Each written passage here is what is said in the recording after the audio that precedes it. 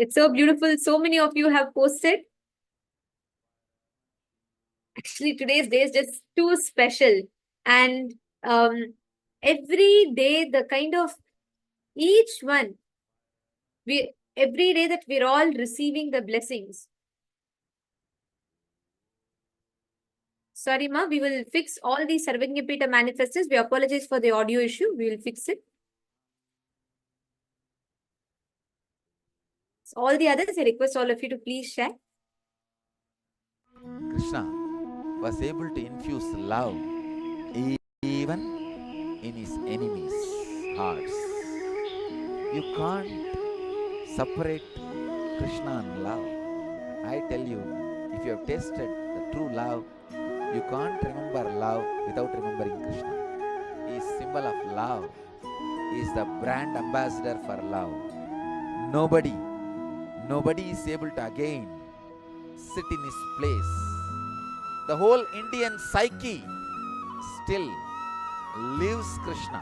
I don't want to use the word remembers Krishna. It's too small word. Of course, any word I use to remember Krishna or to introduce Krishna is too small.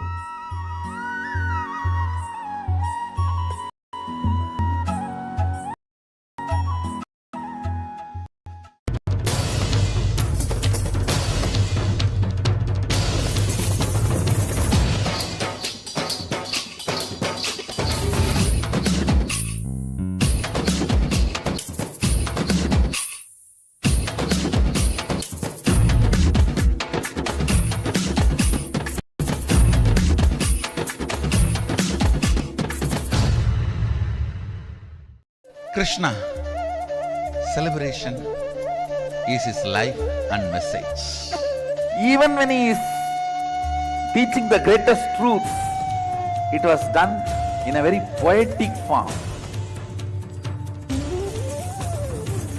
His book is called Song, Gita, because it is more poetic than anything else. Singer, dancer, musician, strategist, the beloved for everyone.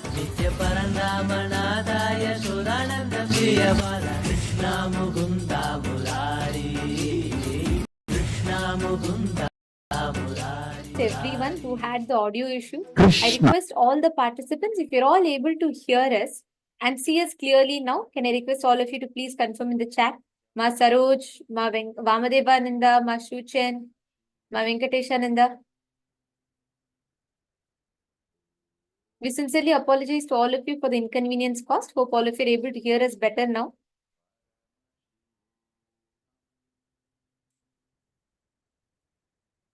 Okay, thank you, ma. Thank you so much.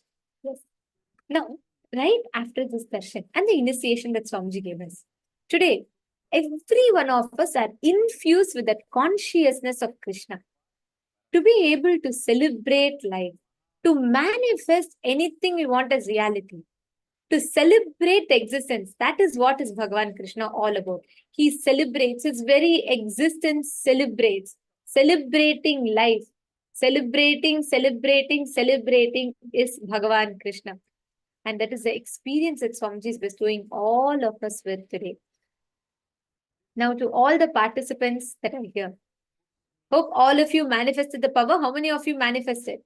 How many of you had the breakthrough? Ma, Lucy has manifested. Great. Beautiful. And so many of you have posted. Actually, when you manifest these powers, right, especially when you manifest the ability to increase the size of an object, the kind of importance or the kind of impact that any of them have over you, each of that, you will see how it will manifest. The powerlessness inside you will all become redundant when you know, hey, anything outside, it doesn't have impact over me. You will know naturally that everything that you manifest outside you, it is just completely as per your will. and you can manifest however you want, whatever you want. And that same truth, when you keep cognizing, internalizing, analyzing, it will empower you to manifest your highest realities. Now, we're all going to be entering into a very beautiful session where Swamiji is going to be revealing to us how you can raise above death to manifest wealth and the techniques to raise above death. At the end of this session, Swamiji will be leading us all into a Nitya Kriya to manifest wealth.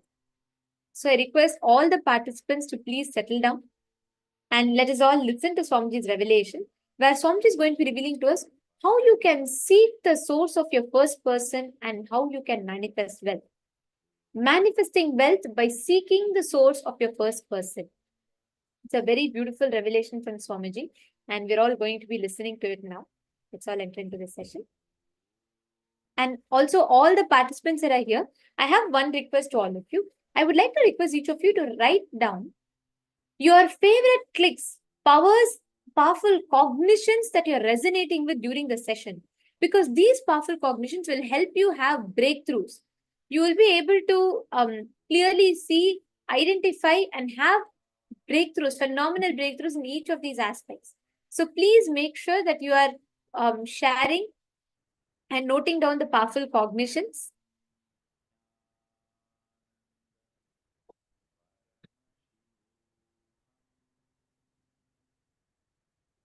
Let's all enter into the session now.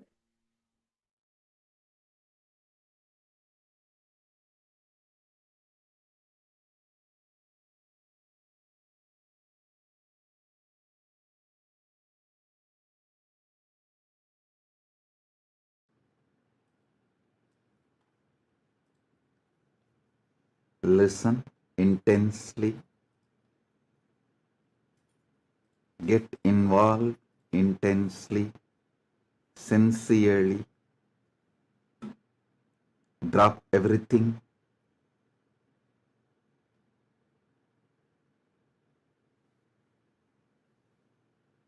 Make yourself available only for this spiritual process now. Shut everything out. External disturbances, internal disturbances. Focus completely on the spiritual process. Listen. From morning, you might have attended many sessions, classes, satsangs, or you might have attended so many satsangs, classes. You might have watched my satsangs, listened to those discourses.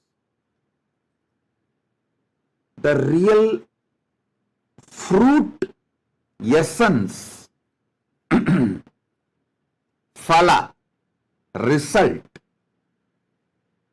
of all the satsangs you heard is going through this experiential process. To bring you to this process and awaken your sincerity,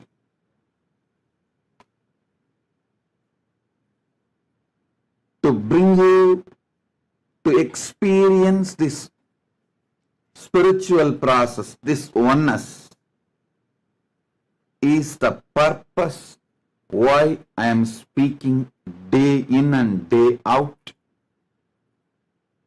So understand, it is time you are going to experience for what you have been waiting all this time. Anything I can give you, I can give it only through your first person. Listen. If I want to give a physical gift, I can give it to your body. You stretch your hands and receive. If I want to give some mental, mind-related gifts like happiness, You can stretch your thoughts and receive it. If I want to give you brain candy, some intellectual ideas which you start enjoying, you can just put your listening and receive it and enjoy it. But if you want the right gift, the ultimate gift, the real gift from me, that is super consciousness of Paramashiva, the first person of Paramashiva, I can give it only into your first person. So sit with your first person. I'll breathe Paramashiva's first person into your first person.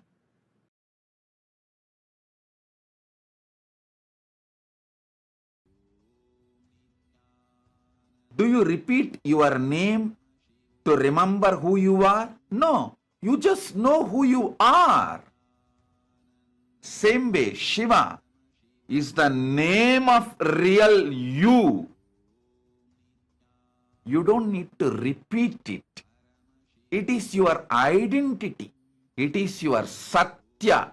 It is your Parama Satya. It is your existence. Listen.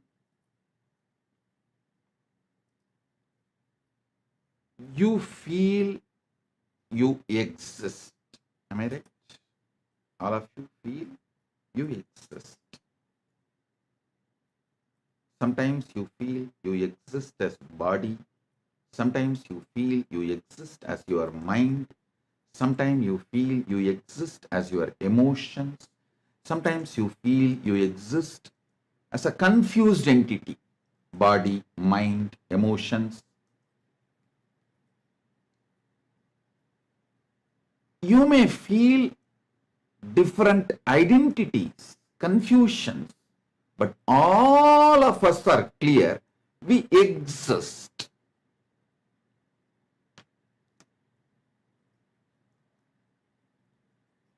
Now, sit and remember you, that feeling of I inside you. How you feel inside you, I. The first person, just remember, cognize, focus yourself on your first person. When you sit with your first person, so much of emotions, unmanageable thoughts, pains, everything erupts. It is usual, don't worry. First step, just remember your first person, how you are feeling you now, right now, how you feel about you. It can be anything. You may be feeling your body is you, your mind is you, your emotions are you, anything you feel as you. Come to first person, which you are experiencing right now. Just see which is the source of your first person, and sit. So listen, sit. Just see your first person, what you feel about you, where your first person is vibrating, how your first person is experienced by you, how your first person is perceived by you, how you feel your first person. Sit with it now. Paramashiva will breathe himself in you right now.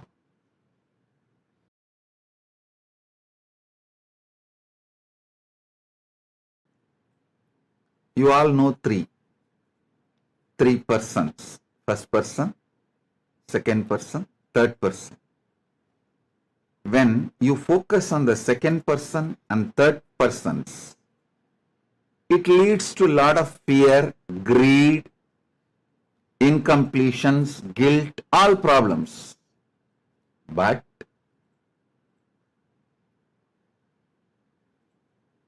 when you focus on the first person and the source of the first person, Paramashiva himself manifests in you. As I told you yesterday, if I have to give you a physical gift, a flower, you can receive through your hands. If I give you a powerful cognition, an idea, spiritual truth, you can open your buddhi and receive it. If I give you brain candy, intellectual ideas, you can open your brain and receive it. But the ultimate enlightenment, I can give it to you only inside your first person. First person is what you cognize as you. Second person is the person in front of you, directly available to you. Third person is far away, somewhere. I, you, they. First person, second person, third person. Understand, the first person you carry inside you as you.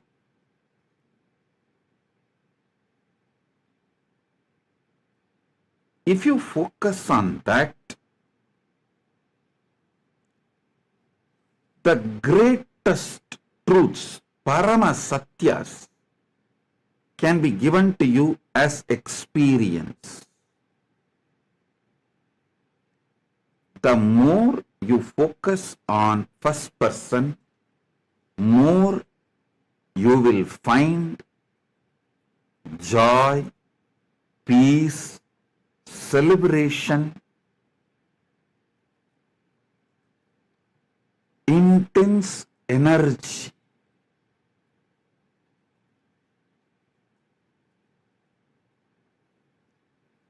The more you focus on second person and third person, more fear, more greed, more conflicts, more confusions, more incompletions, more guilt, more jealousy, more suffering. At least once a day, bring your whole focus to the first person, source of your first person. Understand? The first person you carry, how he reacts, how he acts, how he responds to the second person and third person, exactly the same way everyone's first person is going to react to their second person and third person.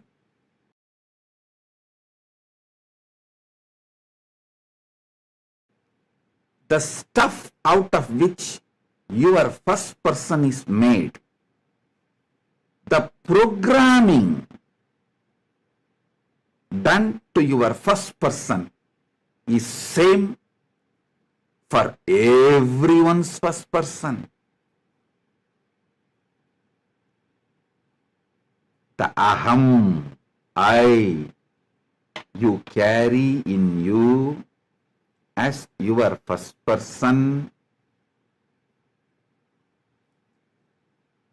How that first person reacts to situations, reacts to people, reacts to second person and third person, how it strategizes, how it plans, how it manifests during every situation.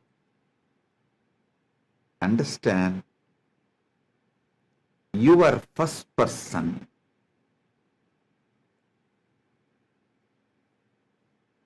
The stuff out of which your first person is made and the programming done to your first person, it is same for everyone's first person. Understanding this and making conscious decisions in your life is conscious life. Trying to hide this Paramasatya, trying to forget this Paramasatya and go on making decisions and strategies in delusion and expect that nobody will find it out. Like a cat thinks the whole world goes into darkness, whole world gets blackout. Blackout happens all over the world if it closes its eyes. Just like poor cat celebrates its ignorance and continues to believe. If it closes its eyes, the whole world is dark and blackout happens in the whole world. Same way, by forgetting the Paramasatya, by not keeping the Paramasatya in your cognition, by pushing the Paramasatya under your carpet, you trying to live is delusion, unconscious life. Unconscious societal conditioning does not teach you the truth, the stuff out of which your first person is made, the programming done to your first person is the same for everyone's first person.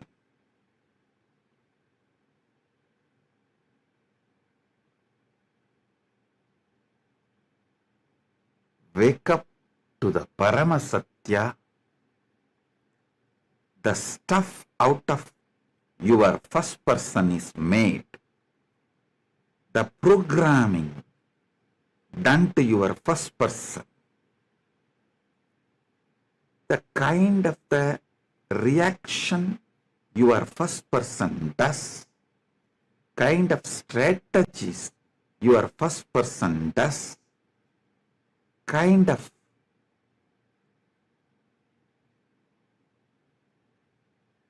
ups and downs your first person generates in you, the kind of commands your first person generates in you is same in everybody's first person.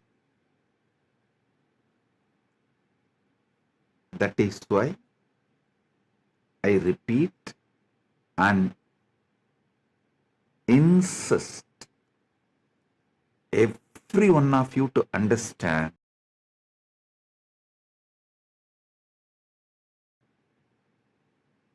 person is made out of the same stuff. Everyone experiences their first person. Understand this one point. Your first person,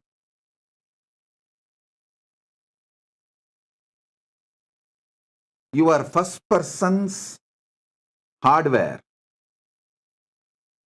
your first person's software is same for everyone's first persons. For example, if somebody grabs your wealth, you react violently with anger, agitation, feeling cheated.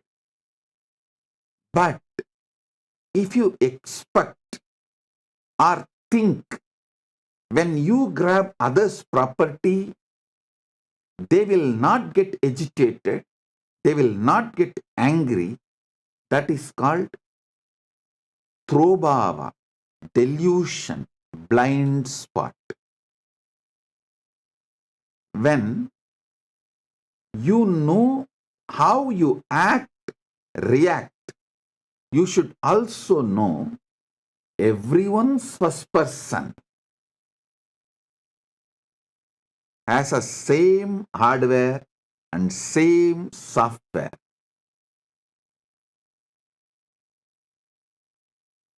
With this clarity,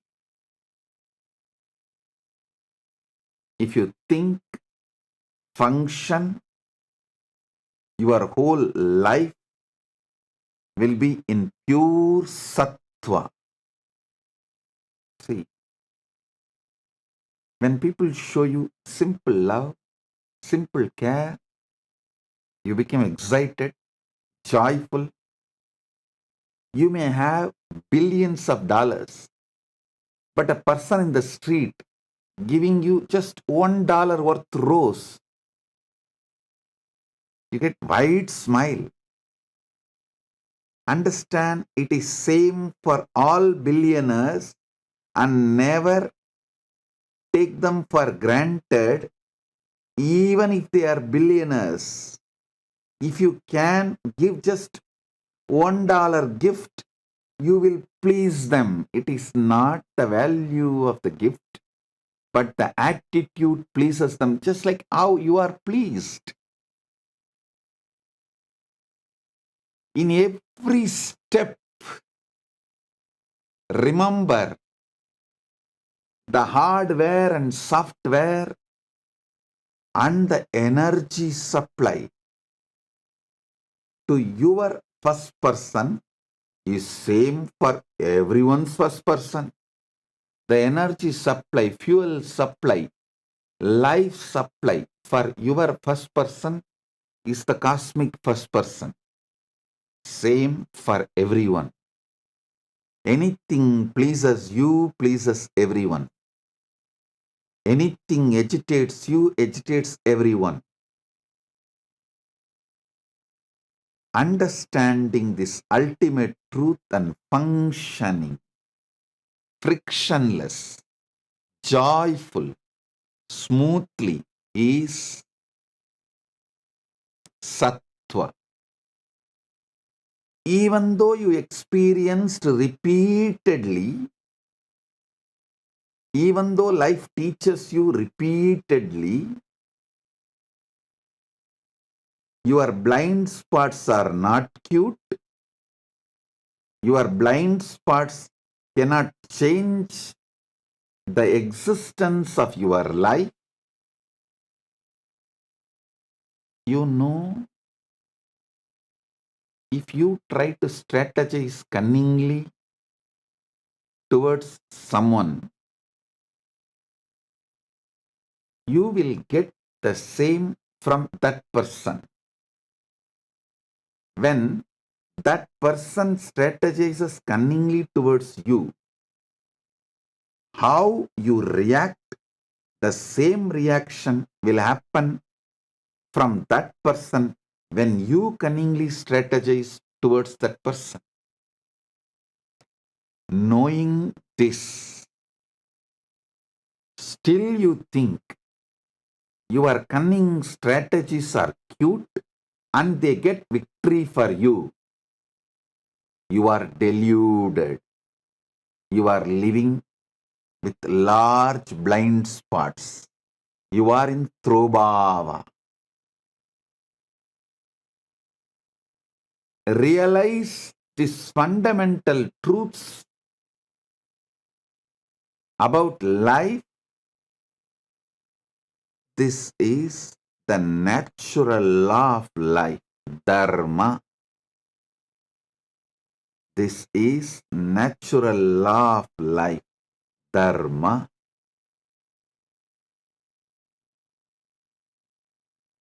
Just contemplate, who am I? Where am I? What is really purpose of my existence? What actually excites me? What is that really inspires me? What is it really I am looking for?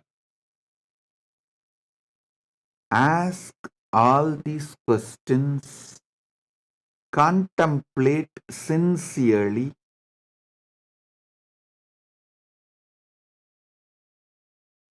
listen.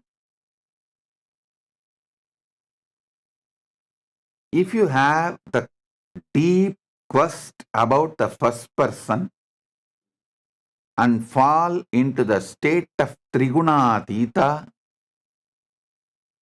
the cosmos will respond to you with answers, suggestions, supporting you to resolve your quest. If you fall into Gunatita state with this quest, Paramashiva will directly resolve it. He will directly come to you and attend to everything and manifest the highest reality in your very life. From today, I will initiate you intensely. I'll breathe Paramashiva's first person in you. So in the night time, when you put the deep quest, not just questions, quest about your first person and fall into yourself, you will fall into Paramashiva and Gunatita state. You will get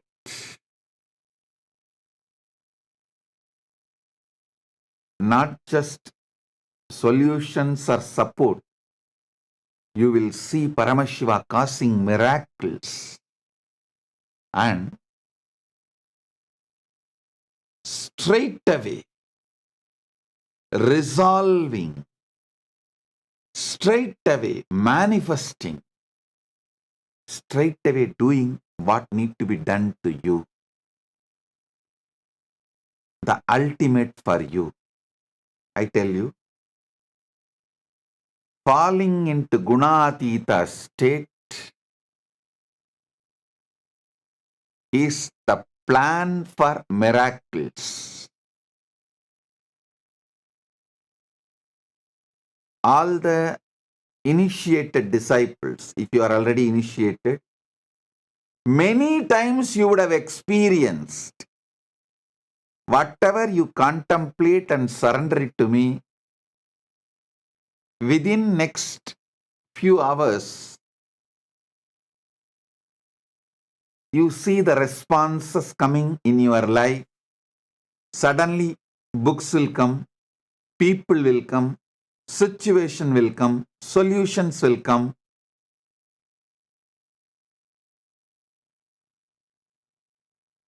This is Trigunatita state.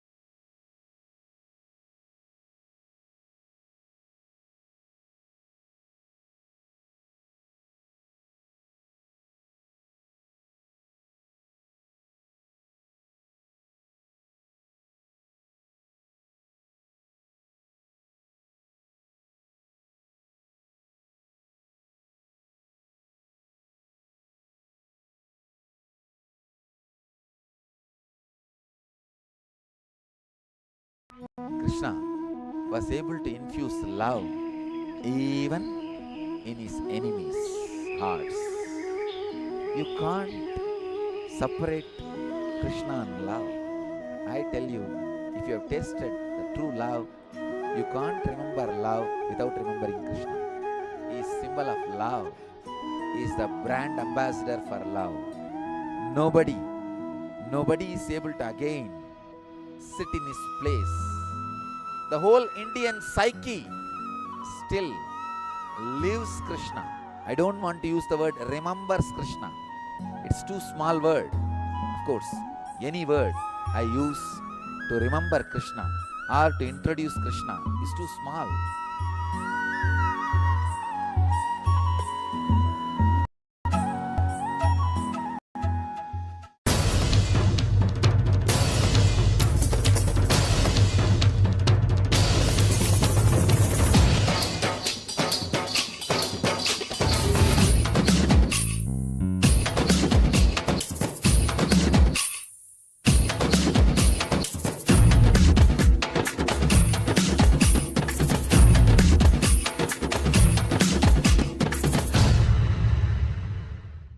Krishna, celebration is his life and message.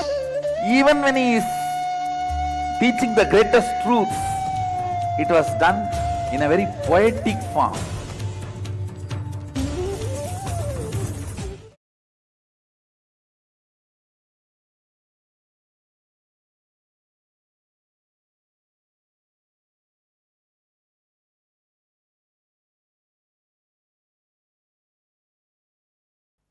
Today's subject for the satsang is wealth, creation and sustenance.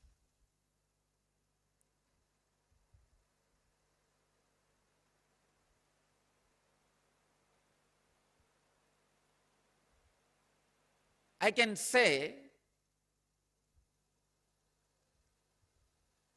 life can be equated to two things. One, the ability to achieve what you want in the inner or outer world, or just getting stuck in both the world.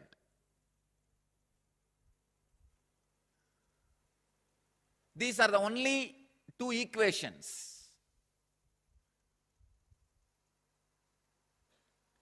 As on now, at least people who are sitting in front of me, I can say very clearly, there is nobody who doesn't want wealth. Everybody wants it. But they do not increase the life in them to the level they want it. Wealth can be equated to the life energy you express. Straight equation. Because as on now, a normal man has wealth as the first priority in the life. So be very clear, if you do not have wealth, don't blame anybody, just you are not expressing life in you. Life energy is not happening in you. You may think, what an incarnation has to do with wealth? Why Swamiji should talk about wealth? I can tell you, wealth itself is not wrong.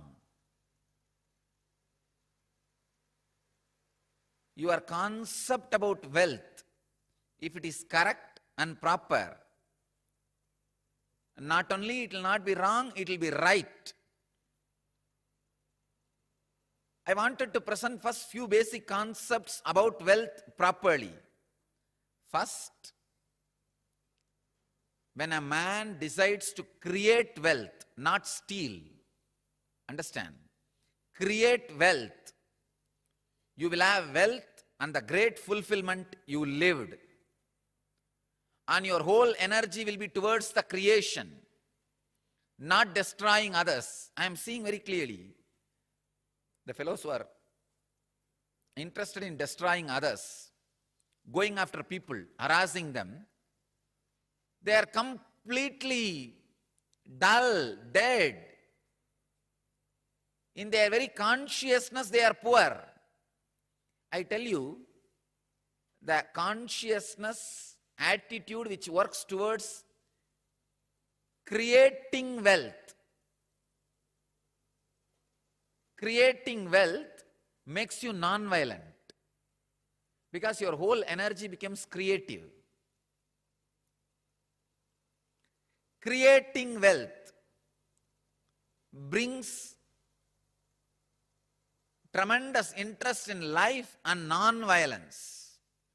First, I have to clear all the wrong concepts about wealth. Only then I should talk about wealth. Otherwise, you will not be able to grasp why an incarnation, a Paramahamsa should talk about wealth, why a sannyasi should talk about wealth.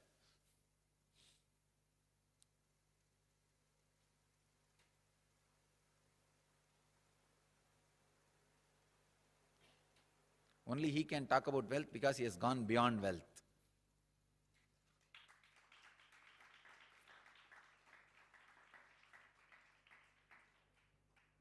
He cannot be made wealthy by wealth. Only a man who cannot be made wealthy by wealth has a right to talk all the secrets about wealth. Only those methods of grabbing, stealing, robbing is wrong, sin.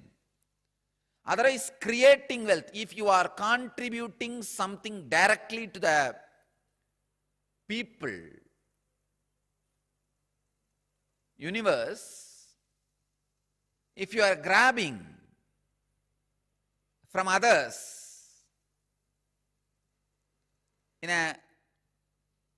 without contributing anything, that is what is sin. So creating wealth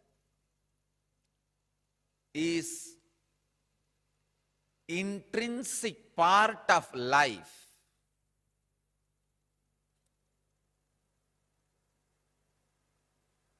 Krishna says very beautifully in Gita, Gahano karmano gatihi. The universe by its nature works. If you have at least the goal of creating wealth, you will be creative. Your energy will be channeled properly. I can give you the clear guidance. The first priority should be in the life for moksha, enlightenment. Till that happens, the second priority can be creating wealth. Understand? Not grabbing or robbing or stealing. Creating wealth.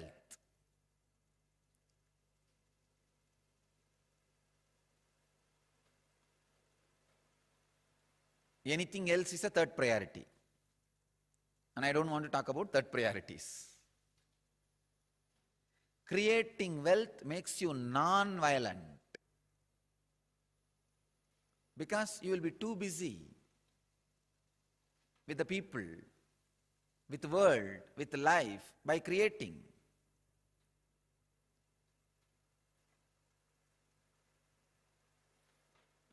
First, remove the guilt about wealth from your inner space. Second, understand the expression of life through you is equivalent to the wealth you create, not grab, you create. So the more and more life energy starts expressing through you, more and more you create.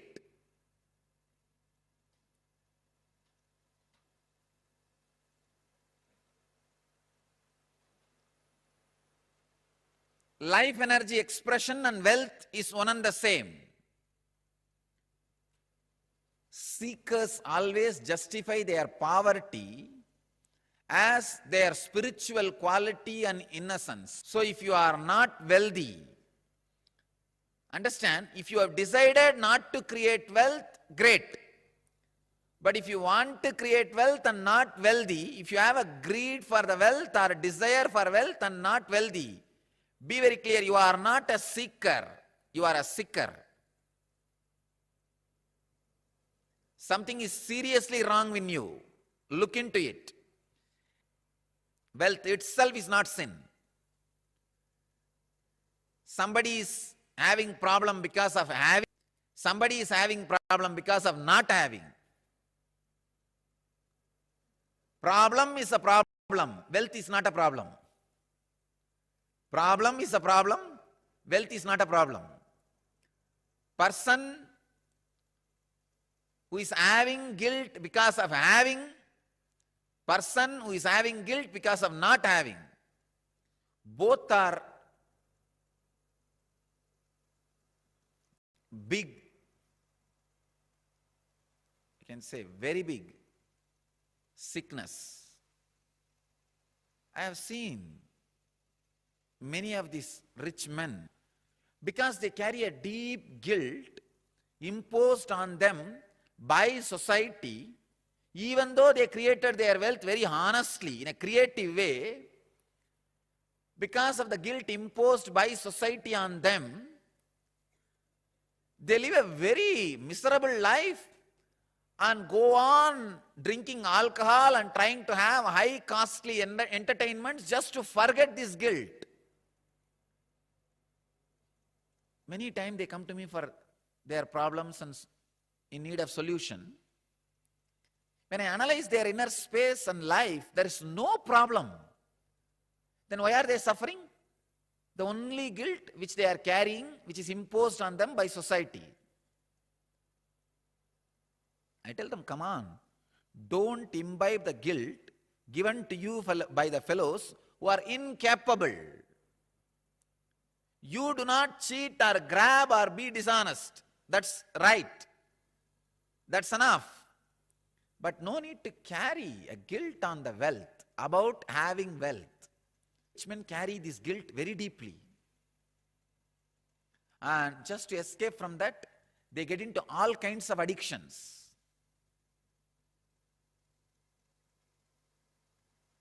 And their life is hell as a fellow who doesn't have money.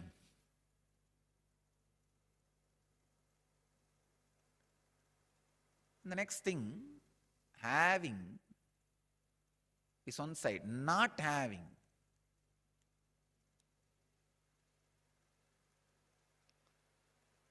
This is a very funny side. Having the desire to have wealth, not having it, but giving a valid reason why they are not having it. This is also another important slave mentality. We always think work not done plus valid reason is equivalent to work done. And your mind is such a cunning mind, it creates very valid reasons and justifies itself. Why? You are poor, and not only that, adding sacredness to poverty. Who are adding sacredness to poverty. Relax. Don't add sacredness to your scaredness. Because you are scared of life, you back out from life, and for the feeling of scared, you add sacredness. You start saying, no. You see, I am not the kind who can tell lies. This word is a lie. I am not the kind who cheat others. What is there? Little bit, 2 meal, and 1 small house, and 2 3 piece clothes. That's enough for life. If it is enough, why are you going around and bragging about it? Be content. The fellows who talk about their poverty being their great quality will not keep quiet, because they are trying to make sacredness out of it. It is such a cunningness how people brag about their wealth and try to create identity. People brag about their poverty and try to create identity. At least when you brag about your wealth and try to create identity, you will be little intelligent, because society would have beaten you, would have learned a lot of lessons from society, and you will be more creative. But if you are bragging about your poverty and creating an identity, that is the worst cunning identity. I tell you, I faced all problems in my life only from the fellows who claim they are poor and try to create sacredness for poverty. Rich fellows have a lot of maturity, I tell you, and more sincere when they take up spiritual truths in their life. See, I am telling you, I am declaring the new Smriti. I am a Smritikara. Not creating wealth is sin. I am declaring it very clearly. Just like a grabbing, stealing, accumulating wealth in a wrong ways is a sin, grabbing, stealing, robbing, how it is sin? Same way, not creating is sin. It means what? You don't take the responsibility for your actions. Your actions are not focused.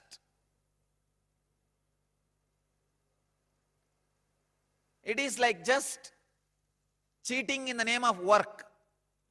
I have seen Abba, all types of cheating. I have seen people doing all kinds of cheating. We have this wrong concept. Work not done plus valid reason is equivalent to work done. Work not done plus valid reason is equivalent to work done. It's a very funny.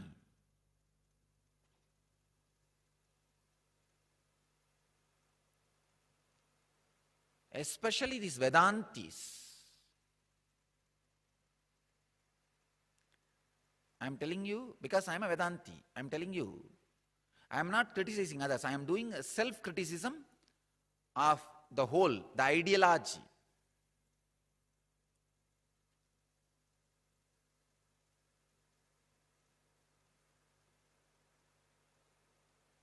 Vedantis missed to give a right understanding about wealth to society.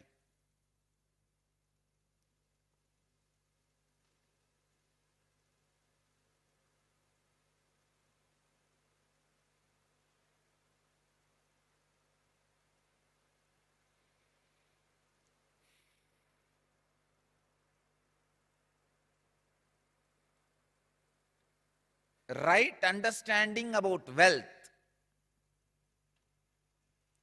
is life. I wanted all of you to understand.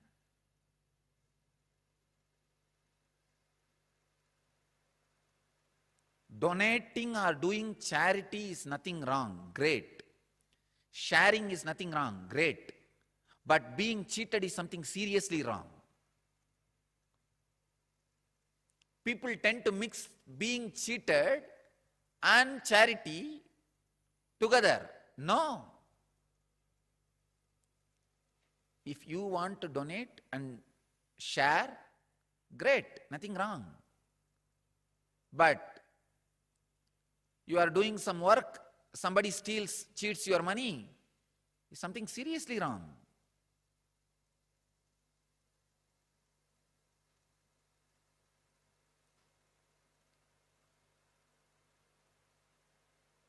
Be intelligent. Be little more practical. Stop the mental blocks and a deep hatred you carry for work. Please understand. As Krishna says, Gahano karmano gadi. Life's flow is work. If you are not creating wealth, all your work is happening in wrong direction. Your work is happening more in the line of destruction, not in right direction. I tell you, when you listen, hear the truths about wealth and manifesting what you want from a master, when you go to him and ask for what you want, even if he does not give what you want, he will give what he wants really you to have. I have seen people coming and asking some things. Really, what they asked wouldn't have happened. But suddenly something in them changes, ready to receive what I want to give. They are new beings. They come back and tell, what I asked did not happen, it's okay. You are there for us. You are there for me. I wanted only you and the jnana and the enlightenment which you want to give. I feel, wow, once more, the truth is expressing. Because whenever people come and ask me something, I sincerely want them to have that. I do feel inside my inner space, let them have what they want. But corner of my being always makes a sankalpa, let only good happen. See, when I push any sankalpa into my being, I do it sincerely. It's not that when I bless them, I have my own, no. I say, all right, whatever they ask, let it happen. Sincerely, I push it. Ultimately, there is one filtering system, the conscious system, which just dilutes that sankalpa. Let the good happen. I tell you, that conscious system straight away helps the person who is asking also. And not only it changes my sankalpa, it changes his sankalpa also. I basically don't have sankalpa. When somebody asks something, I send that whole file directly to the consciousness and say, please attend it. Usually consciousness grants. If it is not good for the person, it at least immediately grants the right thing for the person. The person evolves. I have seen hundreds and hundreds of times it is happening. So, even if you don't get it, ask to God. Ask Him. Ask the superconsciousness. Ask enlightened master. Even if you don't get it, because you will get the right thing. Getting wrong thing is the worst punishment. I tell you, even if you don't get it, ask only your father. Sometime, what you want, your uncle will give, but it may not be good for you. It may be good for him, because he will have good opinion about him in you. That is why uncles always give what you want, but dads always restrict. Your mom and dad will always restrict, because they know what you need. But uncles will always give. All devils are uncles. All demons are uncles.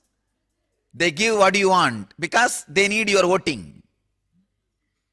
And they need you as their customers. But mom and dad doesn't give as you ask. They give as you need. So I tell you, even if you are not given, ask only mom and dad. So even to know about wealth, better to know from an enlightened being. Creation, sustenance, ability to handle when it is destroyed. Creation, sustenance, ability to handle when it is destroyed. This three dimension about wealth need to be known. Creation is all about high enthusiasm. Understand? The whole thing, the creation of the wealth, I am boiling it down to one word. Intense high enthusiasm. I challenge and I promise. Just radiate high enthusiasm in any line you touch. Even if it is a line of collecting garbage, show high enthusiasm. Maintain the high enthusiasm 11 hours a day. 11 hours is something like a cycle. I am saying 11 hours a day, just for 21 days, maintain high enthusiasm. Do it as a practice. Anything you do, I challenge.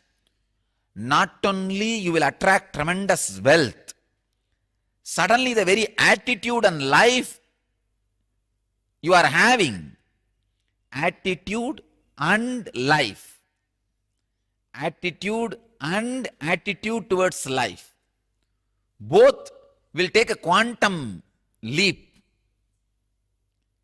High enthusiasm. I can say, maybe I can use a word, a little strong word, terrific enthusiasm.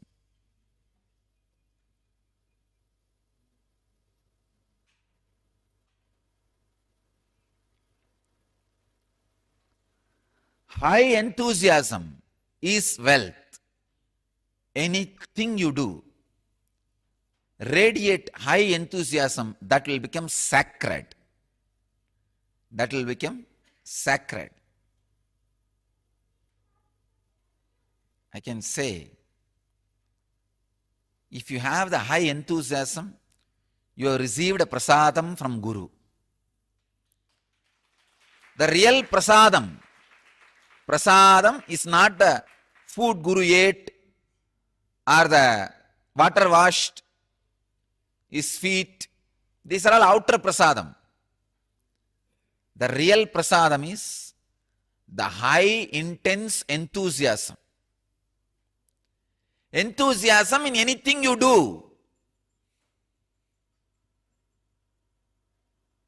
Filling your being is the right job of the master, then fulfilling your desires. Fulfilling your desires are too small, then filling your being. A real master fills your being. Creation is all about high enthusiasm.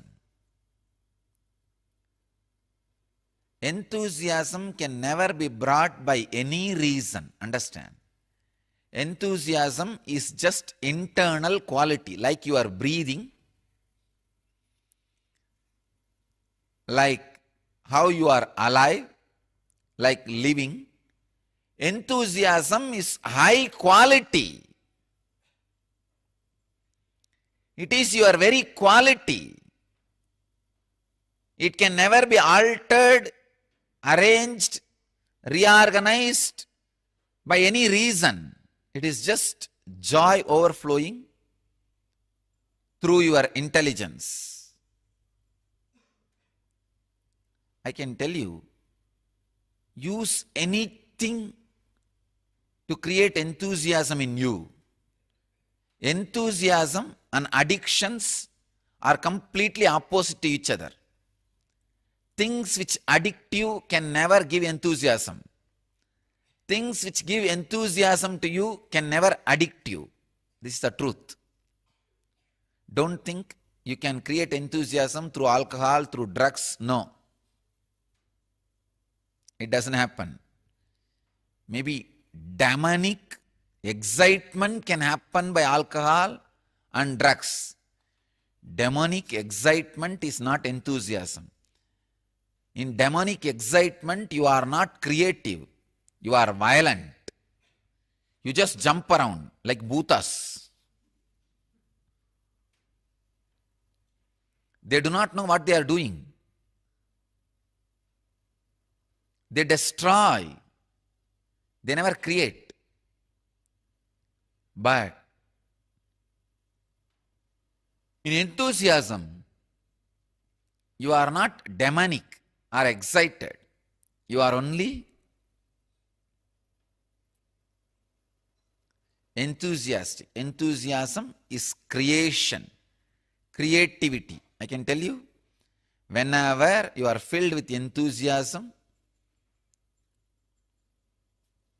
those few moments, you are experiencing God intensely in your inner space.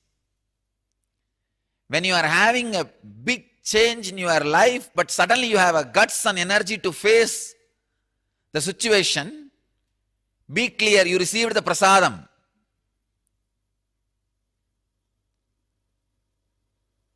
Sacred prasadam. High enthusiasm is real wealth.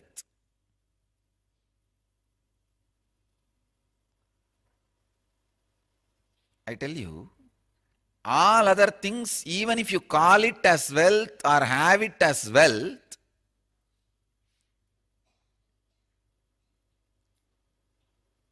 it doesn't stay in you as wealth, stay with you as wealth.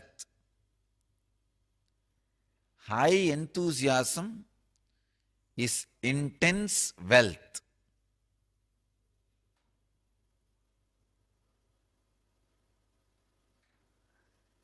Creation, sustenance, and ability to handle when natural destruction happens.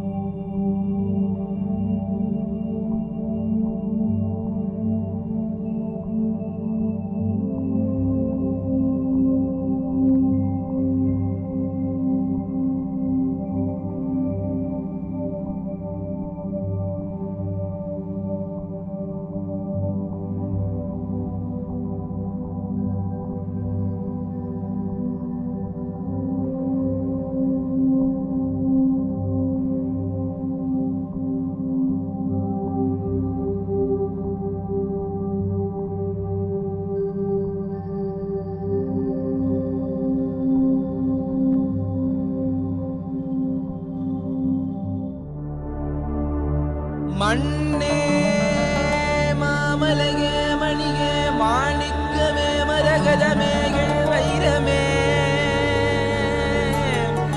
பொன்னே புகழ் சேர் பொன்மலையே சோதி வடிவான ரூபனே என் குருநாதா என் குருநாதா என் குருநாதா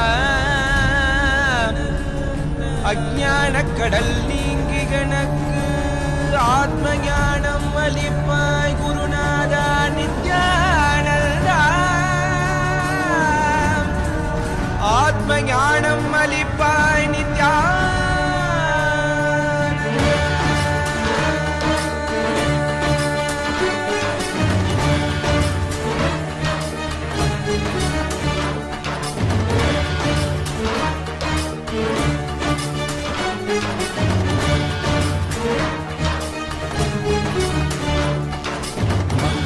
கொண்டு கங்கை முடிக்கொண்டு நர்த்தனம் புரியும் ஈசனே சுடலை பொடி பூசி புடுக்கை தனை ஏந்தும் காலனே புடி தோலனே நீதி புடியால் உள்ள முறைகின்ற மதுரை மாநகரின் ராசனே இன்னல்களை கலைந்து இன்பங்களை அளிக்கும் சுந்தர வடமணி நேசனே ஞாயிறு திங்கள் நித்த முறைகின்ற செவ்விழி கொண்ட செல்வனே சொக்கனே எந்த சோமனே ஐயா சோதி வடிவான ரூபனே அடிமொழி காணா மலையே அகிலம் போற்றிடும் ஐயனே நாதாவரணனே நால்வர் போற்றிட நயமுடனாடிடும் நாதனே ஆழகாலம் உண்டு ஆழம் காடுதனில் ஆனந்த நடமிடும் ஆதி செய்வனே மங்கையிடம் கொண்டு கங்கை முடி கொண்டு நர்த்தனம் புரியும் ஈசனே சுடலை முடி பூசி உடுகை கனையேந்தும் காலனே புலிதோலனே மீனின் விழிகால் உள்ள முறைகின்ற மதுரை மாநகரின் ராசனே இன்னல்களை கலைந்து இன்பங்களை அளிக்கும் சுந்தர வடமணி நேசனே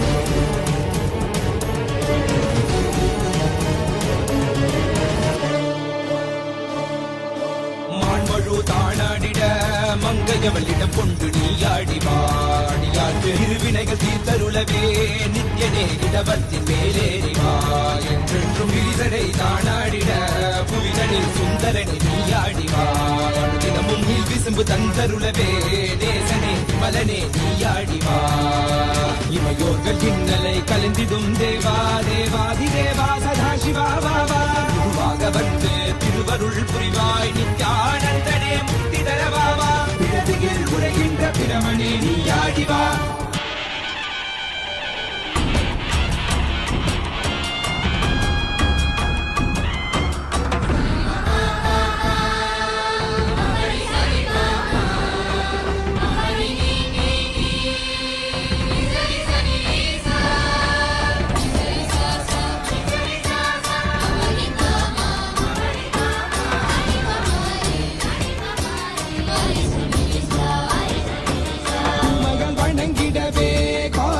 மண்ணாய் உரைபவனே அப்பாய் காட்சி தரும் எங்கள் ஆணை காவலசே ஆதிகந்தமிழாத ஜோதியாய் அருணகிரி உரைநாதனே உலகைய கிடும் வாயு வடிவே காலகத்தி ஈசனே தொழுதிடத்தில்லை நகர்தனில் வானில் ஆடும் கூத்தனே பஞ்சபூதமும் நித்தம் பணியும் பரமனே பரமேசனே रचित नित्य वैभव गुप्त कैलैवासने ईशने सर्वेशने परमेशने जगदीशने नित्यने आनन्दने जीवने गुरुदेवने नित्यने आनन्दने जीवने गुरुदेवने नित्यने आनन्दने.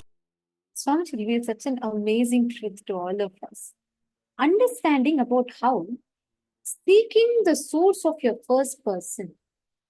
When you sit and ask yourself, when you analyze your inner space, what are your fears? What are your griefs? What are your struggles? What is your success? What is your failure? Everything, when you sit thoroughly with yourself and when you analyze, you will start having the clear understanding about yourself. What was each of your favorite click from what Swamiji revealed in this session? Can I please request all of you to post?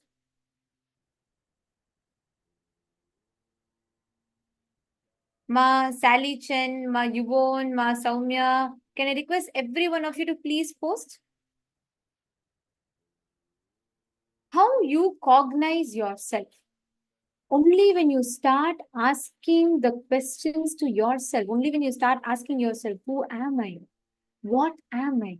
What are my fears? What are my greeds? What are the things that I struggle with? What are my successes? What are my failures? When you start asking yourself these questions, you will go deeper and deeper into understanding who you are, what you are, how you function, etc. And you will have so much of depth. And like Swamiji says beautifully, when you add depth in your personality, that brings you joy. The same thing reflects for wealth. Swamiji made a very important statement in this session. Swamiji said, first, having the understanding that if you're not manifesting, being clear that poverty is not okay, it's a conscious decision is very important. If you give yourself a reason, oh, I didn't manifest wealth because I feel wealthy people are arrogant people, is the most that makes you only, it does not make you wealthy. And that valid justifications is not valid. When you sit and when you decide to experience that space, when you start seeking, when you start understanding within yourself, what are your fears? What are your greeds? What do you get greedy about? What are your deepest fears? Only when you start asking yourself, who are you? What inspires you? What gives that fear in you? What puts you in delusion? When you understand the nuances within you, you will start knowing the knack of what exactly triggers you, what exactly completes you, what exactly fulfills you. And this experience you get when you seek the source of your first person.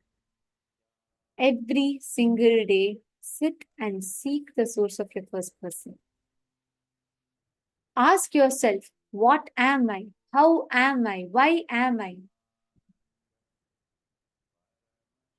Each of you sit and ask these questions. How many of you are understanding? Ma Alexandra Kaspshik, Ma Yoga Malar, Ma Lita, Ma Irene, and Kailasa Toronto. Can I request all of you to post? How many of you understand about seeking the source of your first person?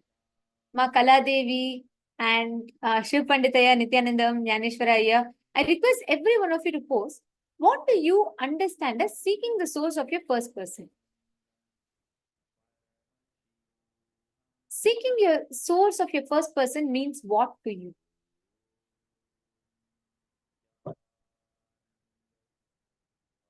Every one of you define it. Post what you're understanding from this.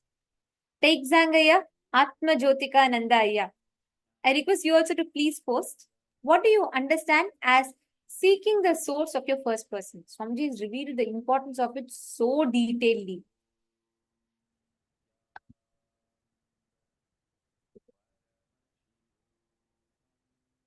What does it mean to ask? What does it mean to know? Seek the source of your first person.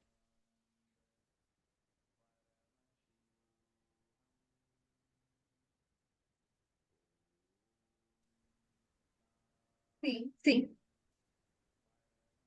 First, let us understand about the seeking the source of the first person. Swamiji reveals to us so beautifully and elaborately.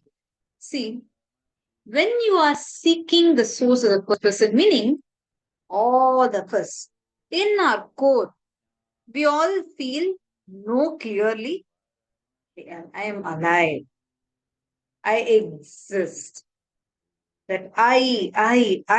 There is a feeling of that I. Now, sit and seek the source of that I. Where is this I coming from? Sit and seek the source of the first person in you. Go on seeking. actually you will not even get it as an answer. You would get it as an experience.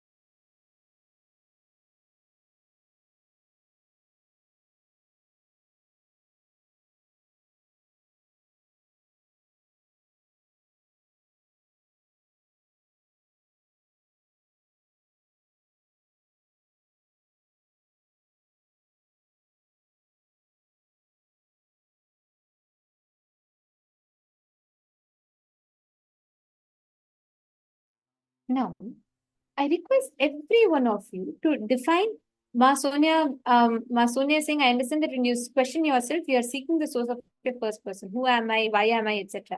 Ma Saroj is saying, the source of my first person is my creator, my Bhagavan. Beautiful. Actually, Ma, I'll tell you a very beautiful conversation that happened between Adinivasis and Swamiji, right? As soon as Swamiji revealed about this, seeking the source of your first person. And one day Swamiji called the Adinivasis and Swamiji was like, what do you, when you seek the source of your first person, like what do you do? Right? And then one of the Adinivasis, each of us were giving different answers. And Swamiji was saying, one of the Adinivasis told, Swamiji, I know my first person is you. And that's what I seek for. Swamiji very beautifully explained, now you experiencing me as your first person is your understanding. It's you know it. You know I am the source of your first person. But when you seek for it, without having the assumption that I am the source, you will actually start experiencing me as the source of your first person. There's a difference. We know it. We know that Swamiji is the source of our first person. We know as literally the ultimate consciousness, he is the one who resides in each of us as the source of all our thoughts, everything. But that knowing becomes experience when you drop all the understandings you have and you start really seeking the source. Go to the depth. Shiv Pandita has posted, finding the real core of my being, which is consciousness, is seeking the source of first person. Now, Kaladevi has posted, to seek the source of first person is the essence of who Kaladevi is. The consciousness, the intense enthusiasm for life. Seeking the source of the first person is experiencing oneness of the cosmos. Actually, Shiv Pandita, reading yours, right? It reminds me of a very beautiful thing that Swamiji tells. In a satsang in 2013, or 2015, sorry. Swamiji will tell that when you question, normally, all our seeking, it happens with an assumption. We expect the questioning happens with an expected answer, expected assumption. We say, like, for example, why am I constantly suffering in life? You already come to the conclusion that you're suffering in life when you ask a question. There's already a conclusion and you ask that question based on that conclusion. Swamiji tells very beautifully, pure questioning is a questioning that is devoid of conclusions, assumptions, presumptions, and any notions that will blind you from seeing the truth. In Ishavasya Upanishad, right, there's a very beautiful verse where the rishis say, Pushanne karshe yamasurya praja apatya vyuha rashmin. The rishis tell that, oh shining sun, please remove the veil of your shine and show me what is behind that shine of yours, and I want to know that real you, which is me. Sohamasmi, that's when the very beautiful verse where the rishis tell, behind your bright, shining splendor, there is the source of you. Show that to me because that is me. Swamiji very beautifully explains here the seeking that is explained in this verse. That pure seeking, pure questioning, which is devoid of any perceptions, which is seeking to know the truth, seeking to know the source. And very beautifully Swamiji explains that everyone asks questions. We all ask. When we suffer, we say, oh God, why am I suffering in life? Why should I alone suffer? Why me alone? Why am I suffering? Even Buddha had suffering in life. But what made Buddha is, he asked, why is suffering at all? He did not say, why am I suffering? Why is life giving me alone suffering? No. Buddha asked, why suffering? What is the root? He went to the very root. Swamiji beautifully tells, that is the difference between a Buddha and a Buddhu. Buddha is an ignorant. Buddha is Buddha. Swamiji says the only difference between a Buddha and a Buddhu is when Buddha asked, Buddha also met suffering, death and sickness. Old age, death and sickness. He met all the three. We all also meet all the three. The only difference between Buddha and a Buddhu is Buddha asked, why suffering at all? He went to the very core. He went to ask the root of it. He said, why is there suffering? Why death? Why is there old age? That made Buddha who he is. What do? We say, oh God, why is there suffering? Look, God keeps my neighbor so happy. Something he's got with me. He has to give me suffering constantly. Why am I alone suffering? That's how we ask our questions. We come to our conclusions, presumptions, and we ask all kind of questions like that. That is not seeking. That's called brooding over. Seeking is actually when you sit and question the source of everything. Ask yourself, what are my fears? What are my deepest desires? What drives me to be successful? What drives me to be integrated to something? What are my greeds? What are my deepest fears? What are my passions? What is the source of me? What am I? Who am I? When you go on questioning this without any kind of a presumptions, any kind of a preconceived notions, without any kind of a this thing, when you go on seeking, you will experience that you are that ultimate consciousness. Now, I'm going to request all of you for the next few minutes. Can I request every one of you here to sit and intensely seek the source of your first person? Just now, Swamiji has revealed so beautifully to all of us. Sit now, close your eyes, and intensely connect to Swamiji. Sit and seek the source of your first person. Don't even go with the assumption that your first person is Swamiji, your first person is consciousness. Don't call it anything. Just seek the source of your first person. Who am I? What am I? What are my fears? What are my greeds?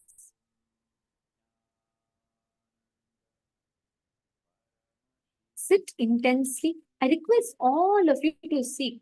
Don't go with any kind of an assumption. You just see. And for this, right, there is nothing called right or wrong. Don't think, oh, I should get this type of an answer. No. It is your experience, and this experience is unique for each being. Sit now. Who are you? What are your fears? What are your greeds? What are your powerful cognitions? What are your powerlessness? Sit and ask yourself. Dig deep into you. I request every one of you to sincerely do this exercise. Please connect to Swamiji deeply.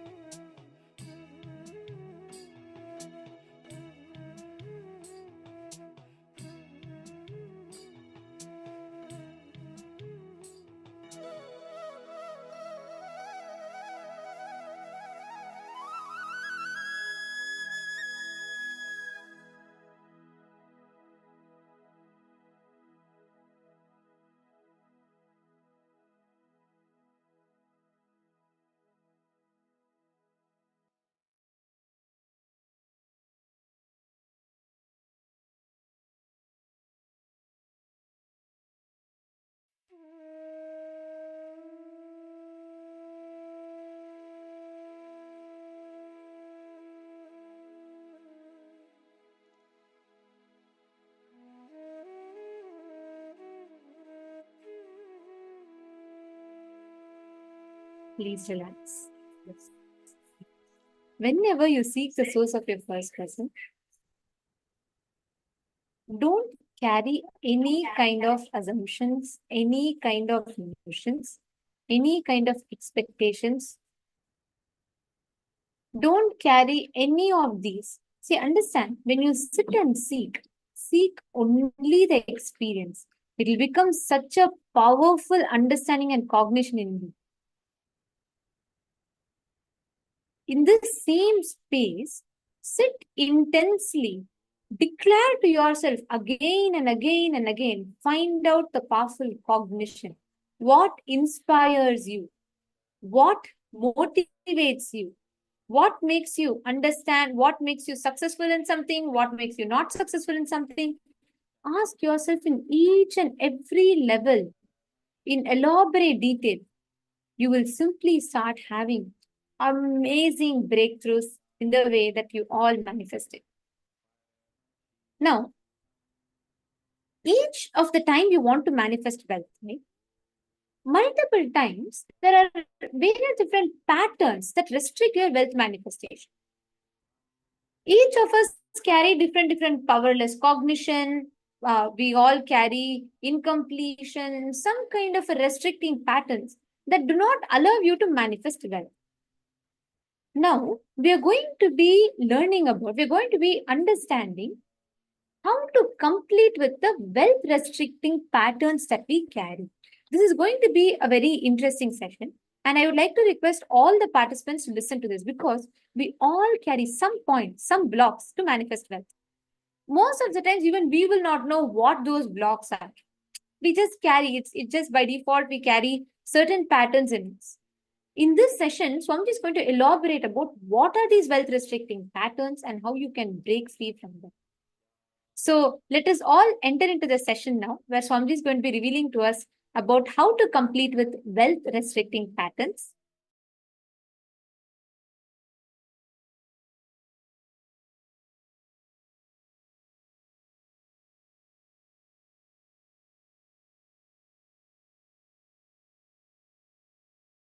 Anyhow, I can give you so many insights on how belief system directly affects the way you live as rich or poor. Now, basically I want you to understand, if you are not attracting wealth around you, if you are living in a consciousness not enough, there is something seriously wrong with your being. Work on that first. Work on that first. Please understand, work on that first, altering the understandings you have about wealth is a very important thing you need for creating and celebrating wealth. Please understand, grabbing is completely wrong. I am not teaching grabbing. I am teaching creating, to keep the public attention diverted. I am not asking you to become grabbers. No. Creators are totally different from grabbers. Here I am asking you to become a creator.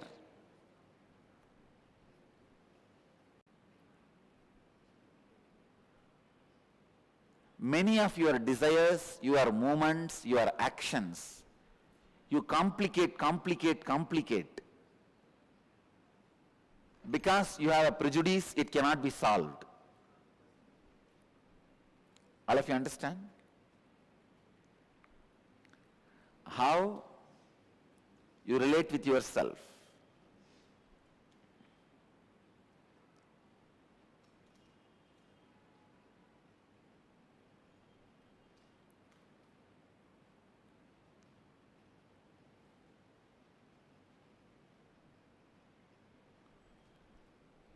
conflicting, contradicting, complicating the desires.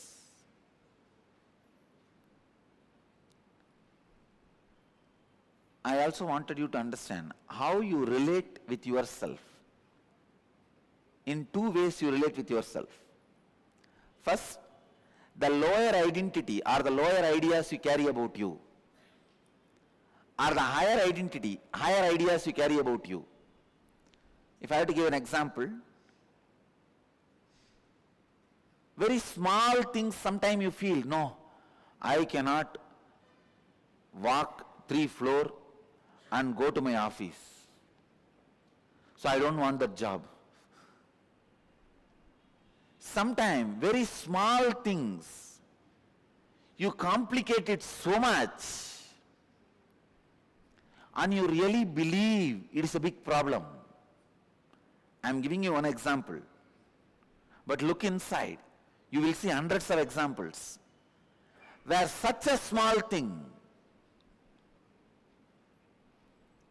because of the lower ideas you carry about you, and same way sometimes you carry very high ideas about you, and very difficult things, very difficult for others, you finish it so easily because the ideas you carry about you. Now first I want you to work. I'll give you a small exercise to work on the ideas you carry about you. You felt very low and unhappy. Describe the incident and write down the experience you had about yourself. Contemplate and write down the lowest ideas you carry about you. I am not capable, I am not good enough, I am a failure, whatever you are carrying. Second, recollect the first incident in your life when you had the first idea about money. What were your first thoughts and engrams about money? Third, scan your whole life and identify if you had incidents in your life where you are left incomplete in aspect of money. Means feeling unfulfilled because of money. Write down the wounds that got created in you and in your relationships because of money. Answer these 3 questions. I will make you understand conflicting, contradicting, complicating desires, and how the higher identity, lower identity you carry. It is almost like a bypass surgery. Please, I'll give you the example. When I say write down any wounds that got created in you in your relationship because of money, somebody asked you money, you did not give and the relationship is broken. Or you gave money to somebody and they did not return it, the relationship is broken. Or you asked money, they did not give and the relationship is broken. Mention all those, record all that. Then I'll give you the deeper insights. I request all of you to come to the space of listening, because the program is experiential. It is experiential, not just intellectual. I'm not going to give you some words. I'm going to transmit the experience. First, few basic truths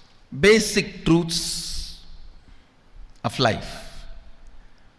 Please understand, you don't manifest your desire, you manifest your cognition.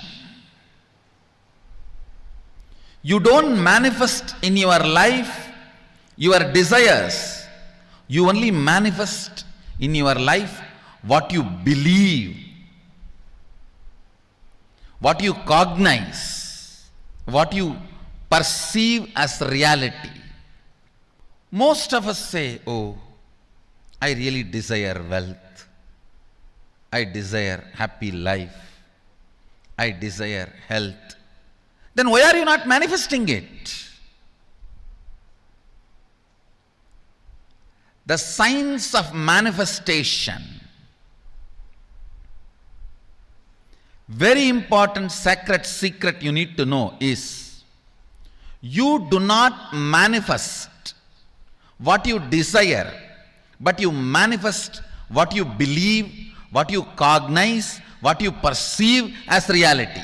The gap between your beliefs and your desires. Listen carefully. I'll give you an example. Many of us say, I really desire wealth. But deep down you believe wealthy people are arrogant people, bad people. They do a lot of wrong things. If you believe wealthy people are arrogant, bad, wrong, they do many wrong things, they exploit others. If you have that belief, how are you going to manifest wealth in your life? Understand? Wealthy people are not bad. Those people who are bad, even if they don't have wealth, they will be bad with some other reason. They will be egoistic with some other reason. They will be exploiting with some other reason. I have seen people exploit their poverty. I have seen here in the ashram many times. The way they demand, if you don't attend to their demands even 1 inch, oh, because we are poor people, you don't attend to us? I have never seen a rich person demanding. I have seen billionaires coming here. I have never seen them demanding, because by the time you make billions, you are beaten by society so much, you are polished thoroughly. You know how to deal every situation. But I have always seen, to be egoistic, to be exploiting, to be demanding, it is not necessary you have to be wealthy. But you always have an idea. Wealthy people are egoistic, bad, demanding, exploiting, doing wrong things to others. Listen carefully. How many of you really believe wealthy people become egoistic, exploiting, demanding, and doing bad to others? Raise your hand.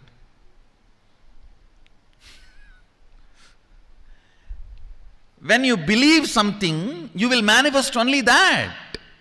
You don't manifest your desire. Your desire is very superficial.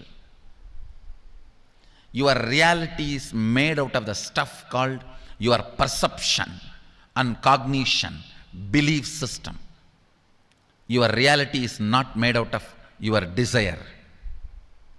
Your desire is not the material out of which your reality is made.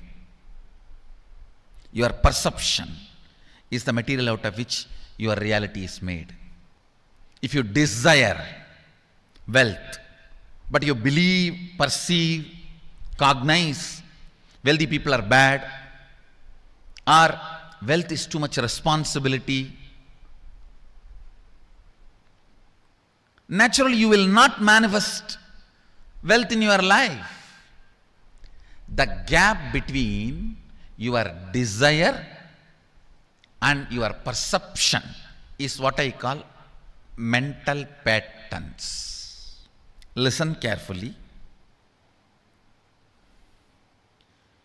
You desire wealth, but you believe it's almost impossible for you. Various reasons. The fight which goes on between your desire and your belief is mental patterns. That is mental patterns. Anything you cognize, you create a certain energy field about your cognition. You attract situations, people, everything around you to make that cognition into reality. All you need is will persistence. Will persistence means not next 12 years sitting and doing meditation. No, I don't call that as a will persistence. Your decision, you are not going to give up your intention, is all I call will persistence.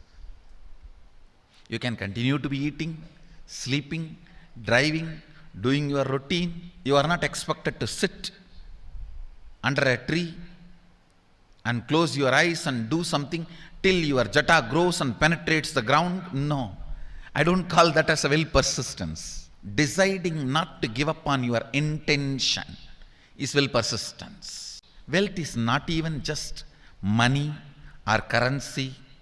Money is one wealth, currency is one wealth, the assets are one wealth, and being alive, active is one wealth. All this put together is wealth.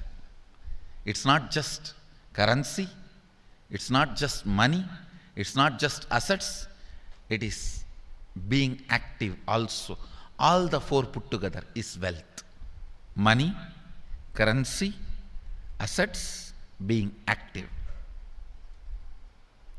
Listen,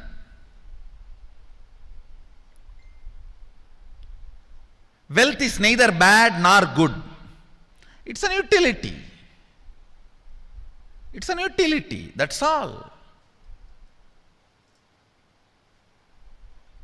If you want to have, manifest in your life. If you don't want to have, leave it. It is that simple. That is where the problem starts now. No. It's not that simple. I am trying to manifest for last 25 years. You are trying to, but you are not manifesting. Please understand. You may be having desire, but you don't have belief. That's a difference. Desire is different. Belief is different. Desire is different. Belief is different. You may be desiring to have wealth. You may not be believing it as your possibility. You may not be perceiving it as your possibility. You may not be cognizing it as your possibility. Understand? The first and foremost important step we need to do to create an energy field of attracting wealth. As I mentioned, there are tons of researches proving in the modern day, anything you cognize, you become energy field for it.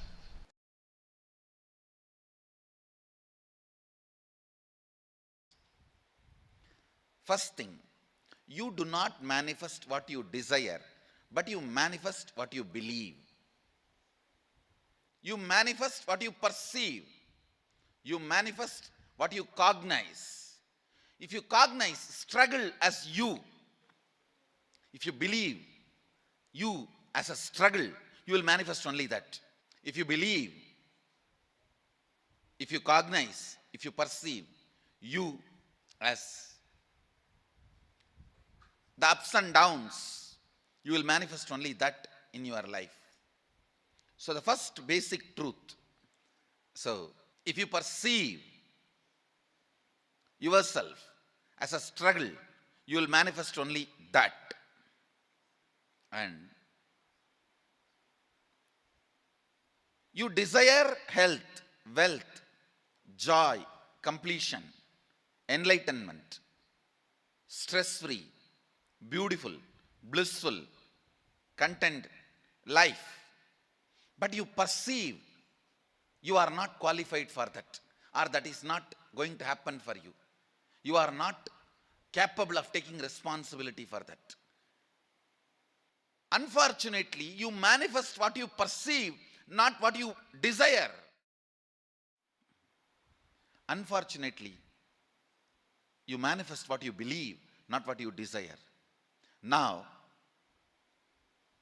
this gap, struggle, is what I call incompletions, mental patterns. When the completion starts happening, your perception, your beliefs become your desires.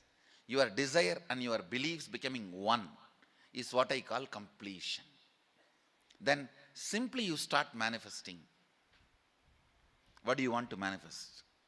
If you carry the idea, oh, if I become wealthy, I may become arrogant. I have seen many wealthy people becoming arrogant abusive. If you carry that idea, you will never allow the wealth to become part of you. Go deeper into your cognition, biomemory, where the cognitions are stored, biomemory. And remove the cognitions you have against abundance, boredom. If you complete that, you can manifest multiple powers which will just attract.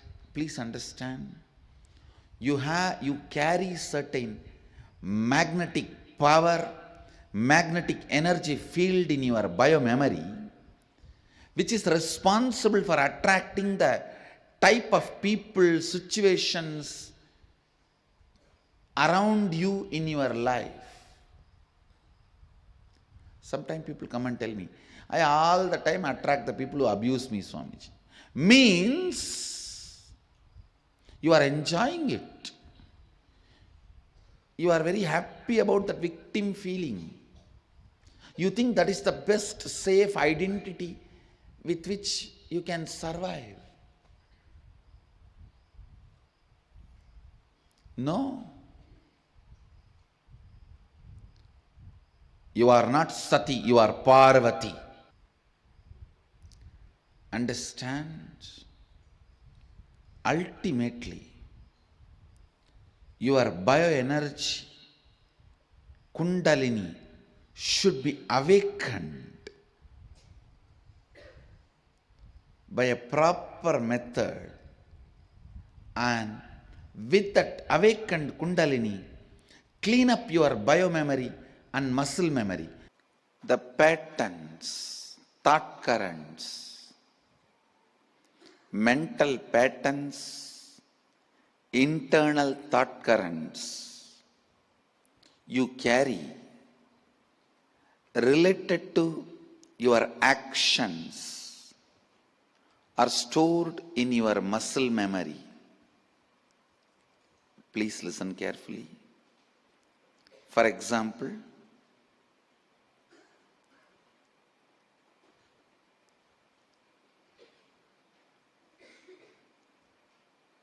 if you work for 6 hours, you will become tired.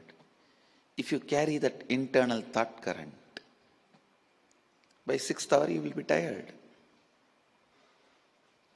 Sometime,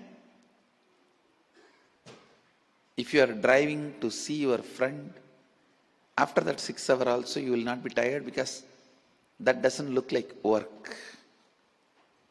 Listen, friend's house is never too far away, because the memory you are going to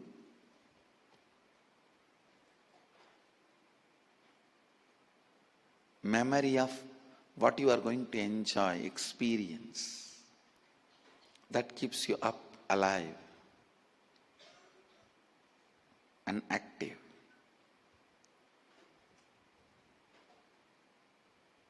Whatever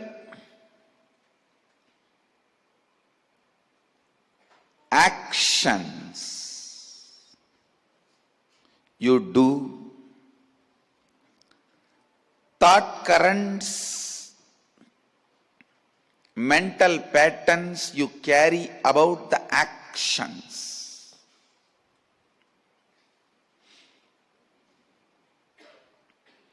get stored in your muscle memory.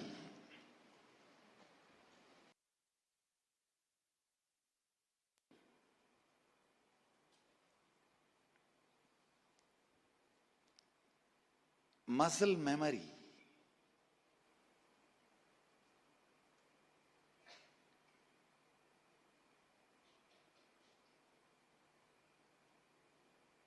This is the first word you need to understand. All your thought currents, mental patterns you carry about your actions get stored in your muscle memory. all the thought currents, mental patterns you carry about your own self. I call that as cognition.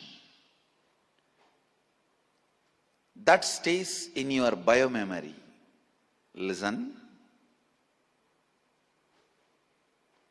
Your idea about wealth. If you think, oh, making money is very difficult, protecting is very difficult, money means horrible. If you carry these ideas, cognitions, stay in your biomemory. Listen. Internal patterns, mental thought currents you carry about your actions get stored in your muscle memory. Internal thought currents, mental patterns you carry about you, your cognitions, not about your actions, but about very you, the cognitions.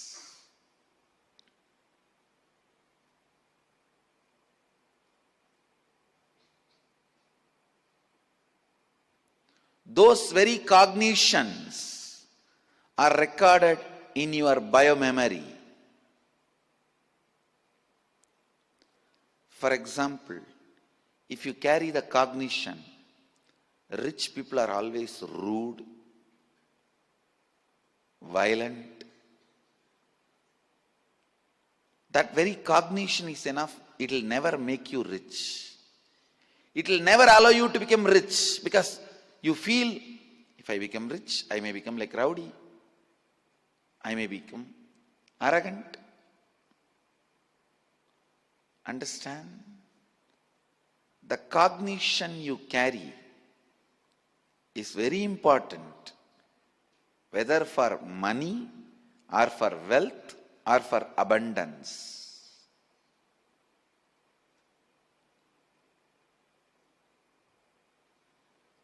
The cognitions you carry are very important.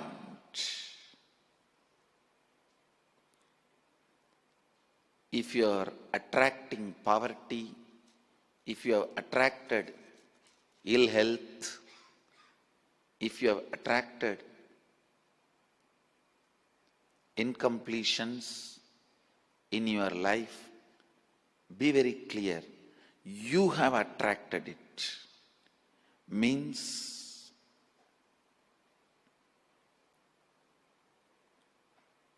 be informed.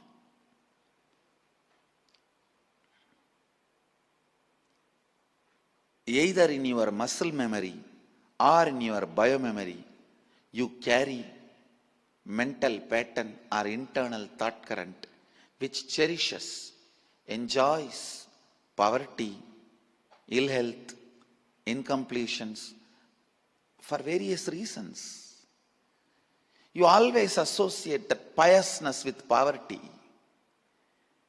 You always visualize being pious with poverty. Maybe you cherished a wrong visualization, a wrong image, a wrong thought current, a wrong mental pattern.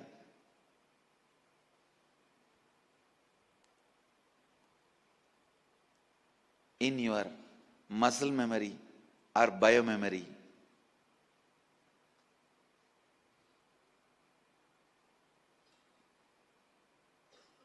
In your doing cognition or being cognition. In your doing memory or being memory. Maybe these two words you will easily understand. Instead of muscle memory, we can use the word doing memory. Instead of biomemory, we can use the word being memory.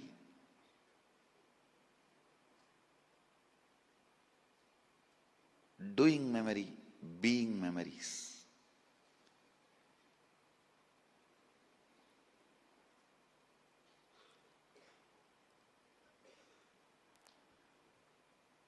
Now it is time you should discover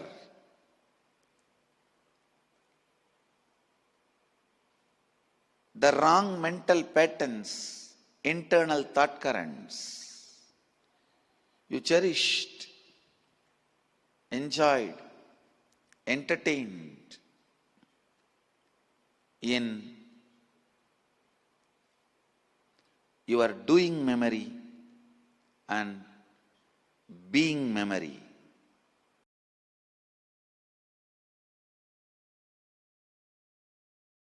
How you cognized money, wealth, what all your perceptions and beliefs and cognitions about money. Let's dig out. Let's get them out first. The moment you remember money, does it bring tremendous pain, suffering, impossibility, all that in you? What is the emotion or energy it invokes in you?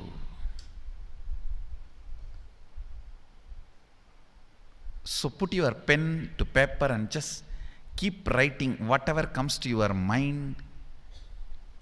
If you feel tortured, irritated, the moment you think of money, whatever you think, money is difficult, money is impossible, money is, unless you cheat, you can't get the money. Even if you cheat it, somebody will cheat from you.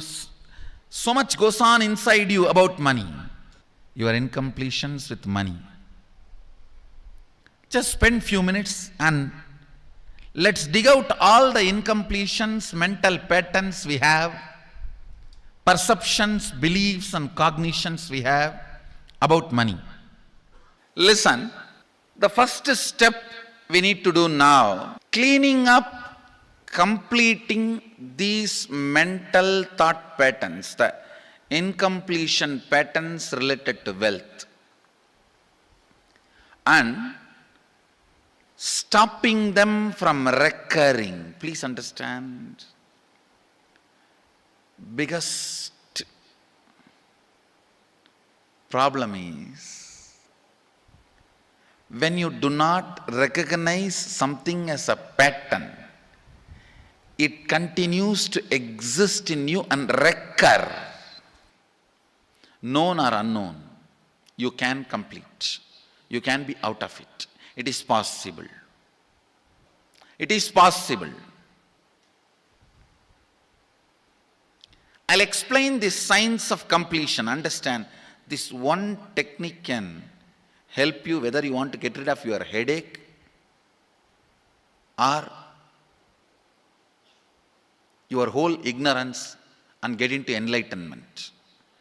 Whether you want as simple as healing your headache or as complicated as enlightenment.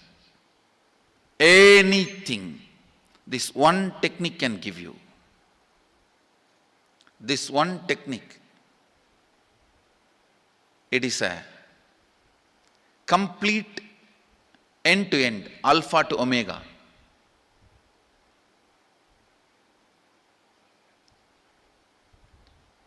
It's from Sadashiva directly.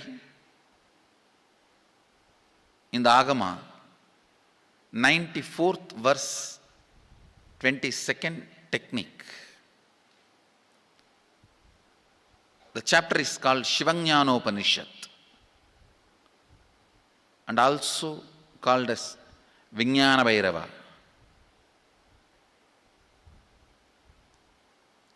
Chittat yanta kritir nasti mamantar bhavayet iti vigalpanam abhavena vigalpair uchito bhavet. You don't have to remember. I am uttering every time so that I will remember. That's all. No, it is just to keep the purity of the teaching. I want all of you to know whatever I am sharing with you is my personal enlightenment experience, which is in tune with the earlier master's experience.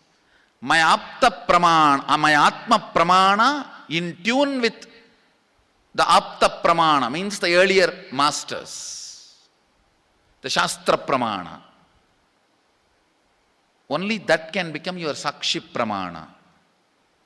Never learn from a person who does not have Atma Pramana, enlightenment. He will be only Pandit, repeating. Same way, never learn from a person who claims yes, enlightenment, but does not keep his experience in tune with the Shastra Pramana and shares with you. It's always dangerous. Maybe it must have been good for him, but we don't know whether it is good for all of you. The Atma Pramana should always be acid washed with Apta Pramana, Shastra Pramana. Only that can become Sakshi Pramana, experiential reality for you. Never learn from anybody who has only knowledge, not experience. Same way, never learn from somebody who claims having only experience and does not connect, purify, make it in tune with the Shastra and presents it to you. There is always a danger. If you don't bother about the Shastra Pramana, you may be having kakka biryani. Be careful. Listen. To keep the purity of the teachings, I keep the original Sanskrit verses. I'll give you the translation now. Consciously feel within the mind stuff of past memories of incompletion with its activities as mind, intellect and ego not existing in me.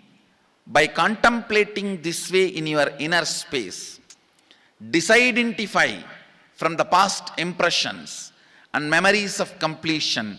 Put your active attention at the space of past happening. Relive these imagined impressions and memories of incompletion. Then the mind stop having fully ceased from its present characteristics of forming thought patterns and cognitions is complete. Thus you become complete and achieve the original space of complete completion. Listen. Now I will explain. I have read out the translation. I will explain what to do. Now you wrote many of the patterns, incompletions, thought currents you are having about money, ideas, cognitions. You developed about money from the young age. Do only one thing. Just go back to that same age when the incidents happened in you, the cognition started building in you, the beliefs started building in you, the idea started building in you, the perception started building in you. Relive the same situation. I am not asking you just remember. Remembering means, for example, something happened at the age of 7 which is still hurting you about money. You asked 1 rupee from your uncle and he did not give, but he gave it to his son. It's still sitting and hurting. If now you are 47, this happened 7. You being 47-year-old person and remembering what happened at the age of 7 is remembering. Forget you are 47. Forget who you are now.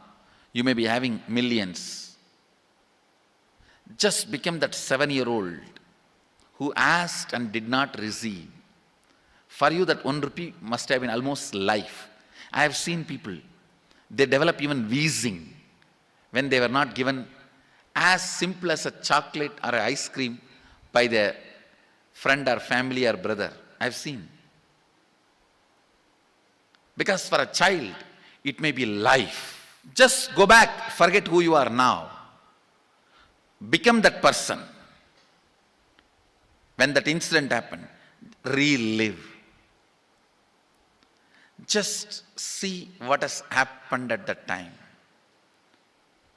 You will see many of the unknown, suppressed emotions will break.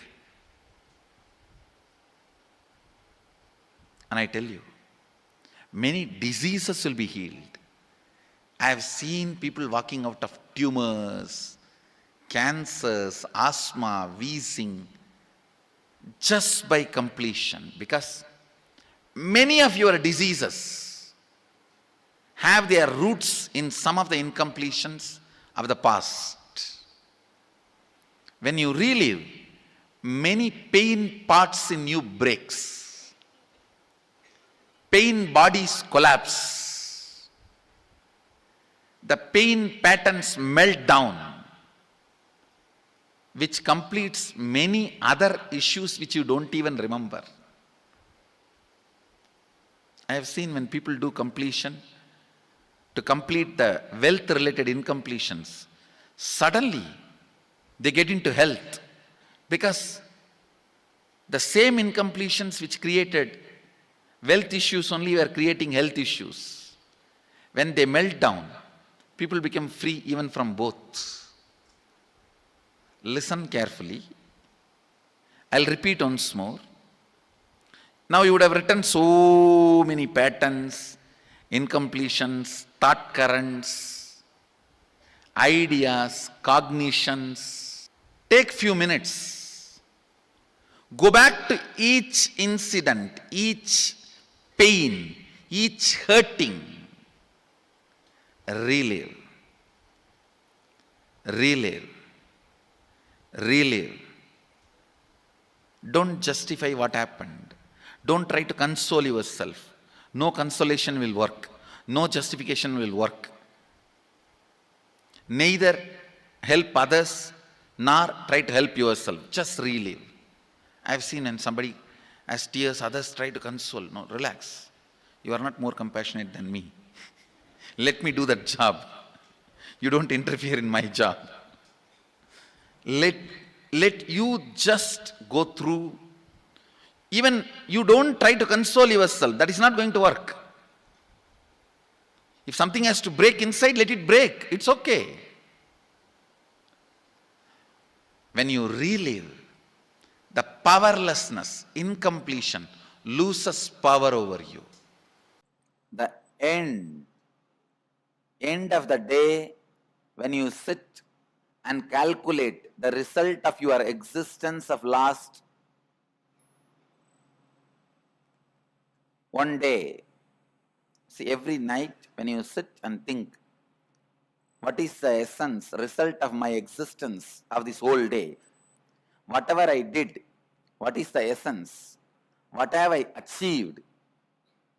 What should be the counting factor of my profit? End of the day, if you think, wow, consciously I have expanded. Now I am free from these patterns. I can be beyond these restrictive patterns.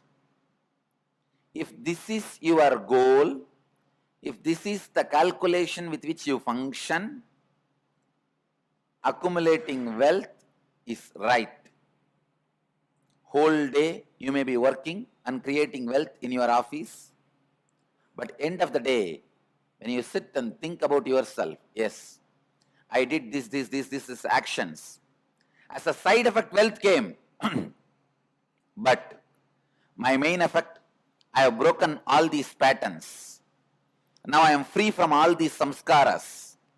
Now I can expand, work more consciously. I can function out of more freedom. I can function out of more free space. If you are established in this, if your thought flow reaches this end, accumulating wealth is not a crime, we welcome it. This is exactly the method I wanted you all to function. Spiritual goal is life. Side effect may be wealth. But unfortunately for many people, wealth becomes the main goal. Not even as the side effect, spirituality is there.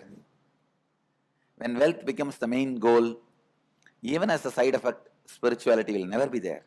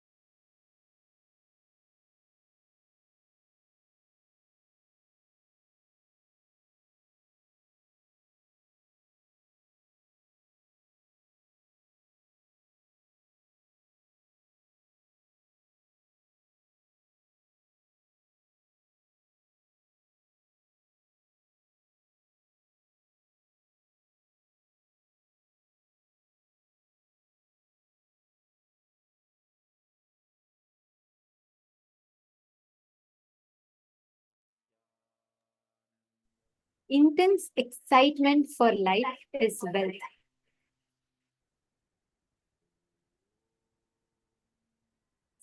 Sorry for the technical glitch.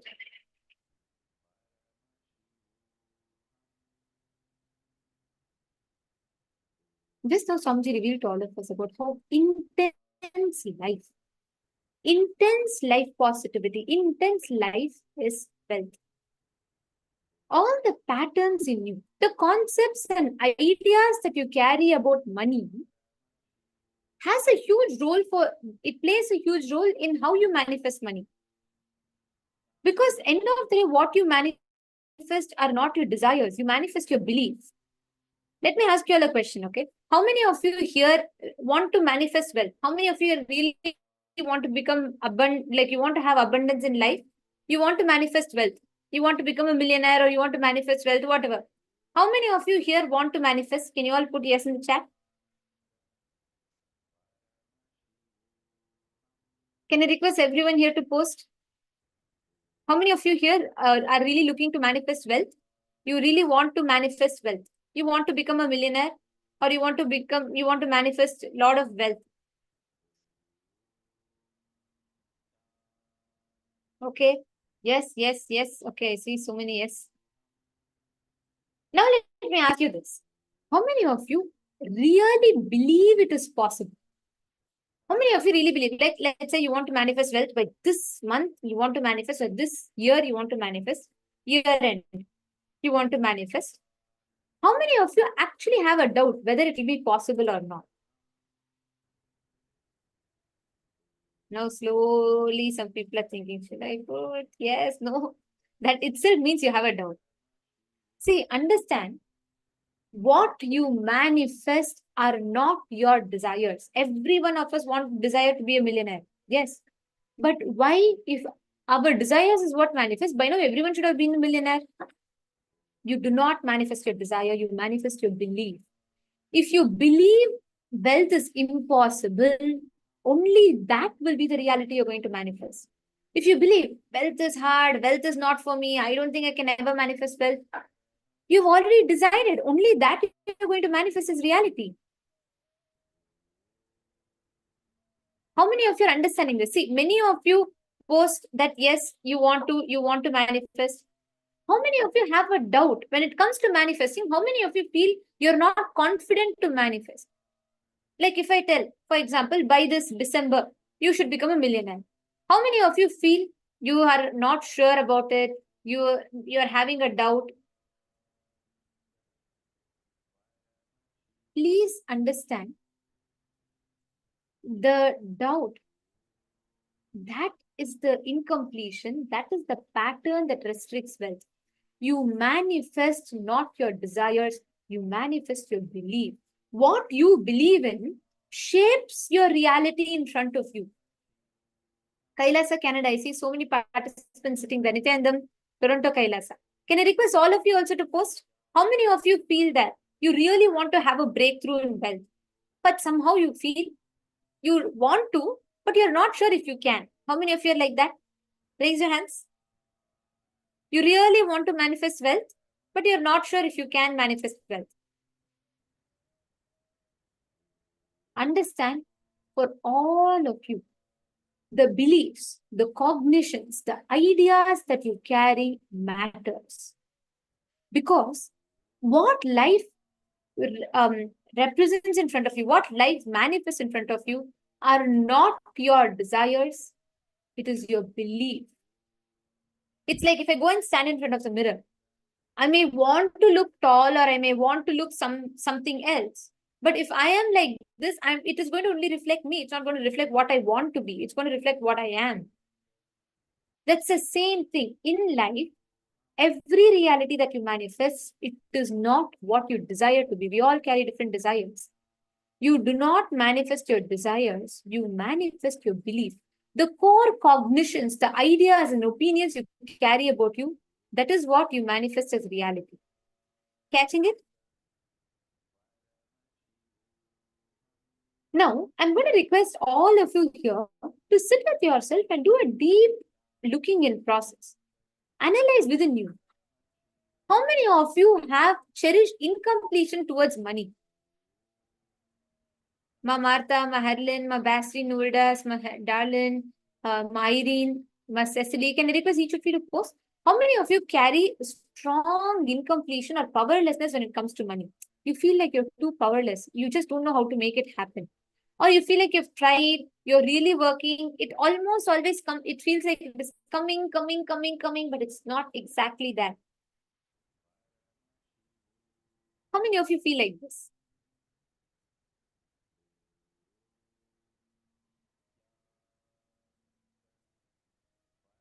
Understand, each cognitions you manifest. You manifest what you believe. Now, I'm going to request each of you to sit with yourself, pen down all the perceptions and beliefs and cognitions you carry about money. Like, for example, you feel like, I really want wealth, but I feel like every time I try to make wealth, I work a lot and work doesn't happen, the result doesn't come at all.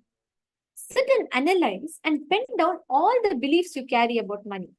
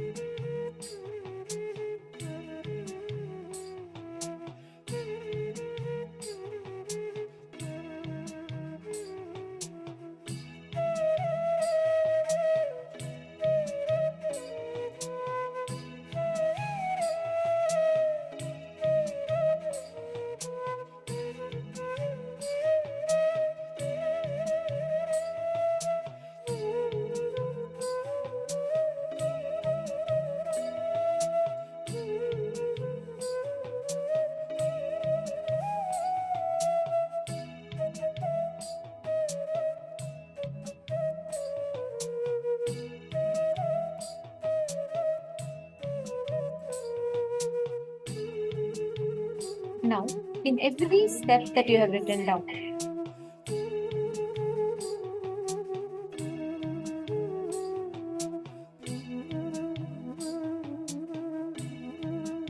In each of these, look in and identify what your beliefs that you carry are.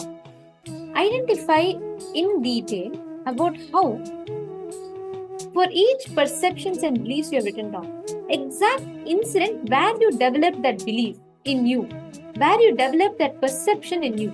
Write it down in detail. It could have been some incident when you were small, you developed an incompletion, you saw someone struggle, and you developed the incompletion that money is difficult to obtain. Or maybe somewhere in the past you tried and it didn't work. So you believe that money is difficult. What were the source incidents based on which you developed this belief or perception in you? Please pen them down.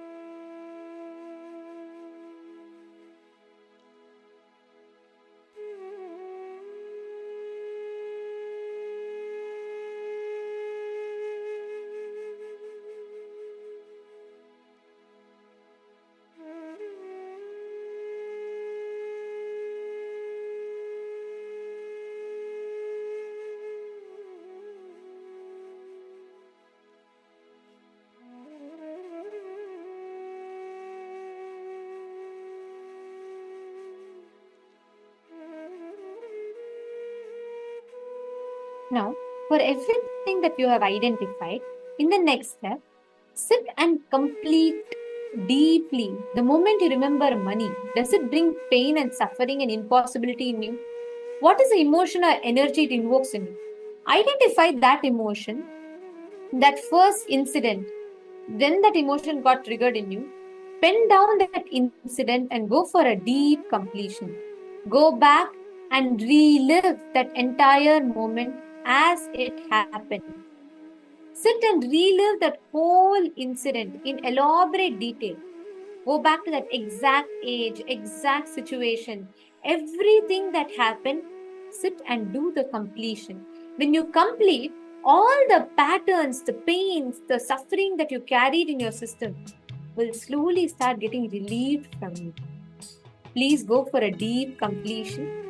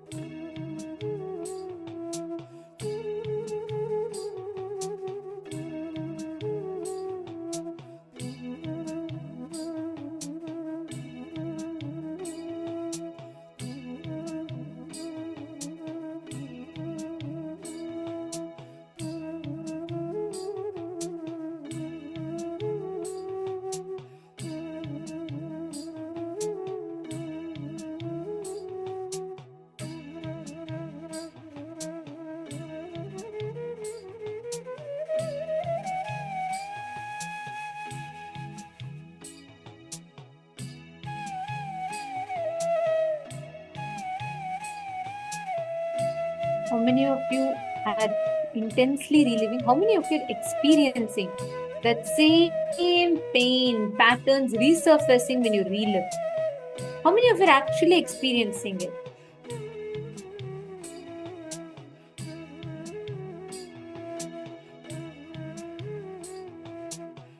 All of you, please sit and actually ask yourself, how many of you are experiencing that pattern in you? You sit as you relive, it will resurface back in you again and again and again. You'll be able to experience it. And most importantly, whenever you sit with these incompletions in you, these patterns, this pattern is responsible for pulling you back into powerlessness again and again and again. Purushananda is asking, if this is true, if what you're saying, then why Swamiji said every thought has a contradicting thought? So which is the belief? Actually, Swamiji said, every thought to which you create a contradicting incompletion. There are some thoughts, for example, there are some aspects of you which you strongly believe. So those certain beliefs become a reality for you. You will not have a conflict inside. But there are many things to which we generally carry conflict towards. Those sit as incompletions in you, and they again and again and again pull you back into that pattern. There is a difference between the two. What you experience, what you believe, they become the core part of you, and that belief is shaped by your incompletions and patterns.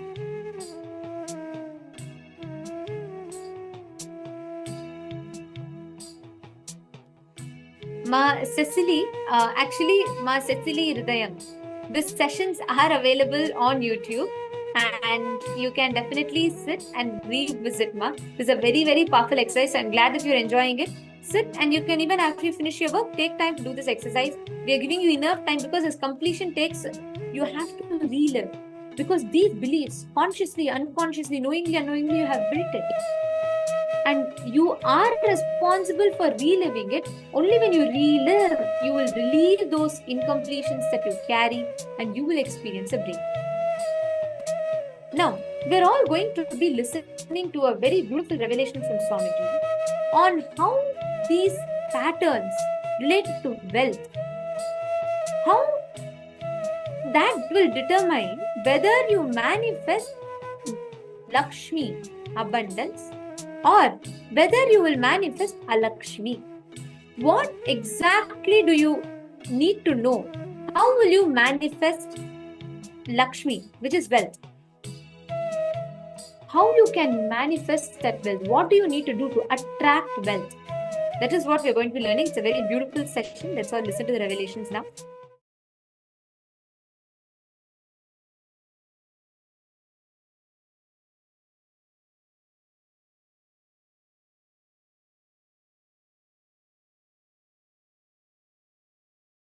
I don't want to waste your time. I don't want to waste your listening. I'll give you the last word on abundance. Please understand. Wealth, money, abundance, even though all these words look like they are same or synonymous, it is not. Please understand, money is directly controlled, manipulated by few people who keep that concept alive. When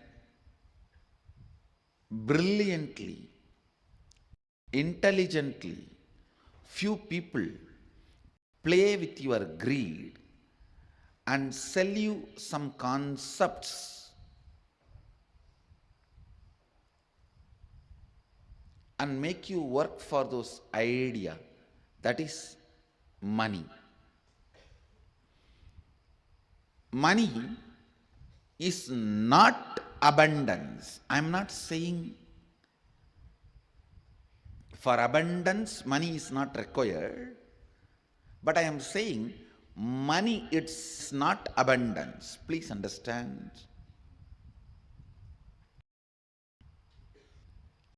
Abundance is overflowing ecstasy, confidence in you that you can exist, your existence is joyful, blissful for you and the people around you. Please understand. It may be looking very mystical. I'll explain step by step. But today I wanted to give you the last word on abundance. No beating around the bush. Last word on abundance. Listen. Even that word has nice meaning. Abundance. Bund means bank. Abund means without bank. Dance. Jumping without a bank. Jumping without a bund. Abundance. See, a overflowing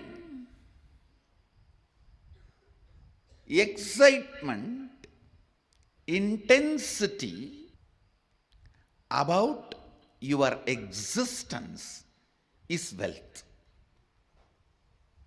Understand? Overflowing abundance about your existence, which expresses as your health, as the confidence to make whatever you want, as a strength to manifest everything you need, and not attacked, disturbed, destroyed by the so-called social impossibilities put on you. Please listen.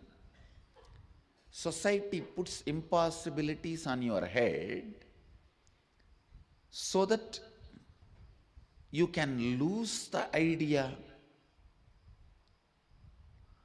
you can lose the purpose, you can lose the goal of your existence. Please understand. Man who remembers his purpose and goal can never be manipulated or controlled.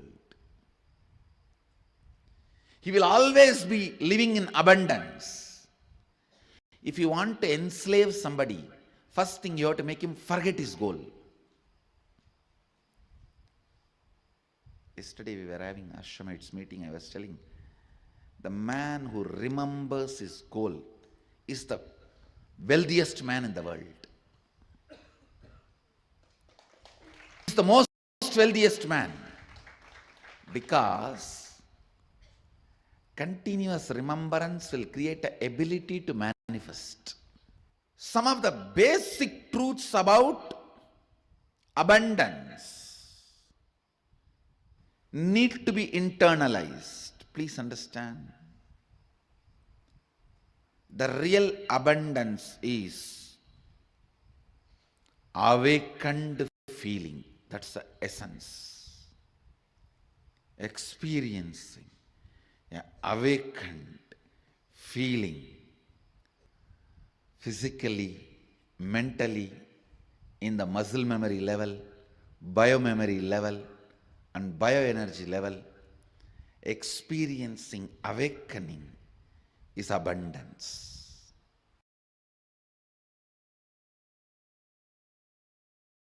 When you say, how will the Awakening Wealth Conscious program help me? It will align your whole thought current and business towards life positive and wealth positive. Now you may be operating from the cognitions of wealth negative. Your whole cognition will be tuned towards wealth positive, life positive. Naturally, you will manifest that in your life.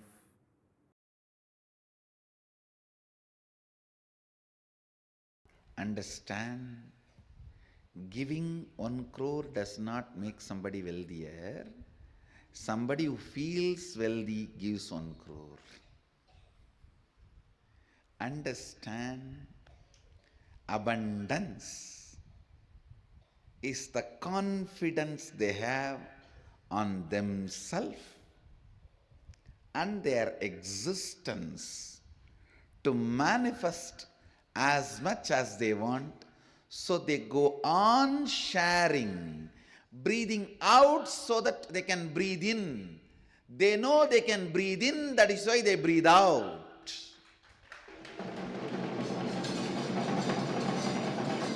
If you are doubting, will I be able to breathe in and hold the breath inside, you will be dead. They breathe out because they know they can breathe in. They share because they know they can generate. They share because they know they can create. They share because they know they can manifest. Understand? Giving 1 crore does not make you wealthier. Person who feels wealthier gives 1 crore.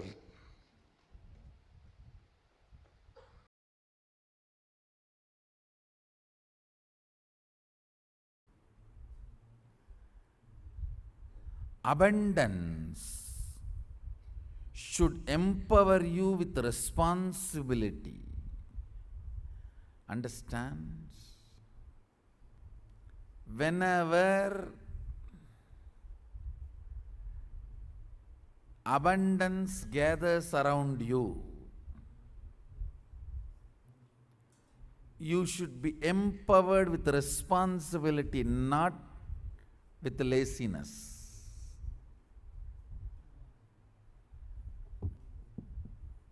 The moment wealth gathers around you and you become lazy, it is a curse on you. It is not Sri Devi, it is Moodevi. Understand? Only if you are empowered with more responsibility and action, alive, contributing, it is Sri Devi. Understand? Before this wealth comes in your life,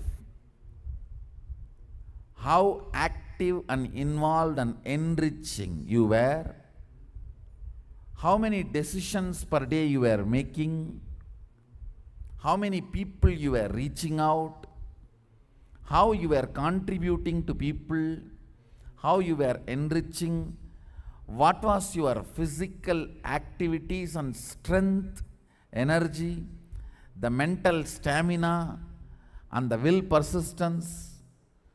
After that wealth is added to your life, after that wealth abundance enters in your life, if all this grows, means number of hours you are awake, alive, making decisions, actively participating with the goal of enriching the life, a number of hours, the quality and quantity both, you are involved passionately with the life and enriching. All this, if it increases, only then wealth is Sri Devi.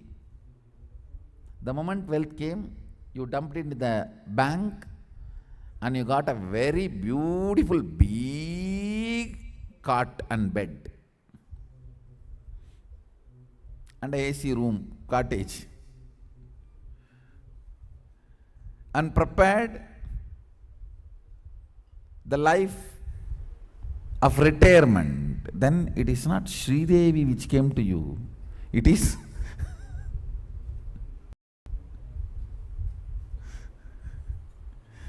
even if the Sri Devi has come, you have converted it into Moodevi.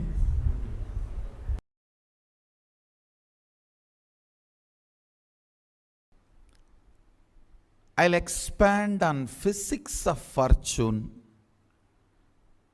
chemistry of fortune, biology of fortune. Listen. Physics of fortune,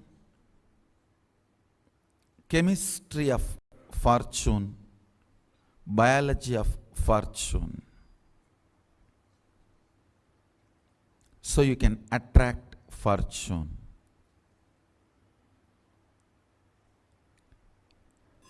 First thing, do not ever equate currency to your fortune. We should be very clear. Currency is not equivalent to your fortune. Understand fortune in real sense. Then you can really see where you are, and you can really understand where you want to be. If you individually feel possessive about a land, it looks like something is not right. Anything which suffocates you and makes others feel suffocated by you is not the flow of life. It is not natural flow of life. It is not yama. It is not dharma. When an individual feels, I think it's not what I am doing, this possessiveness is not right. If he tries to evolve, he would have had a conscious breakthrough. Human beings are given this planet Earth to own but not possess. Beautifully Upanishad says, Tyage naika amritattva manasuhu. Understand, that verse starts very beautifully. Not by wealth, not by the inheritors. Wealth and inheritors are very closely connected. This idea of inheriting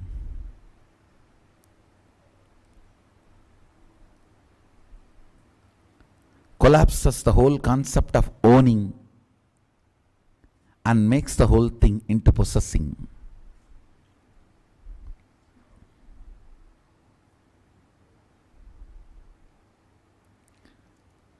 First thing,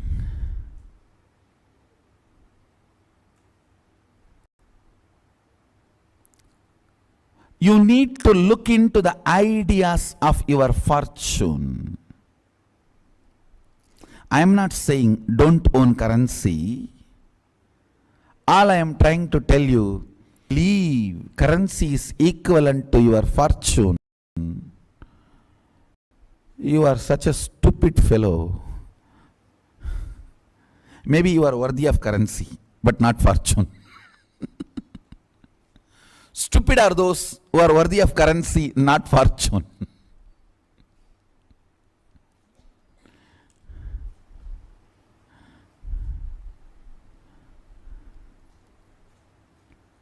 Na karmana, not by your actions, na prajaya, not by your inheritors, dhanena, not by which can be passed on to others, the possession.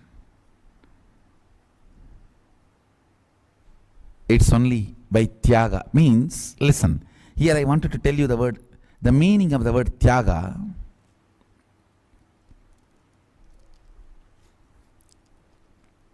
Ability to retain your determination in spite of all the complexities and complications. A collective mind tries to put you to bind yourself and break you down. Is tyaga.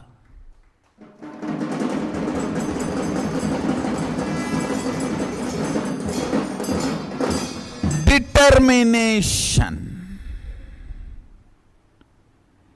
chastity to your consciousness.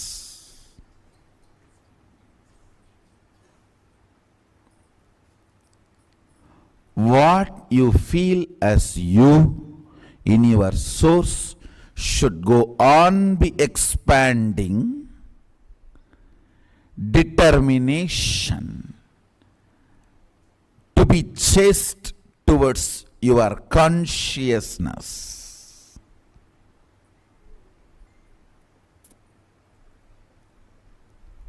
And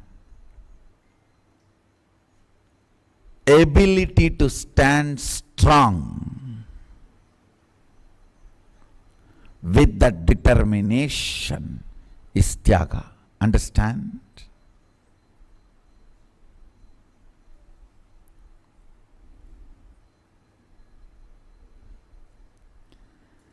The physics of fortune is tyaga. I tell you. The depth you are able to exhale, you will infuse more life into you. Your ability to infuse life into you is not your ability to inhale, your ability to exhale.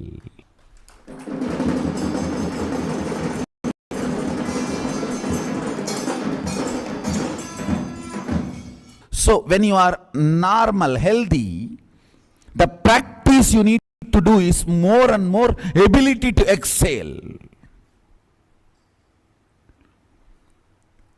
Normally, give more emphasis on your ability to exhale. Understand? Tyaga is ability to stand. Ability to stand. I am giving you 2-3 important understandings about the physics of fortune.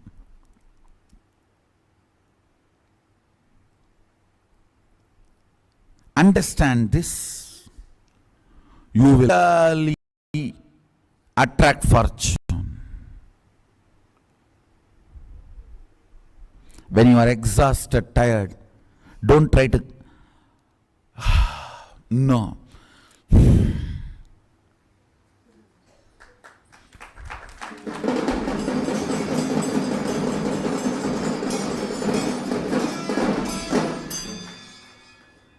Listen, I'm telling you, least fortunate person, reasonably fortunate person, most fortunate person, if I put them and see what is the difference between physics of this person and this person, nothing but each one's ability for tyaga.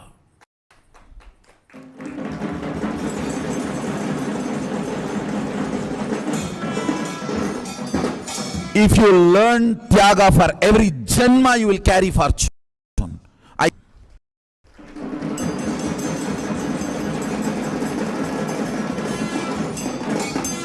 This statement I am making, if you learn tyaga, you will carry fortune for all janmas, not just as a teacher of this attraction class, as Mahasadashiva.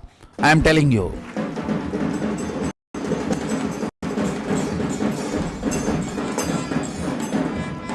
It's a reality of the cosmos I am revealing. Learn the ability of tyaga. I'll repeat the definition of determination.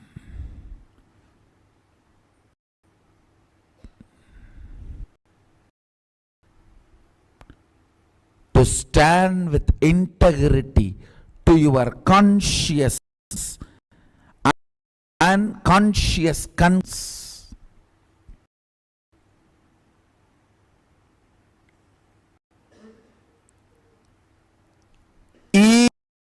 even amidst all the complexities and complications, the society's collective unconscious throw on you,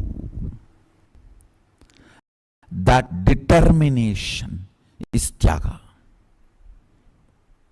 Listen carefully.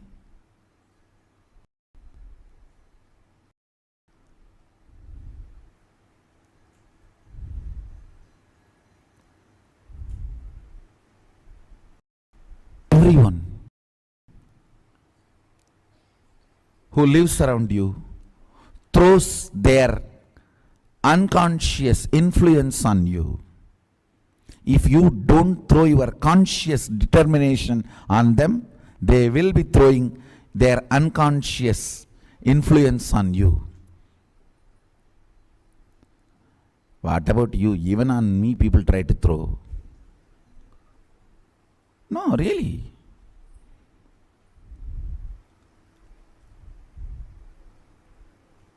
Tyaga means determination. So naturally, when you stand with the determination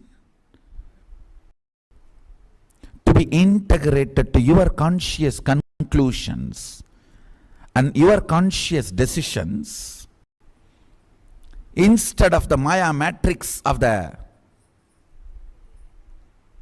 so-called society, they will threaten to take away many things from you.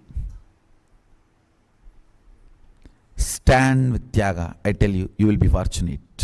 Understand. If you look in, understand, this is a very important statement. All your hopes and failures and success about your fortune, wealth is silly conversation with you. You are repeating the same stupid, illogical, anxiety attack ideas every day. Understand, look in your idea, hope about the fortune and collapsing about the fortune, and again gaining the hope about the fortune, and ideas which gives you the hope about the fortune and failure about the fortune, the ups and downs of your fortune. Please understand, up and down of the ideas of your fortune circle is as same as village street fight. It is nothing, no way matured from this and that. I'll repeat once more. I really want you to look in. See, when you are having hope about your fortune, what kind of ideas you cherish, knowing that all these ideas are going to collapse tomorrow, and then when it collapses again, see this whole drama. Your determination to break from this thought current is Tyaga. Listen, biggest Tyaga is breaking from long cherished currents. Long cherished thought currents are the source of all the persons and situations you attract in your life.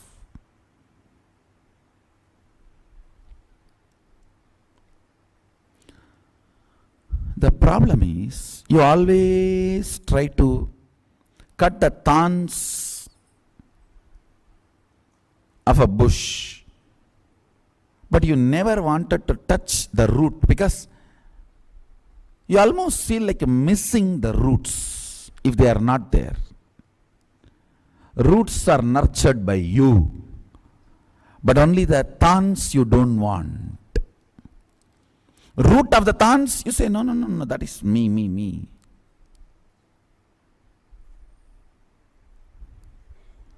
The root of the thorns is this thought current.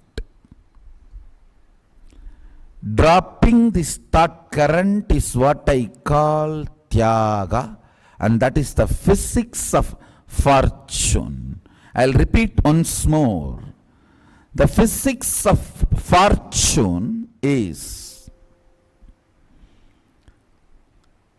renouncing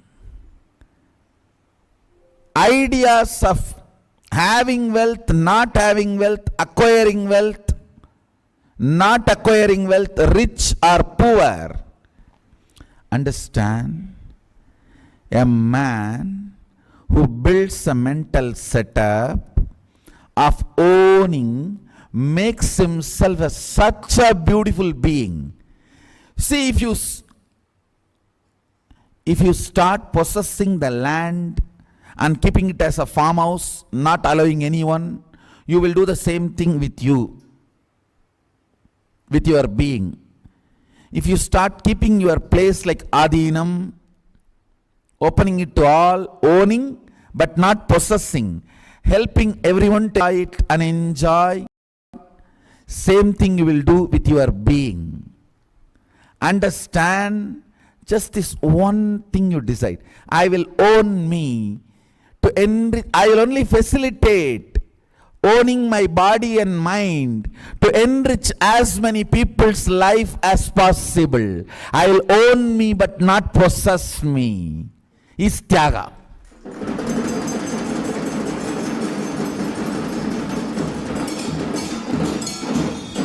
And I tell you, wealth will just be following your feet. Wealth presses the feet of a fellow who just lies down in the snake all that time.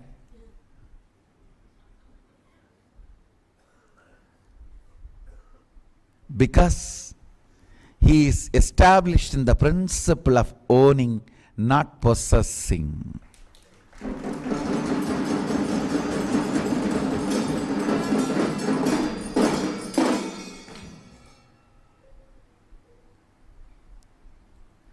Your being, the ideas you carry, the knowledge you carry, the life you carry,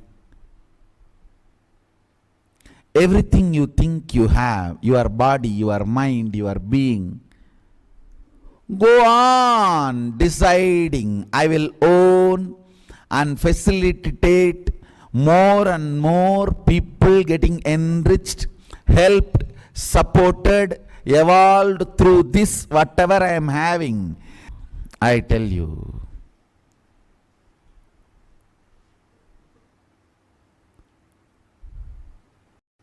if you worked obsessiveness, even if you created great things, Kalabhairavā will destroy it just like that.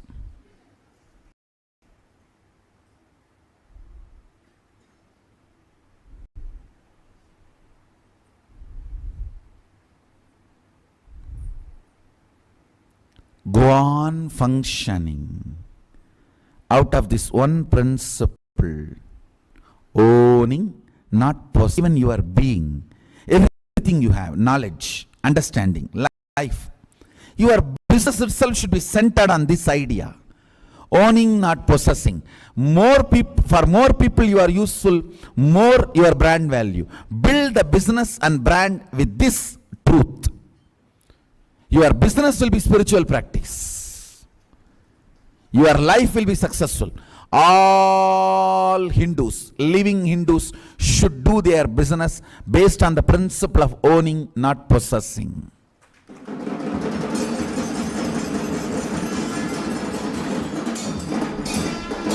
And I tell you, man who understands this one concept, owning, not possessing, lives forever happily.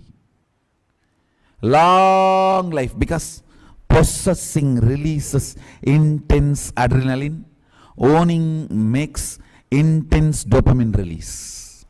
It is simply owning and sharing, intense dopamine release.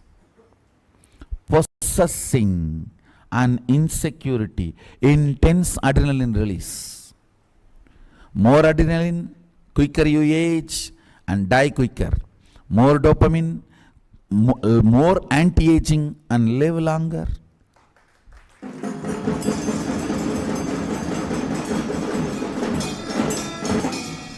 That is what Isavasya Upanishad says.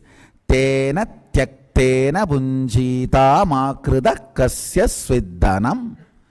By owning and not possessing, let you all live for hundreds of years.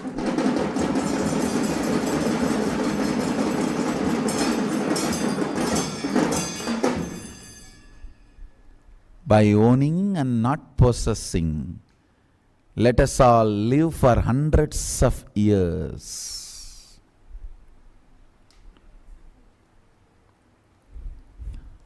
Physics of fortune is tyaga, owning, not possessing. The knowledge you have, own only to facilitate for more and more people. Chemistry of fortune. What kind of a chemistry you need to be in to attract fortune? Listen.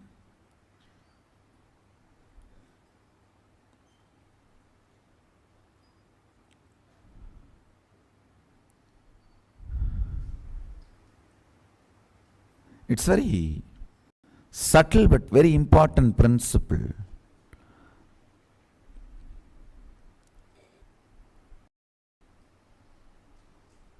There is a statement by a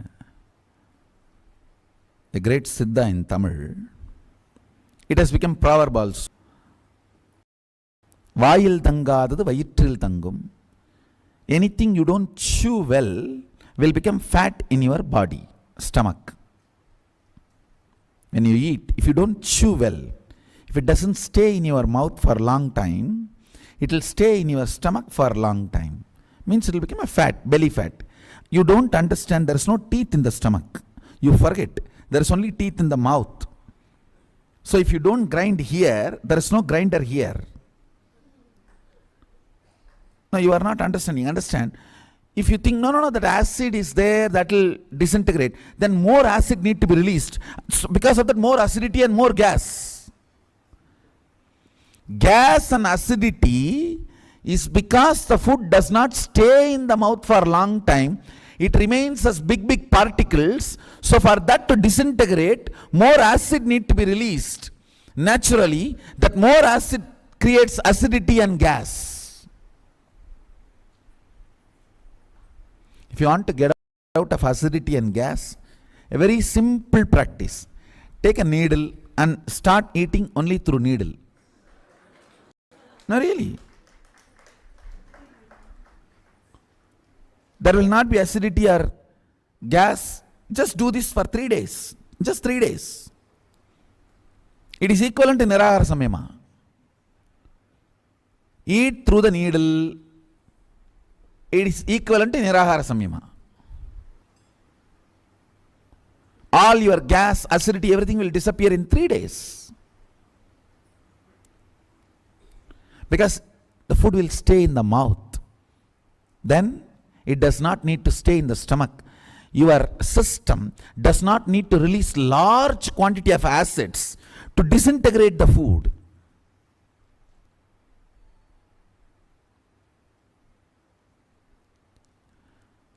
Listen, why I am giving this proverb now. If you sit intensely imbibing this subtle truth I am going to reveal, you don't need to waste your time sitting and earning wealth. Listen.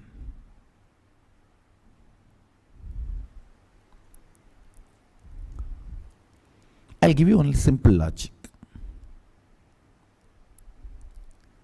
Whenever you are excited, inspired, you make many beautiful, life positive, powerful cognitions.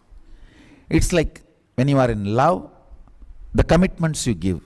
After that you suffer, that is different.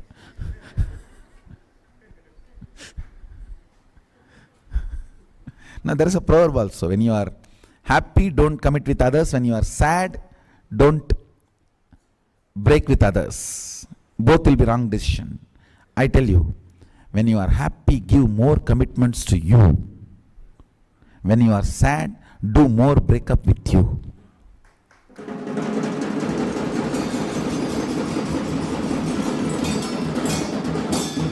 When you are happy, don't give commitment to others. That's true. But give more commitments to you. When you are sad, don't break with others, but break with you.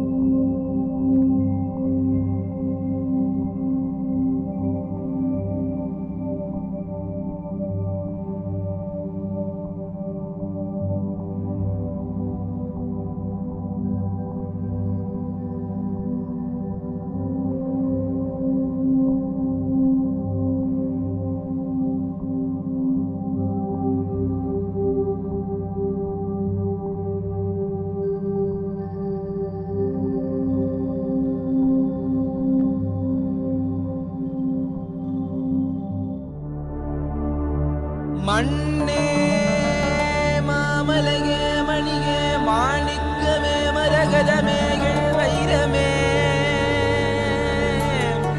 பொன்னே புகழ் சேர் பொன்மலையே சோதி வடிவான ரூபனே என் குருநாதா என் குருநாதா என் குருநாதா அஞ்ஞான கடல் நீங்கி கணக்கு ஆத்ம ஞானம் அளிப்பாய் குருநாதா நித்யானந்தா ஆத்ம ஞானம் அளிப்பாய் நித்யா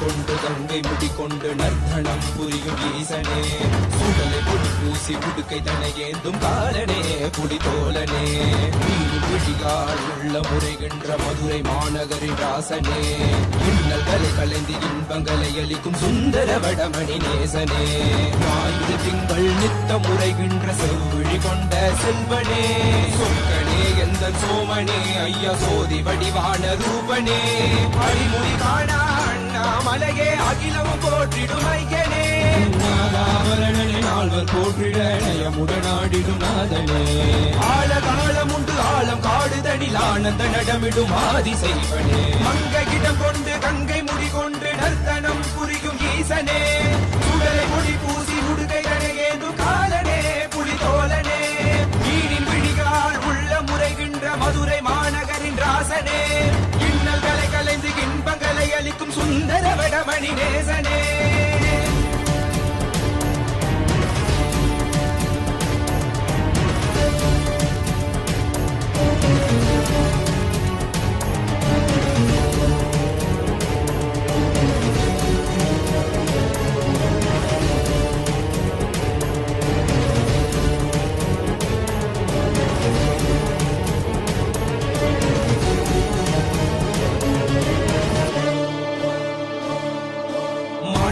தானாடிட மங்கையவளிடம் கொண்டு நீயாடி வாடியாற்று இருவினைகள் தீர்த்தருளவே நித்யனே இடவத்தின் மேலேறிவா என்றென்றும் ஈசனை தானாடிட புவிதனில் சுந்தரனை நீயாடிவா தினமும் நீ விசும்பு தந்தருளவே நேசனே மலனே நீயாடிவா இமையோர்கள் இன்னலை கலந்திடும் தேவா தேவாதி தேவா சதா சிவா வாவா குருவாக வந்து திருவருள் புரிவாய் நித்யானந்தனே முக்தி தரவாவா பிறவியில் உரைகின்ற பிரமனே நீயாடிவா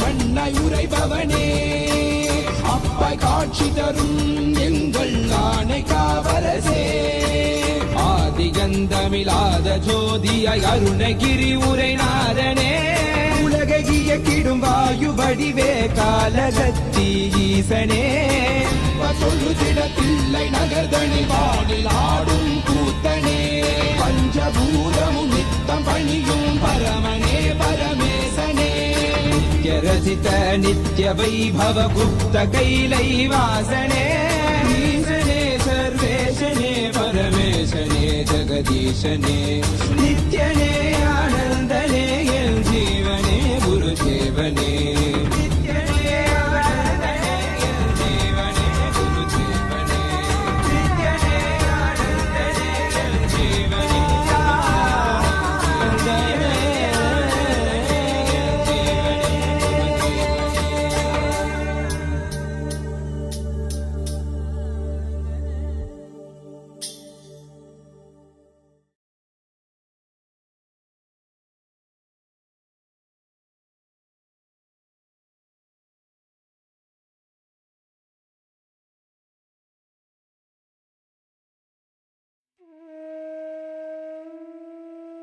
Nityananda, Swamiji beautifully read to all of us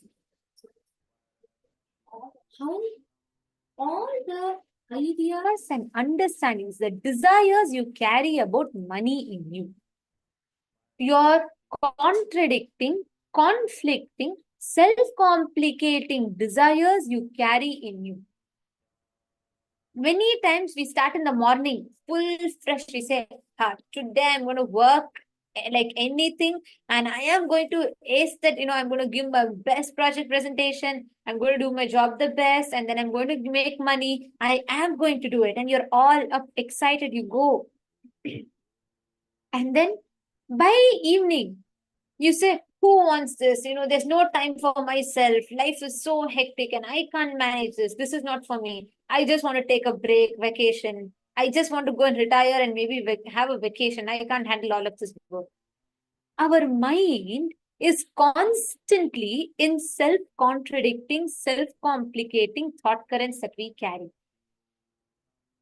Every single thing that you do, think about it as this, right? Every time you do something, you constantly create based on your incompletions, you operate with life. You interact with life based on the patterns, the incompletions that you cherish. If you look into your life, the attitude that you have towards your money really matters. Listen very carefully. Poverty is not accepted in Hinduism because the concept of poverty, which is backed by deep victimhood, and that victimhood which is layered with anger towards people. Many times we constantly cherish that powerlessness, cherish that incompletions within us. And every action that you take, it is literally rooted on your incompletions and that patterns. And what happens? You only manifest that. It's like if you plant a cactus plant, you can't expect it to give you rose or jasmine flowers. It's going to be a cactus plant. What you sow for, that's what you manifest as reality. The seeds that you sow, that's what you reap. Whenever you experience all the things you want to manifest in your life, the attitude, if you analyze, like Swamiji beautifully tells, you take an example. Many times we do this. Till the time, like for example, till the time you get money, your attitude is like you work hard, you want to take multiple jobs, you want to do everything, and then you keep that hard work and you manifest money. But as soon as money comes, you feel like, okay, now what is that? I'm done. This is it. And then you feel like there's nothing more for you to do. And the attitude that you carry changes. Listen very carefully. How you cherish before you got the money and what your attitude was, and after you got the money, what your attitude was.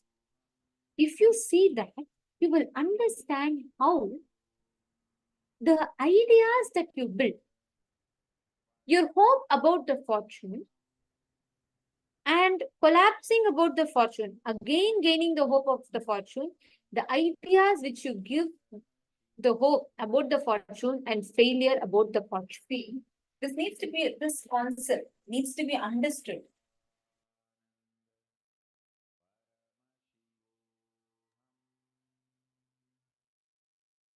Very powerfully explained how cognitions you carry about wealth, money, matters a lot for your wealth manifestation.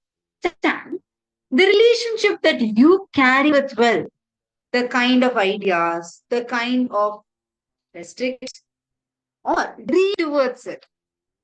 Are you feeling like after gaining wealth and activism has gone down, you feel that your number of hours you're awake, you're inspired, has that gone down? Then be very clear, you will not be able to enjoy the wealth. Wealth always comes with activism.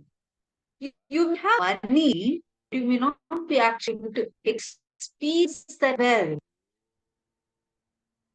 Actually, in most cases, you will not sustain that money. Now it is look into this important aspect, and I request all the participants to sit and intensely listen and participate. At any point you have any questions, feel free to ask. So now we are going to be entering into this interesting exercise.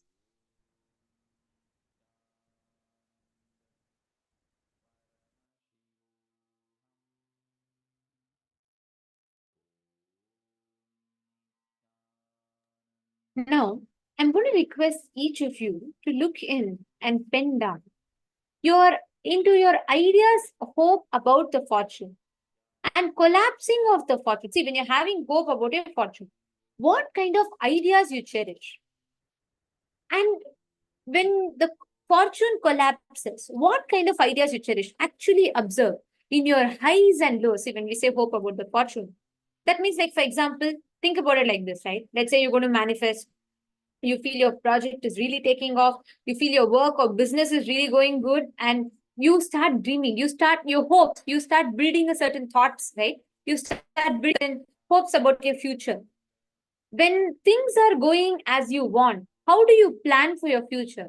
Versus when things are going like how you're not sure if it should go that way, how do you cognize yourself and future? Note that and understand that is exactly the blind spot, because the your your goal for the future cannot be changed by the situations around you. Actually, like, don't see many times when you feel like failing, suddenly you'll feel like, your whole interest to do that activity goes off. Suddenly you'll feel like your whole enthusiasm is diminishing. You feel like all of that happens to you because the hope that you see about the future, when that whole thing goes, you will see the drama that happens in your highs and lows. Actually sit and identify this. All of you analyze this. When your when you feel like your hope for the future, it's things are manifesting exactly what you want. What kind of ideas and thought currents do you cherish? When you feel like things are all falling apart, what kind of thought currents do you cherish? Please sit and pen this down. I request every one of you to do this.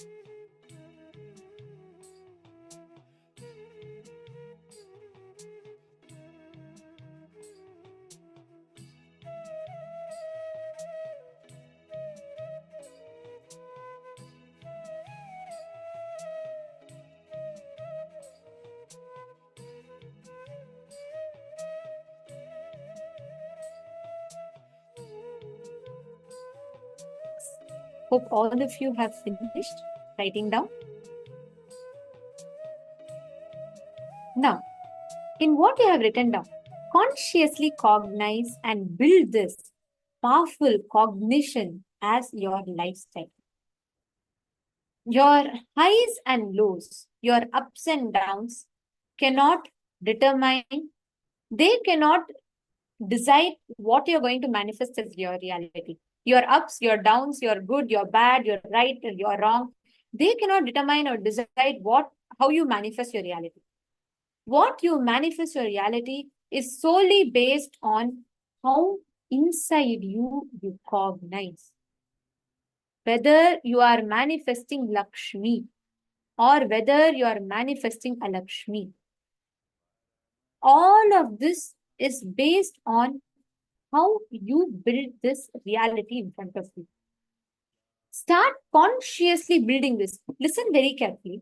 Never allow a situation based on something, like just because you have money, then you decide, okay, I'm going to have a big goal in life. I'm going to do this, this, this, this. And when you don't have money and then you feel like given up on and you feel like, nothing is working out for me. This is not how things are going to happen. And you tend to give up. Both of these extremes are wrong because the situation cannot decide how you manifest your reality. What makes you decide your inner space manifests external reality, not the situation manifesting your inner space. Swamiji actually elaborates on this very detailed way, which is what we're going to listen to in the next session now, where Swamiji is going to be revealing to us about the techniques for wealth manifestation. How do you manifest wealth? What are the different techniques through which you can manifest wealth? So let us now listen to that revelations from Swamiji.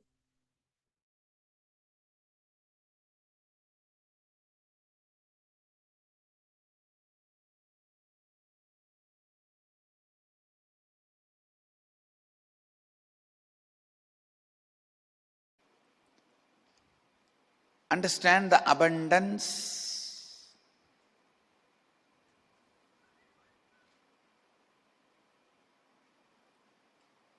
Abundance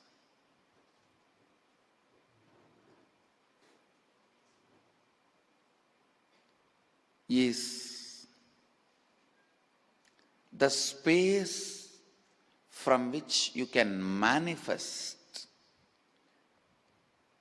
Go on manifesting the life as you want.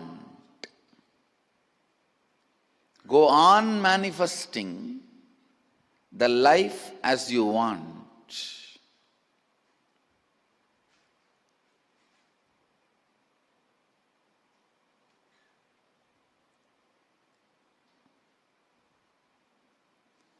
If you just have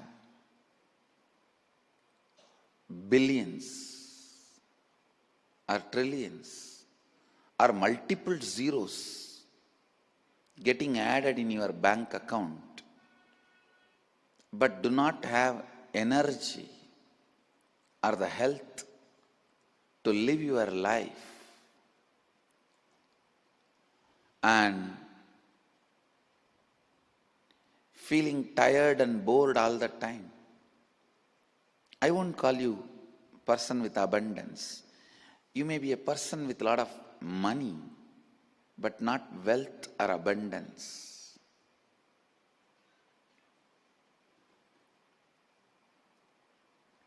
Abundance is the space from which you go on manifesting. What do you want? Intelligence, health, energy. Whatever you want, you go on manifesting.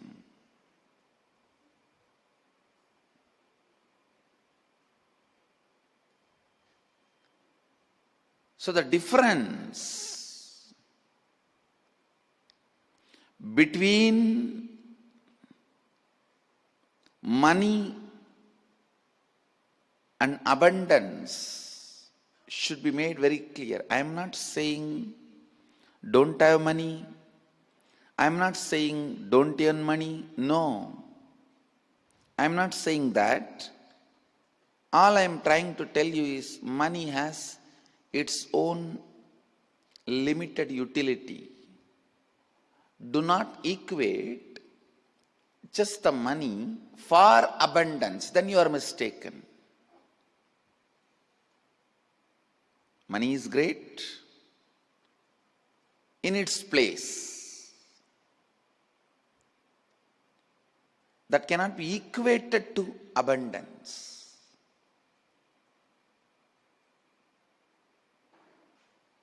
So understand,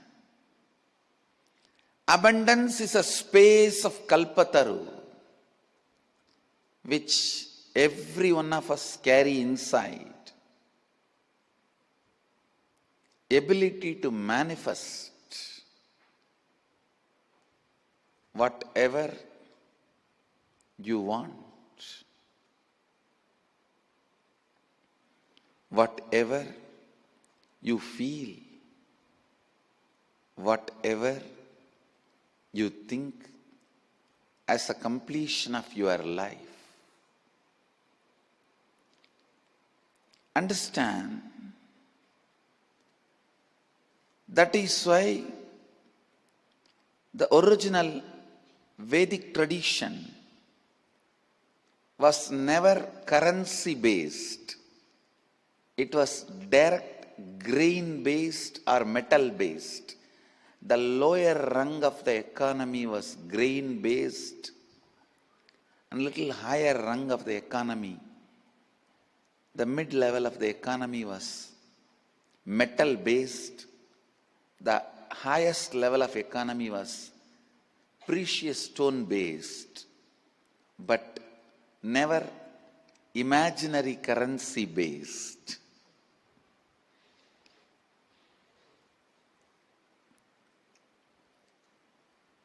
Understand,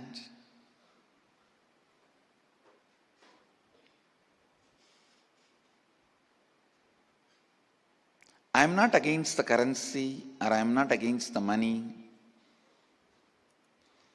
but you need to know, just money alone cannot be abundance. You need to have clear idea about abundance. Only then you can manifest it.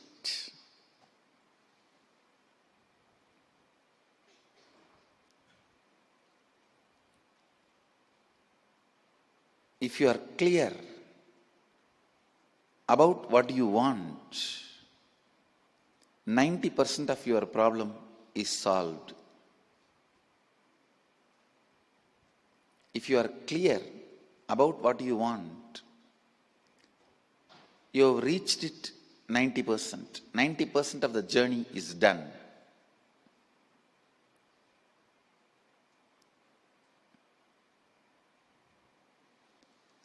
So remember, money as utility value, nothing more.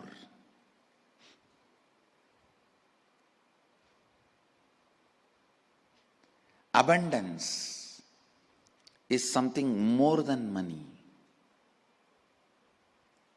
It may include money also, but it is more than money.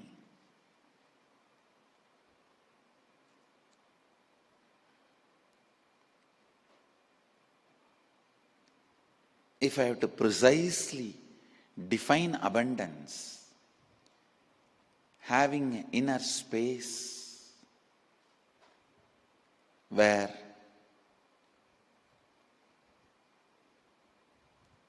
you manifest,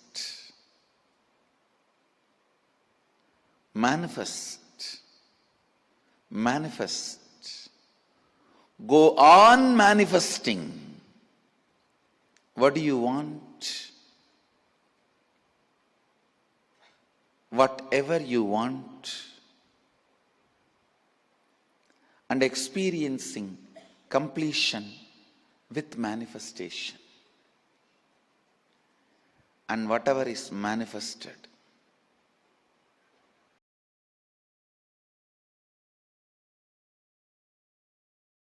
I tell you exactly that same pattern only, still I am living with money. at the age of my third birthday, I was 3.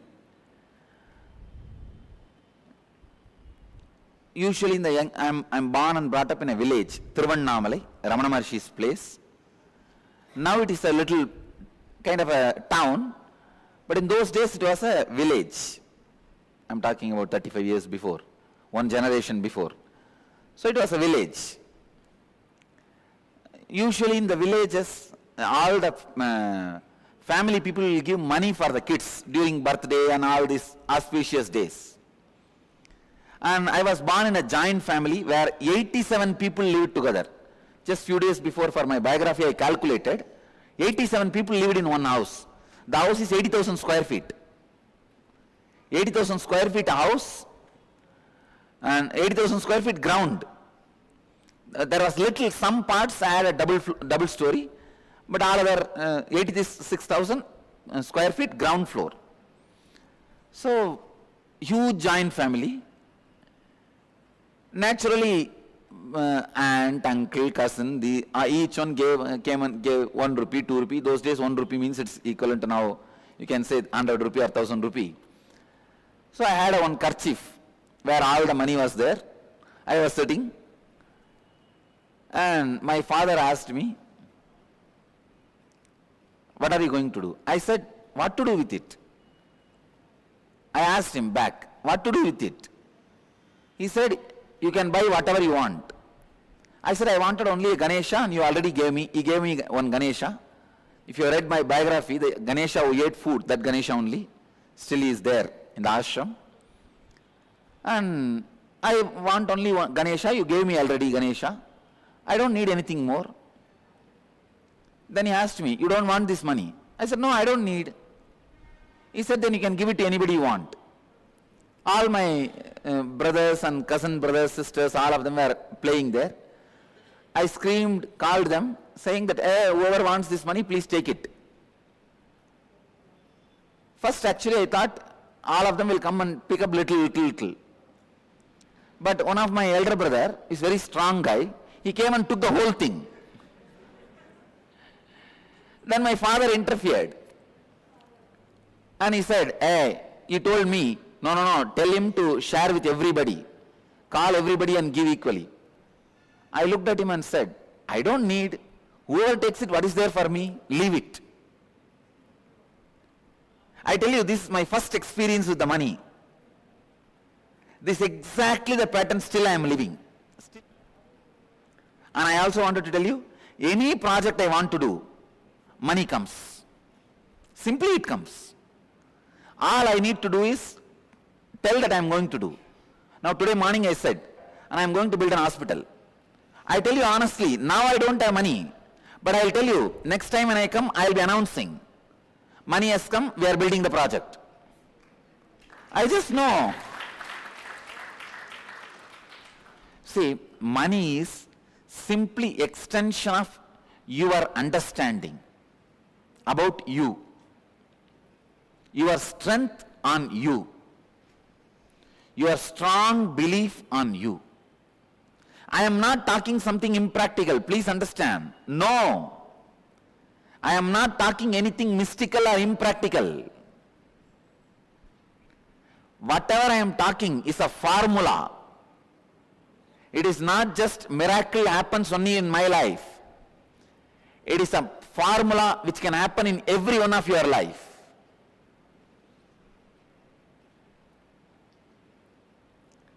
The right attitude towards money is, please understand, the right attitude towards money is, it has utility value for the things you want to do.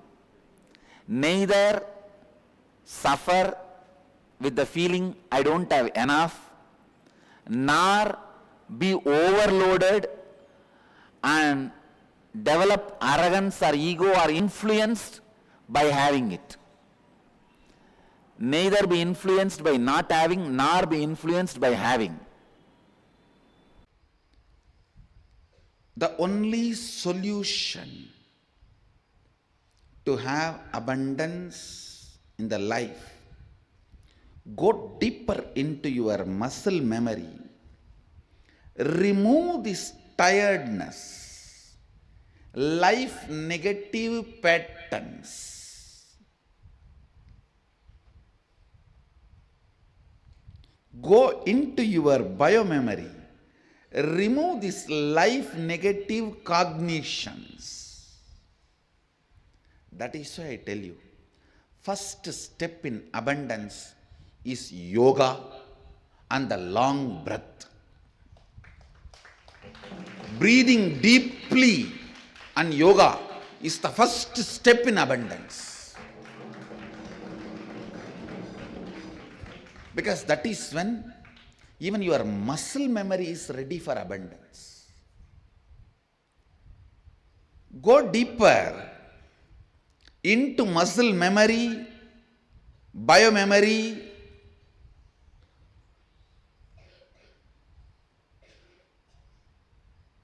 and bioenergy. Even if you have billions, but you are all the time tired, bored, you are not going to experience abundance. So the first thing, get into your muscle memory the incompletions you stored against abundance. Actually, there are people, the moment their project is going to be successful, even they cannot tolerate. They will fall into tiredness and confusion and collapse it, destroy it.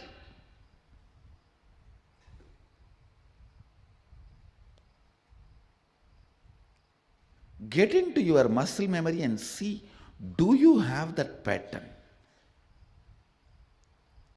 We all have that cute feeling of living with a minimal memory, because somehow we think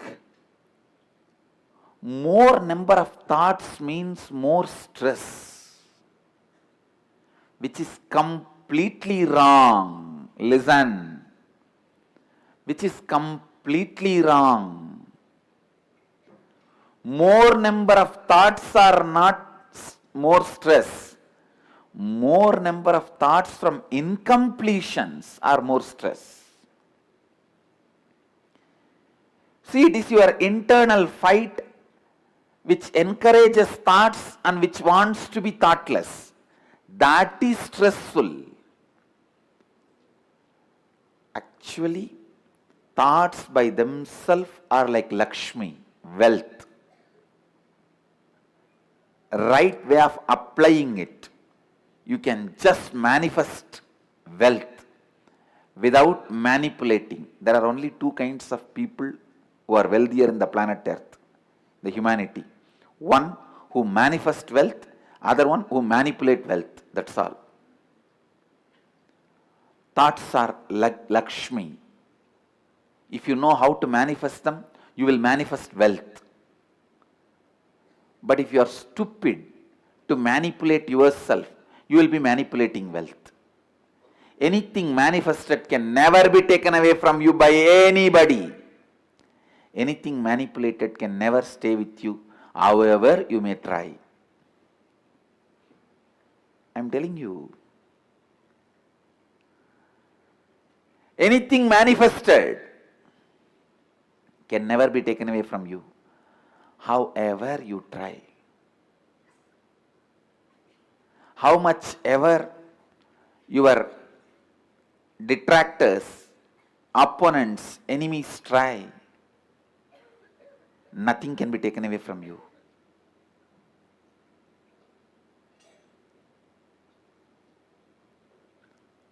Thoughts by themselves are not enemies, but your conflict with thoughts, doubt about thoughts, hatred towards thoughts, they are the biggest problem.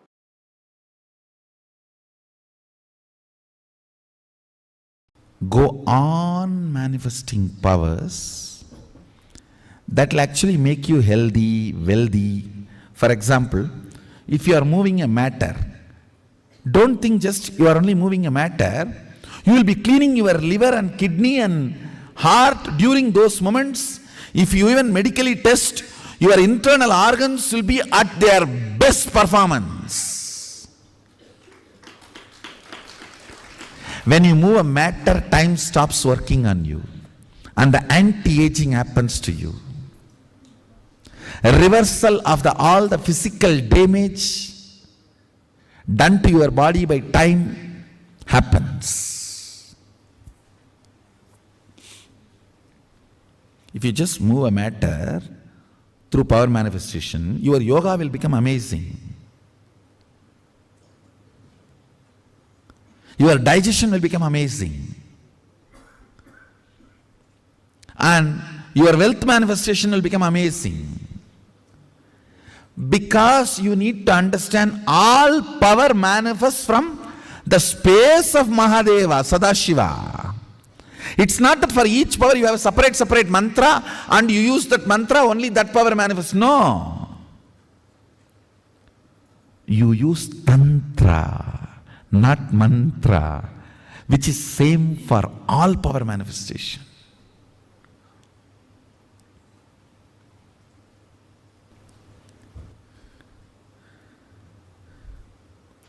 Go on be power manifesting. Go on be reaching out to others. Go on be causing. I tell you.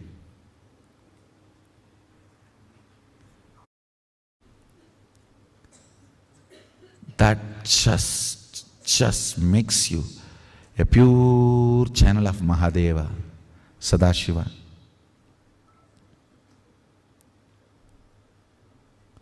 That makes you a pure channel of Sadashiva.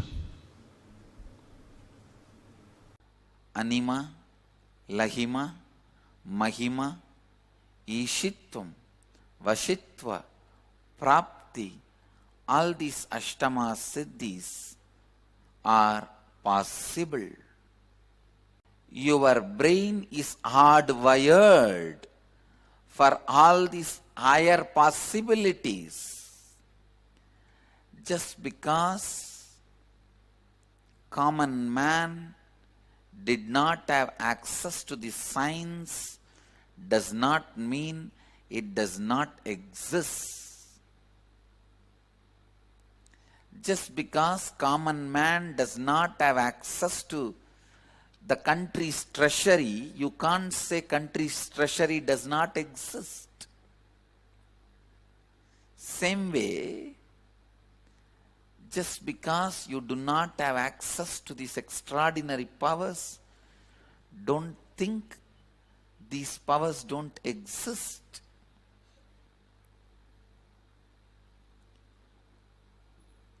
All these great powers are possible. It is a simple inner science.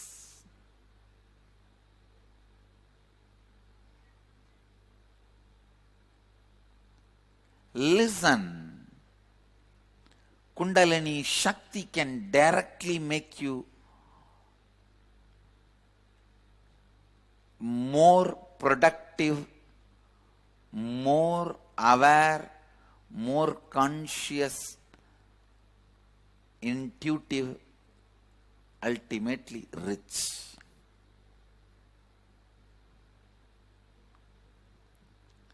It will take away the low idea you carry about you. It will take away the lower self-image you carry about you. It will show you your possibilities. It will show you the power of your intuition. It will awaken your intuition. It will awaken your intelligence. You will forget tiredness and boredom. You will do smart work, not just hard work, smart work.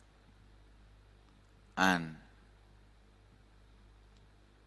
with this smart work, naturally you will see you are more active active, alive, productive in your job, in your business. Your DNA strands are connected through water, hydrophobic material.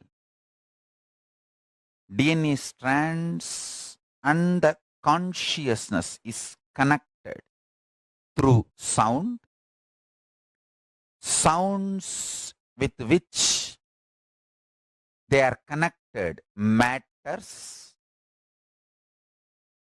The good news is you can reprogram, replace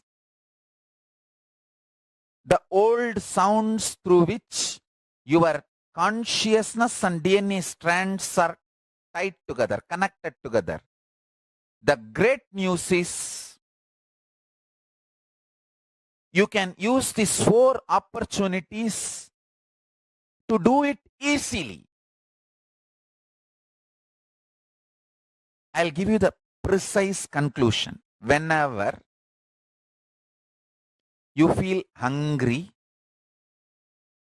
angry, lusty, sleepy, intensely reverberate your whole being with Mahavagya, Om Nityananda Paramashivoham, with the decision, let my being, let my consciousness manifest itself through my DNA using this Mahavagya as connection point.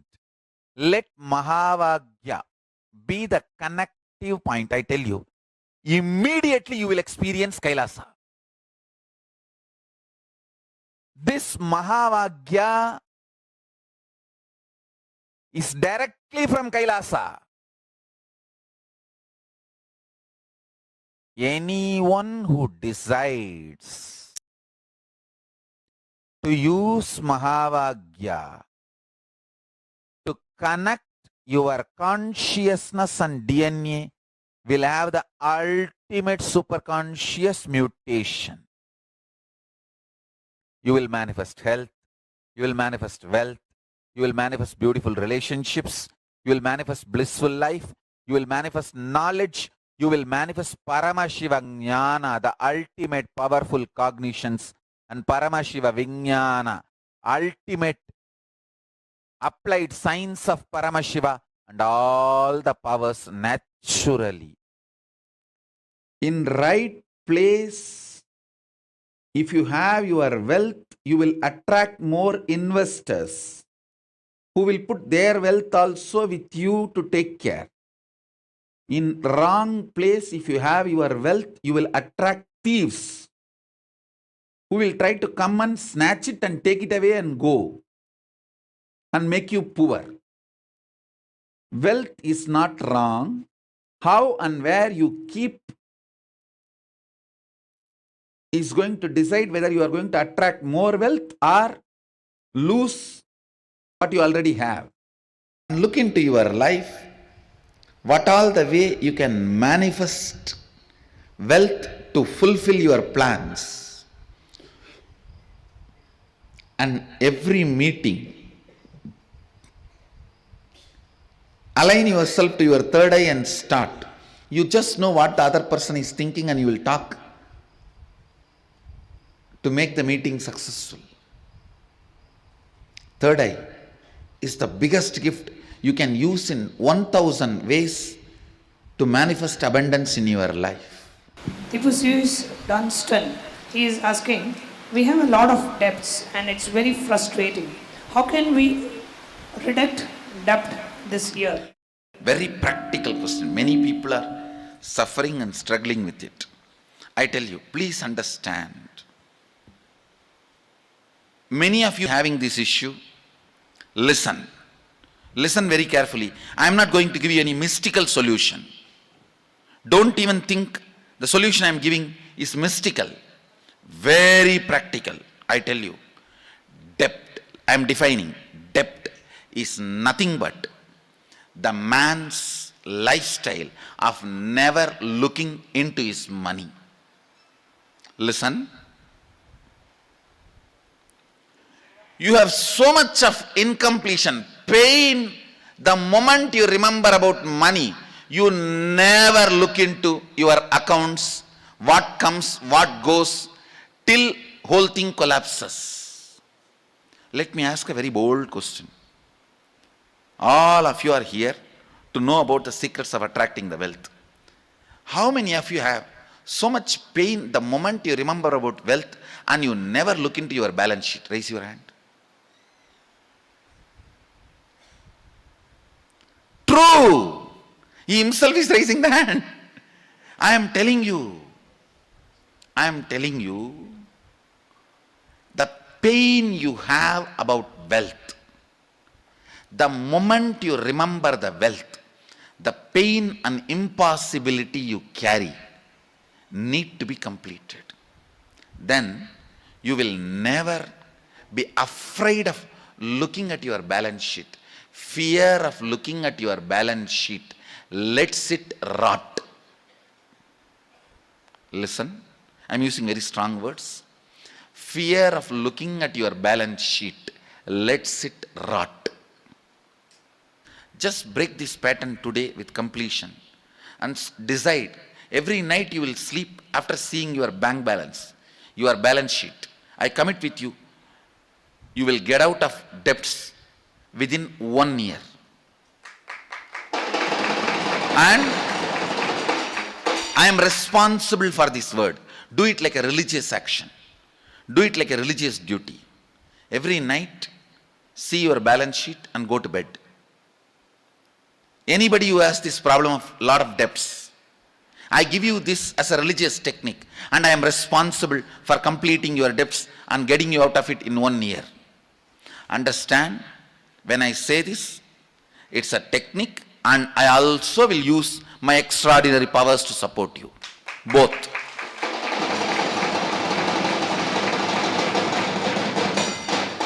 Teachings are not always just teachings. It is to support you to get out of powerlessness.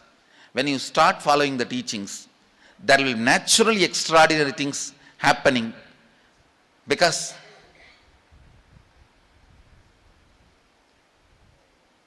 we don't use in Hindu tradition words only to give concepts.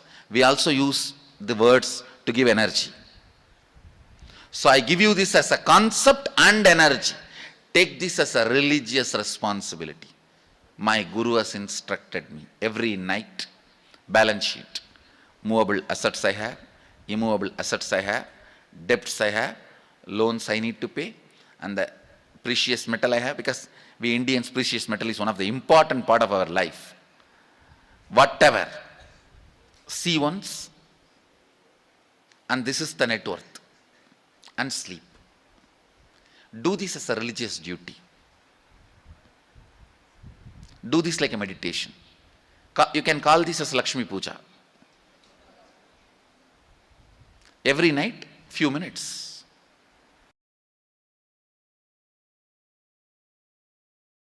Understand, wealth is all about the time you spend in higher consciousness. In higher consciousness, you just know how to work with the system. Whether you want to have money, or you want to have health, or you want to have influence, or anything, you just know the simple, straight methodology.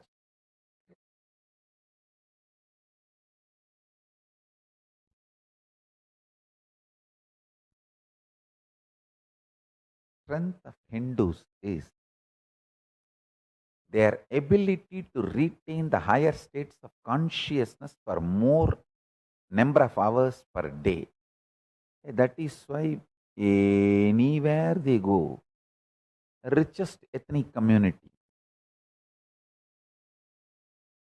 Hindus, any country they go, whether it's a US or Canada or UK, any country, you find Hindu settlement. Trinidad Tobago, richest ethnic community. It is because their ability to retain the higher states of consciousness for a longer number of hours in the system.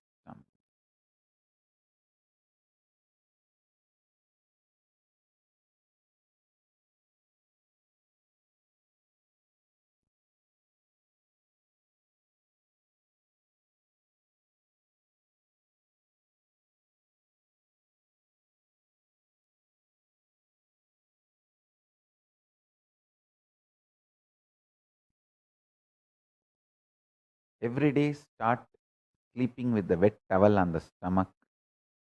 Even that will help you in a very big way to live in higher states of consciousness.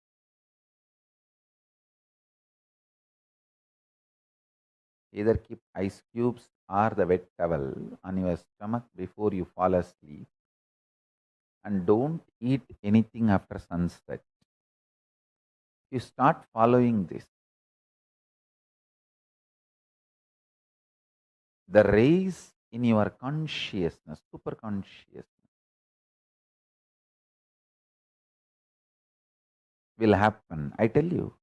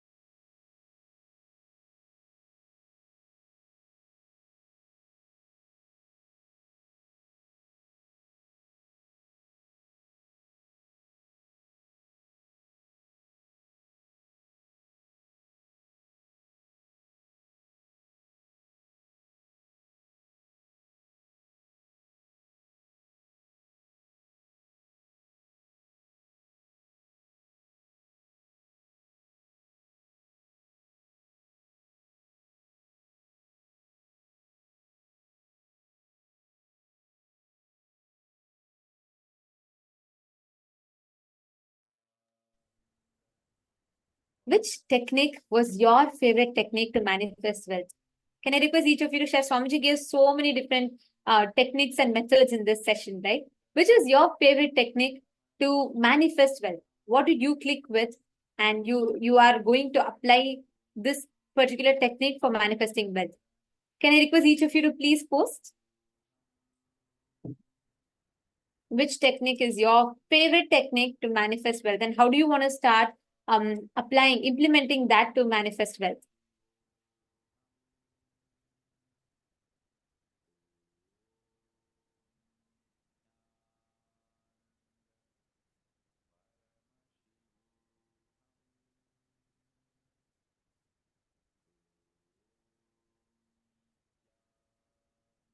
Swamiji gave few important, powerful cognitions in this session, right? First thing is to manifest wealth. The thoughts you have inside you, that thoughts attracts Lakshmi. Whether the thought currents, the thought patterns that you cherish inside you. This is actually a very, very important, powerful cognition that Swamiji has revealed. If you understand what are the thought patterns in you that you cherish, you will know if that is attracting Lakshmi or if that is attracting Alakshmi. Actually, if you revisit your life, every single time you start manifesting the powerful cognitions, it will become a reality for you. You will start manifesting wealth. Okay. Yes, thank you, Ma Istak. I see Aya Dambar. Okay, I see his post. He's posted that check your account every night before going to sleep is his favorite click. Absolutely. That's the Lakshmi Puja that you can do, as it will help you micromanage your thoughts. It's very right. Actually, it's very true, because when we start, when you start having micromanaging your funds, right? All the blind spots in your day, you start attending to it. And it's very beautiful to see you here. And Ma Esther, you're very sincerely enriching so many people and gifting Paramashivoham program to them. And that's very beautiful to see, Ma. And Dambaraya, have you attended any programs before, or is this the first time you're here? Have you attended any of the programs before?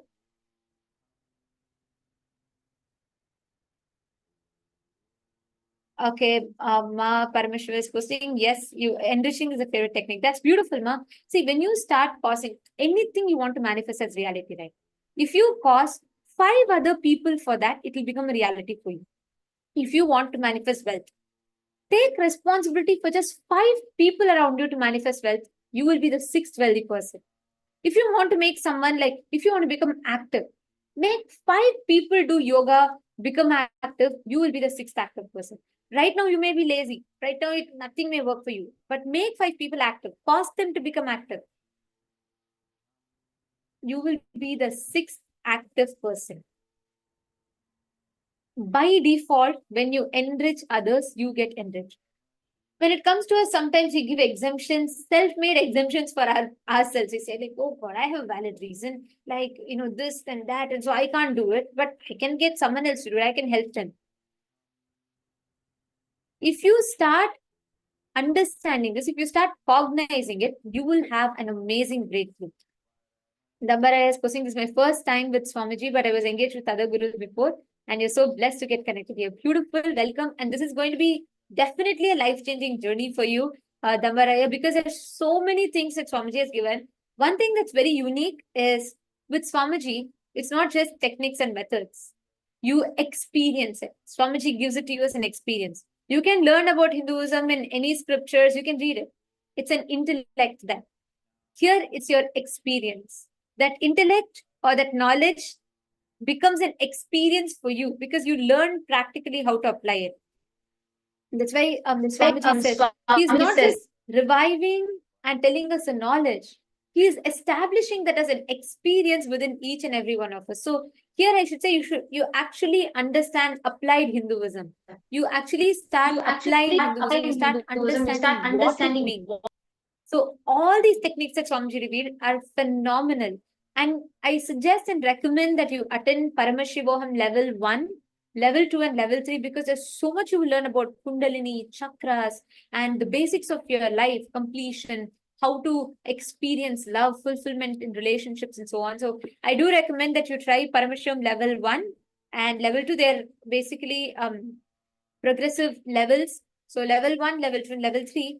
And I am sure my Istak will be able to guide you with the further details. Glad that you're here. Welcome. And you will definitely enjoy this experience. Absolutely. And also just to add to that, see, Paramashivoham is designed in such a way where every single aspect of your life is so beautifully not just addressed, but given a complete breakthrough.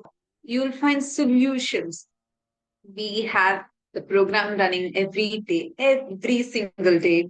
And we have thousands who message saying how they receive the breakthroughs in different aspects of their life. So definitely you would have a great time. So we highly recommend and encourage you to start from the level 1 onwards, and then you can finish level 1, level 2, and then join us for the level 3 program. And right now, what Swamiji revealed, right? That Swamiji gives so many methods. Like one of my favorite one is that Swamiji said that if you maintain intense enthusiasm and excitement for 11 days straight, you will have a breakthrough in wealth. You may wonder how is that related to wealth, and how is having the right powerful cognitions about death related to wealth. But Swamiji revealed some of the most subtle truths in this session. The excitement, the enthusiasm you have for life, that determines what is the reality you generate in front of you. Like why did Swamiji say that, every day check your accounts? It's because it starts becoming a habit in you for you to micromanage, for you to identify your blind spots. Whether something is wrong with your body, whether something is wrong with your money, whether something is wrong with your life, you are the only person who can fix it. You only need to take responsibility to fix it. And to do that, the first thing is you need to establish yourself in that space of completion, become an owner responsible for your life, and you start fixing them. And your wealth, your ability to generate wealth is a reflection of the thought currents, the thought patterns that you cherish in you. If you cherish, see, you may want to manifest become a millionaire, you may want to manifest luxury, whatnot. But do you believe it? Is that the thought current you cherish? What we all do most of the times, yes, I want to be wealthy, I want to manifest this and that, but inside you, there's a strong resistance. It's like, I'll give you all an example, right? You decide you want to be healthy, you want to get that six-pack abs, you want to have a toned body, and you decide, you go book your gym, everything. And next day, you even manage to wake up and you manage to go and you're like, you're managing to live a good morning, you eat only salads and everything, and you're prepping and going to the gym. But on the way, you see 50% offer, special offer in McDonald's, and you see your favorite cheeseburger, and you have to go there. And you convince that yourself to go and you start eating that. When your desire is something and when you're distracted into something else with your actions, you do not manifest your reality. That is why you do not manifest your desires. You manifest what you believe. And the thought currents that you cherish really matters. When you cherish constantly life negative, non-involved pattern with life, the wealth manifestation does not happen. Wealth is nothing but, like Swamiji very beautifully told this. One of my most favorite powerful cognitions from Swamiji is this. Swamiji says, wealth is your ability to intelligently contribute to the society so that society can contribute back to you so that you can continue contributing to society. That is all is wealth. Your ability to intelligently contribute to the society so that the society can contribute back to you and you can continue contributing to the society. This cycle is wealth. And the primary key thing you need for this is intense enthusiasm. When you manifest intense enthusiasm in life, when you start manifesting that intense activism and enthusiasm, you actually start having amazing breakthroughs in life. Just try this 11 days.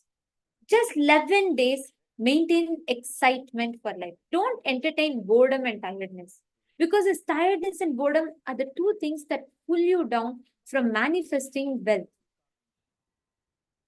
Make sure you maintain that intense enthusiasm, and you will see how it will reflect as reality.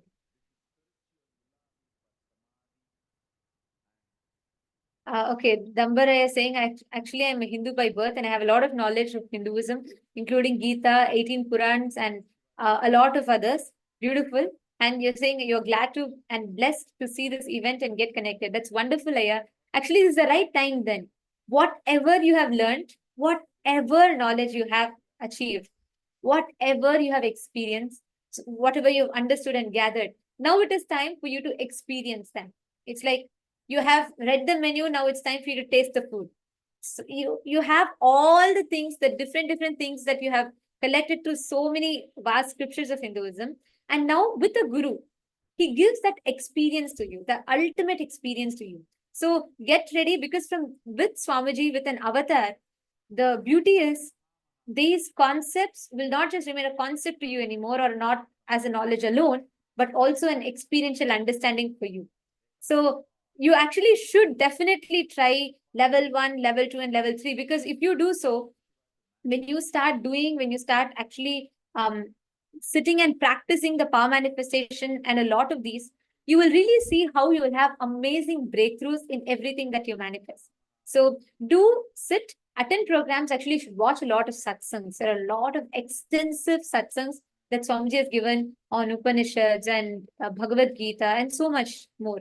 And Ma Istak, if you could also give Aya Bhagavad Gita decoded, if he can take out some time and he can start reading it whenever he's free, you will thoroughly enjoy it. Because what we can understand, it's like based on our experience, how much a human mind can comprehend, we read the scriptures. But when a guru reveals it to you, he reveals it from his enlightened inner space. It is literally like Krishna retelling the Gita again. So you will be able to experientially understand it and grasp it. And do take Paramashivoham Level 1, and it will help you a lot in understanding the basics of, as in what Swamiji has revealed, the tattvas, completion, and so on. And you'll definitely enjoy this journey. Ma Uma Landjekar has posted, abundance is that space of Kalpataru. Manifest wealth, not manipulate wealth. Beautiful, Ma. Very true. Actually, we in many aspects of our life, we do this. When we start manipulating things instead of manifesting it, or instead of interacting it with completion. This we do not just with wealth. Even look at your health dimension, look at the everyone. Like, we have become so engrossed into things. Today, if you see our lifestyle, society has somehow taught us to take things for granted, and we exploit, kind of manipulate everything. Like, for example, your own health, your own body. How many times your eyes will literally beg you for rest and just shut. But just because you want to watch that one more episode on Netflix, just one more episode or one more Instagram reel, and you sit and you just binge watch. That is a way how we manipulate our own body. Or same way, when your stomach is full, like you are not in need of food, you are already having stomach upset and it's not digesting, but we push ourselves just because it's our favorite dessert, just that one more. This is how we do. And like this, even in wealth, whenever you want to manifest, constantly we push ourselves more and more to manipulate, whether it is our body, whether it is manifesting wealth in every aspect, right? Swamiji beautifully revealed here how you need to manifest wealth is not by manipulating, by manifesting it. Maestak, you're saying you'll give a copy of Swamiji's biography. Definitely you can give that. You can even give digital copy. Come on, we're in a digital age, so we are not restricted just to physical books. So share with, you can share even the digital copy of Bhagavad Gita decoded. And yes, you can definitely give that and Aya can enjoy it. Yes. Now, all of you listen carefully, everyone else. Please take a few minutes and actually sit now Analyze the thought currents that you cherish inside you. Look in. Do you really want wealth consistently in your inner space? Or do you go through these mood swings where you feel one day you feel like, no, today I'm going to manifest wealth and I want wealth, I want to achieve, I want to become a millionaire. Another day you feel like, hell with it, I don't want any of this and I'm done with life and my life has become so tired and I don't want to keep running behind wealth. I just want to take a break from all of this. Our mind goes from this extreme to this extreme, this extreme to this extreme. We keep oscillating like a pendulum. First, sit and pen down what are all the things you want to have it, you want to have wealth, but there are some areas where you feel you're still not ready to take responsibility for. Sit and write it down. Please take a few minutes. I request all of you to take a few minutes and please pen this down. Look inside yourself and analyze and write down.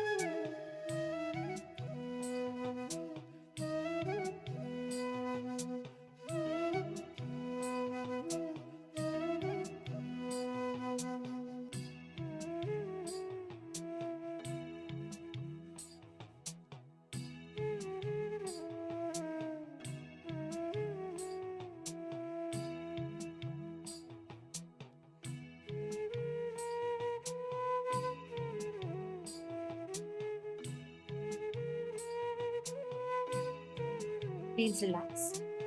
Now, we just start consistently building this powerful cognition and making all the decisions in your life based on this powerful cognitions and powerful principles. In every aspect of your life, you will start actually manifesting them. Like this, there are tons of methods, solutions that you can keep applying. Just make sure again and again and again, you are manifesting. See, when you start breaking free from your tiredness and boredom, right, you will start having so many powerful cognitions. The only thing that stops you from manifesting is you decide. You will do 2-3 days, you will do. But somehow you will suddenly convince yourself, fall into your tiredness, fall into the boredom, and you will miss it. That's what happens to all of us in any decisions we make. Now, if you just focus on breaking your tiredness and your boredom, you will actually start manifesting wealth. Because for all these techniques, that methods that Swamiji has given, you just need to drop the tiredness and the boredom that convinces you to do anything otherwise. And then you will have a breakthrough. And just now we all listened to what are all the different methods and how you can, techniques that you can manifest wealth with. Next, we're going to be entering into a very beautiful session where Swamiji tells us, how do you break this boredom and tiredness? And these two are the biggest patterns, literally the biggest enemies that stop you from manifesting wealth, boredom and tiredness. Now, how do you actually break free from that boredom? What do you need to do to break free from boredom and tiredness in life? This is a very, very beautiful session from Swamiji. Swamiji is going to be telling us why we need to break free from tiredness and boredom and how do we overcome that and start manifesting the reality or start manifesting wealth in life. So we are now going to be listening to Swamiji's revelations on how you can break free from tiredness and boredom. Let's all enter into the session.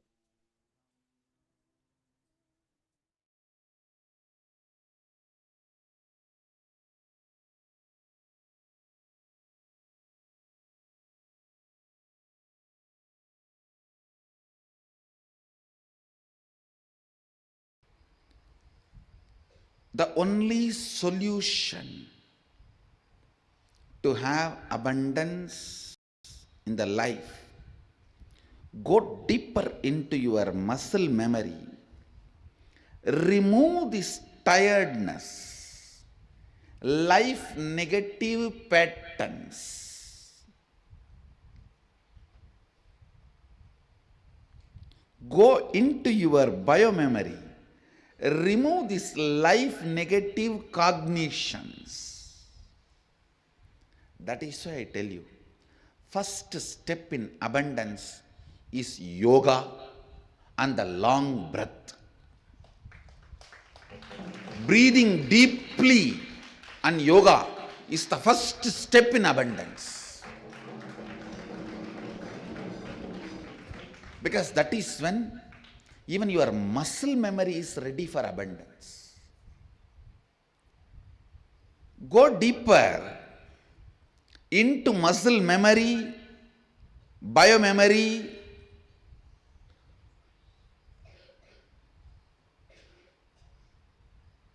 and bioenergy. Even if you have billions, but you are all the time tired, bored,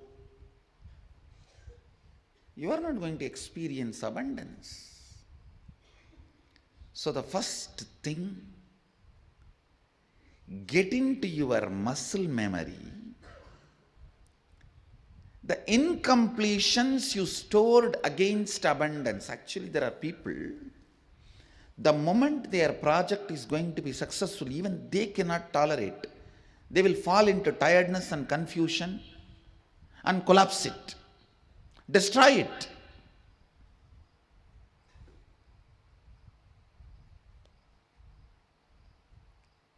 Get into your muscle memory and see, do you have that pattern? If you say, every time I start something, when it is about to happen, it collapses, Swamiji. It breaks, Swamiji. It's not happening, Swamiji. I think I am unfortunate, Swamiji. It is, if you have that kind of sufferings, understand, You carry that pattern in your muscle memory, pull it out and complete it. When you complete the patterns in your muscle memory, you can also awaken them and program them for the possibilities that can open up. Now listen. Let me come back to emotion retention and emotion fermentation. You get multiple types of emotions, almost all emotions every day. Sometimes lust, sometimes greed, sometimes fear, sometimes the multiple versions of fear, sometimes worry, sometimes love, sometimes attention giving, sometimes attention asking, sometimes jealousy, sometimes comparison.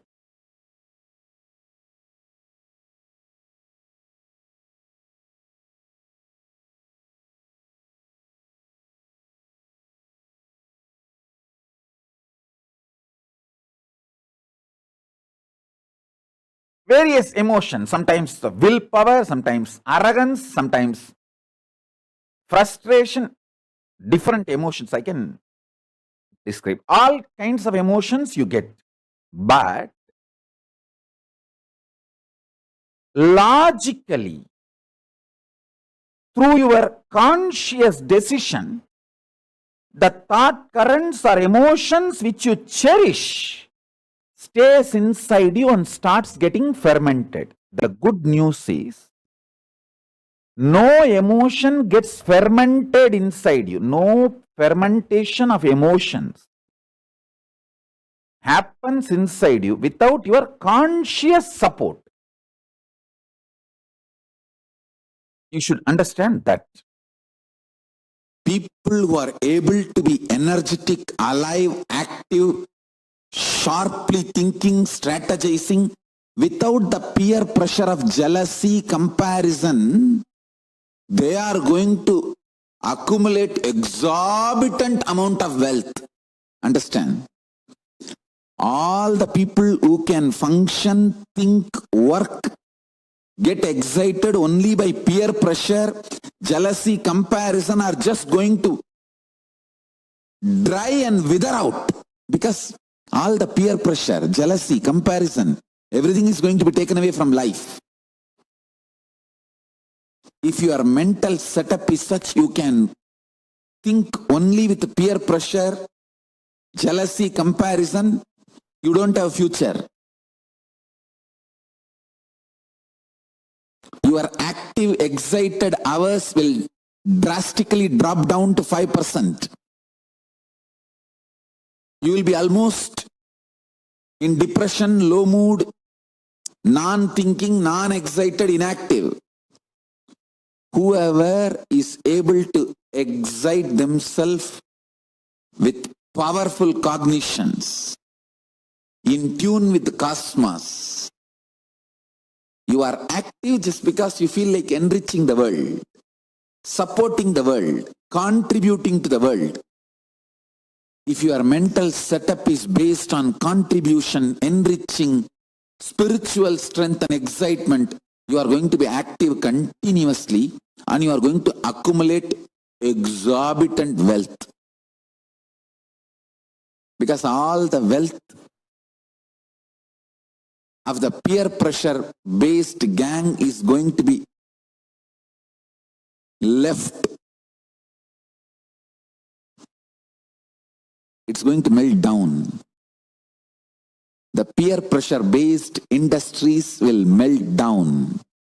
Contribution based industries will shoot up.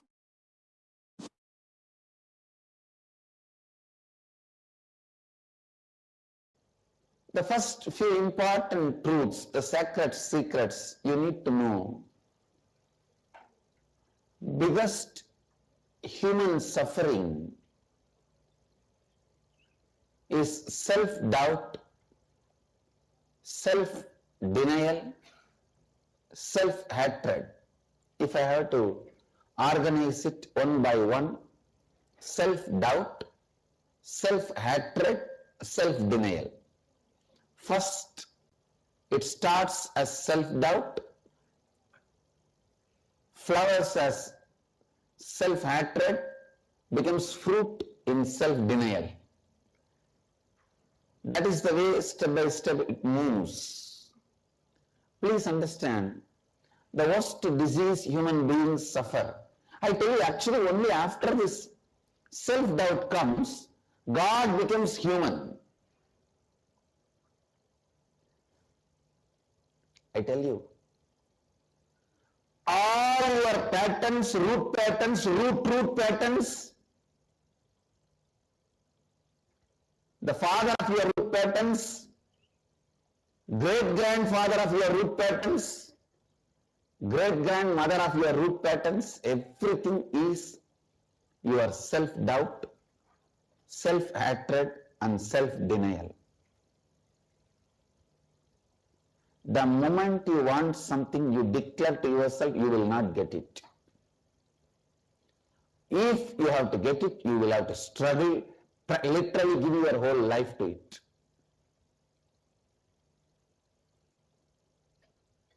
How many of you are able to cognize what I am saying?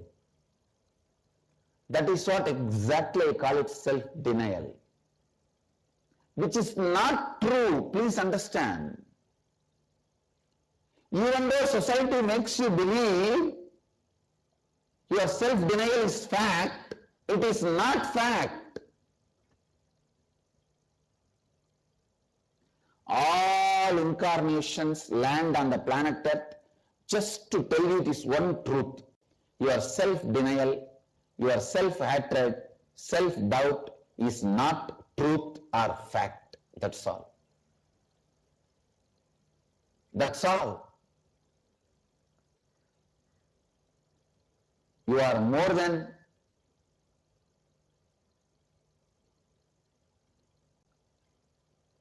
what you believe as you, because what you believe as you is framed by your self-denial, self-hatred and self-doubt. No one can give you suffering.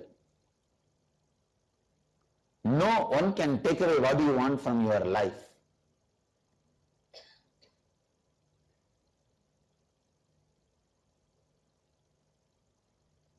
The great hope, the great truth, the greatest good news, which is truth, is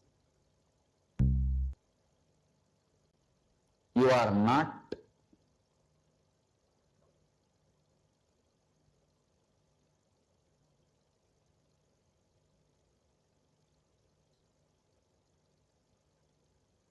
an ordinary being as you perceive because of your self-doubt, self-hatred and self-denial. Complete all these three. Every human being should be taught the science of completing with self-doubt, self-hatred and self-denial.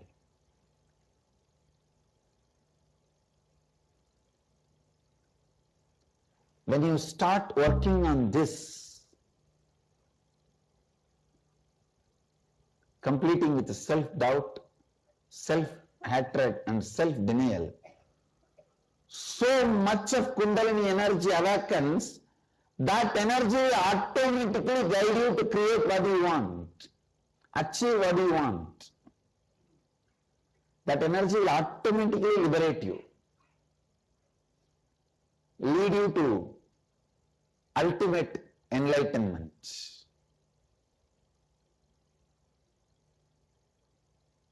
In my temples, only 3 demons will be portrayed.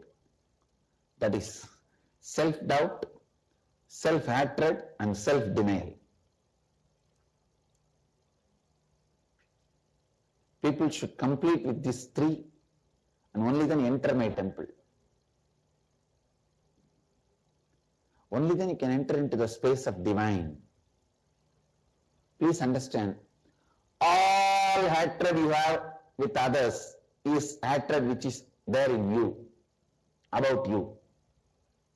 All doubt you have about others is nothing but the doubt you have in you. All denial you have about others is nothing but the denial you have about you inside. Complete these three inside, you will see suddenly the world will be different for you. I am not saying world will become different for everyone, it will become different for you. Because ultimately, you create your world. You create your world.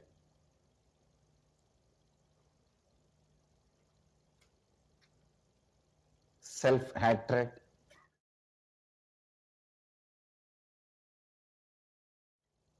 naturally creates hatred about you everywhere. Self-doubt naturally creates doubt about others in you, in others about you. Self-denial naturally makes you deny others, others you. That is the source of all sufferings. That is the source of all bad things. When I was in the Ramakrishna Mat, once I missed morning Manglarati. Manglarati is supposed to be 5 o'clock.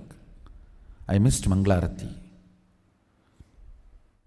I did not try to find out what is the reason, what must be the pattern, I should complete with it. No QTPI analysis. No.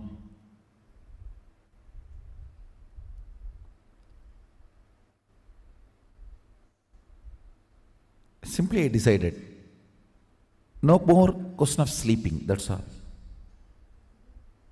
Tie the rope on the shika, tie it on the cart, over. Sit. Only if you sleep, you will miss morning Mangalarti. Stop sleeping, that's all.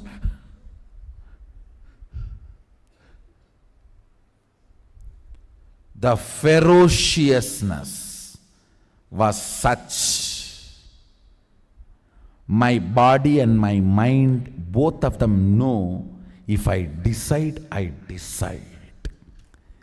They just obey me if they want to live with me.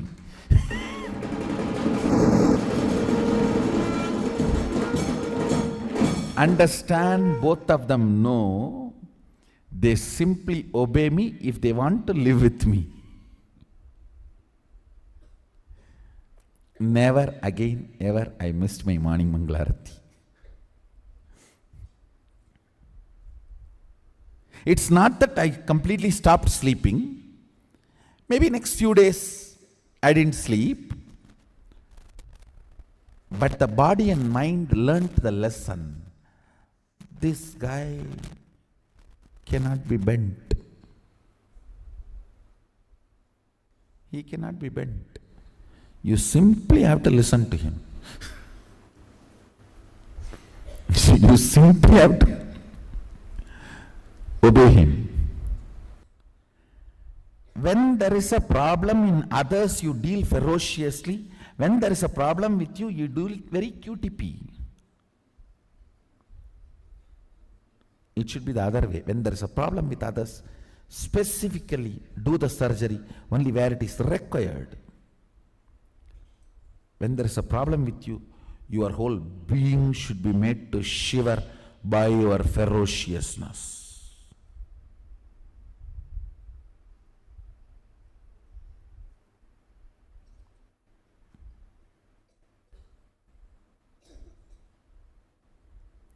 For others, if there is a tumor, do the chemotherapy precisely on the spot.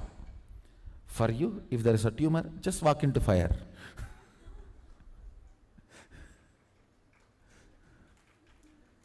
the ferociousness. I am not saying commit suicide, no. It's not that I stopped sleeping forever, no. But that ferociousness, never ever again I missed my life's rhythm due to slumber or sleep or anything. My life's rhythm could not be disturbed. Even now, this body does everything humanly impossible to cope up with me. Everything humanly impossible to cope up with me.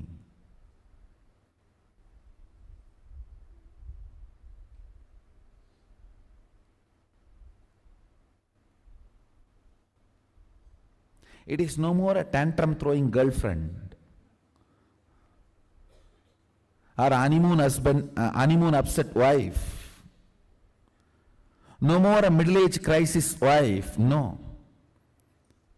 A polite, chaste, 60-year-old Dirgha Sumangali wife. Auspicious just by the scene. It is no more a tantrum throwing girlfriend, her honeymoon upset wife, or a middle-age crisis wife, no.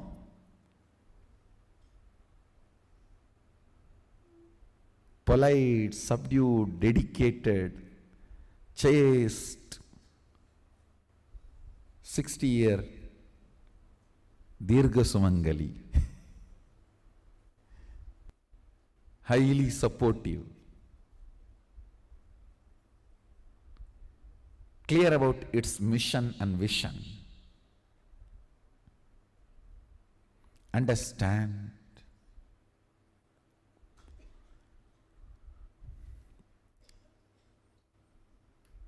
Anything stands as an imagination in the length level, visualization in the breadth level, declaration in the depth level. If you open your time with ferociousness, it just sinks into space level.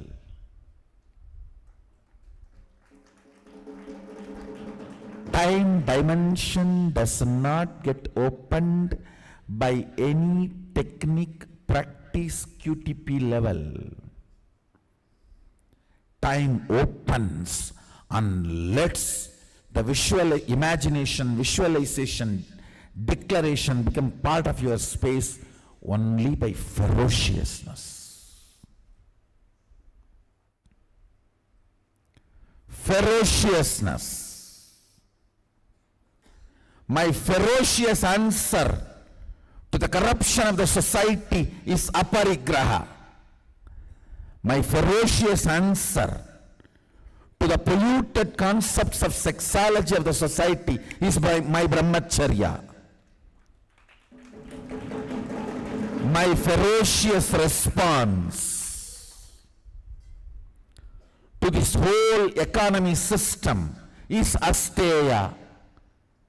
My ferocious response to this whole hypocrisy of the society is my satya.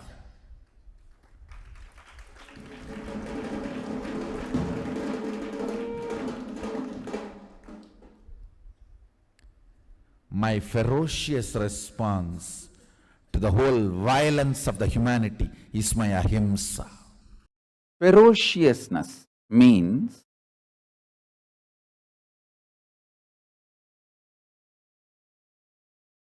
powerfully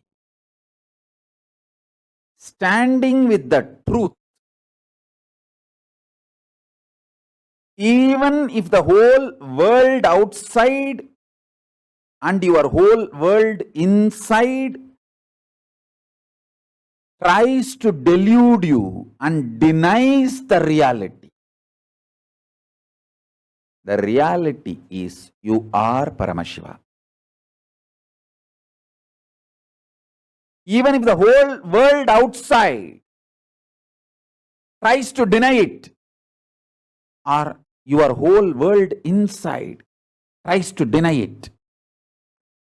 Ferociousness means powerfully standing with the truth.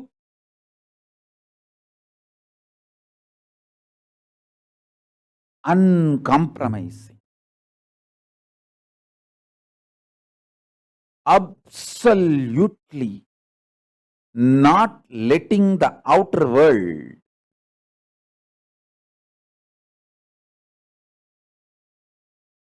to add any self-doubt, self-hatred, self-denial inside you. The world or my world.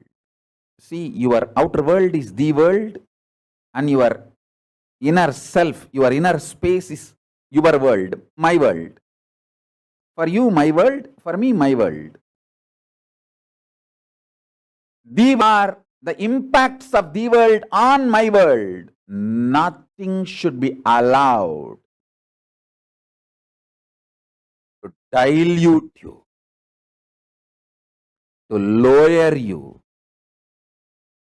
Powerfully standing up with the truth.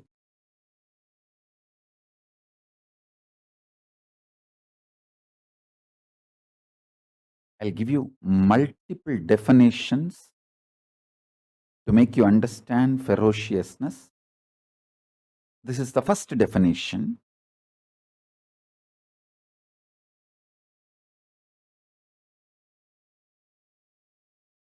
The outer world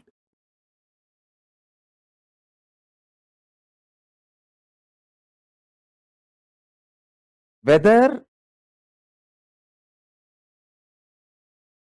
it manifests, behaves as you want or not,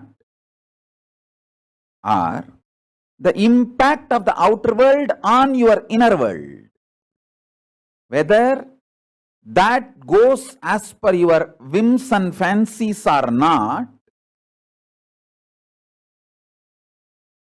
the truth, absolute truth, the ultimate truth should be cognized, powerfully concluded, uncompromisingly. I will repeat now. You are Paramashiva is the truth, ultimate truth.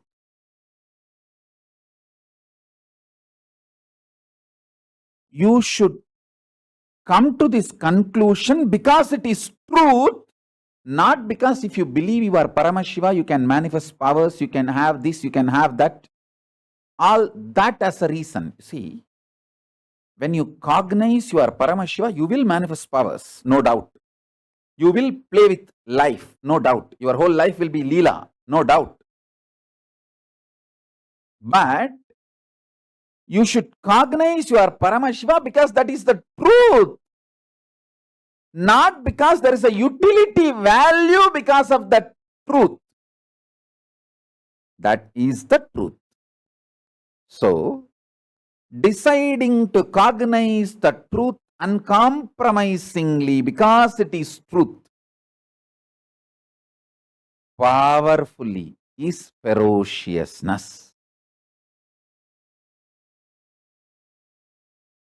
Laziness is nothing but withdrawing from life, hatred towards life. Now, sit and see when the hatred started building in you. Either first incident or when you felt that hatred strongly, hatred to people whom you really like. Please understand, your desire and desired objects are life. So now, listen to this definition. Your desire and desired objects is life. Please, all of you understand? For you, this is the definition of life. So whenever your desired objects or persons shake your desire due to some reason, By giving you the insecurity, you are not going to get that object or the person,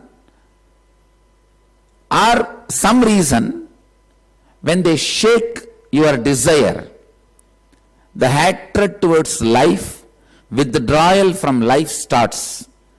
That starts coming out as laziness and boredom pattern. Whatever you remember, those few strong incidents, start completing, that itself will break many of the laziness patterns. Tiredness, laziness, boredom is the worst traitor. It will act as if he is your friend and he is doing good to you, but suddenly you will see so many beautiful things in your life you lost, you did not risk because of your laziness and boredom. Boredom actually reduces the respect you have on you. Even when you make decisions, should I marry this person or not? Should I keep this friendship or not? Should I enter into this business or not? Should I take up this job or not? When your mind starts making decision from the cognition of your earlier boredom, I usually get bored with this kind of things after 6 months. Why to take up this job? Boredom can make you miss best things of your life. Never entertain boredom as a friend, please.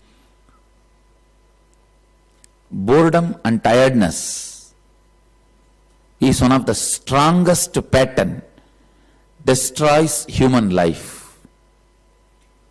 Actually, it is, see, nobody is a bad person. When they want to protect their boredom and tiredness, they sacrifice all good qualities like integrity. They start telling lies. They start hiding things. Instead of sacrificing the tiredness and boredom, you sacrifice all your good qualities. How many of you feel just to protect your laziness, you develop the patterns of lying, spontaneous lying? No, it's true. I'm telling you.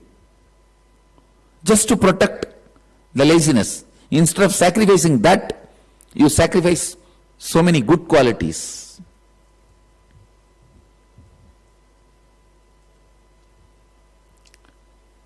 It's everyone's problem.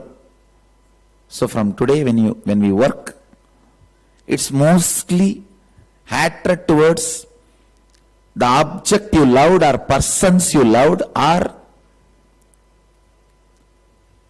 the hatred towards your own very desires. When you are convinced your desires are not going to become reality, then the laziness and tiredness and boredom, that becomes your everyday response to life. That becomes your natural response to life. All I am asking is, allow 6 months without being stuck with the conclusion of impossibility. Do not conclude impossible. Do not conclude not possible. Do not conclude boredom. Do not conclude tiredness. Do not conclude boredom as the result. Do not conclude tiredness as the result. Do not conclude impossibility as the result.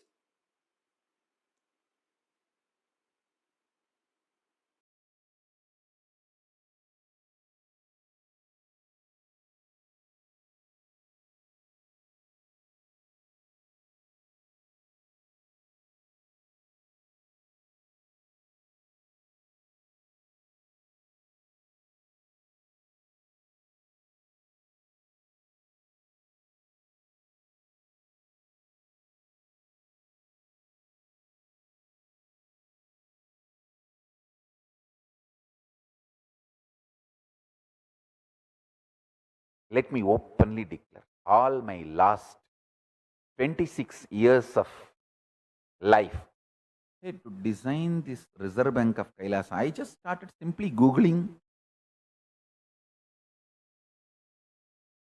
I studied 85 countries' bank structures personally. I have notes,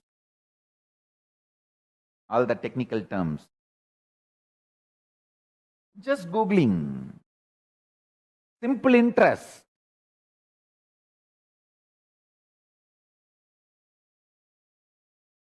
And then mapping them to Agamas.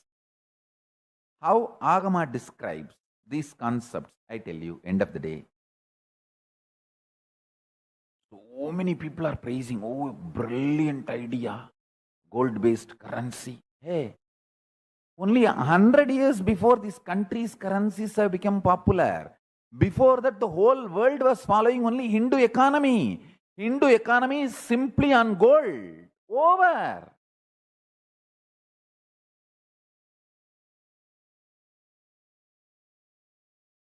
Only last 100 years, these various countries and its currencies have become strong exchange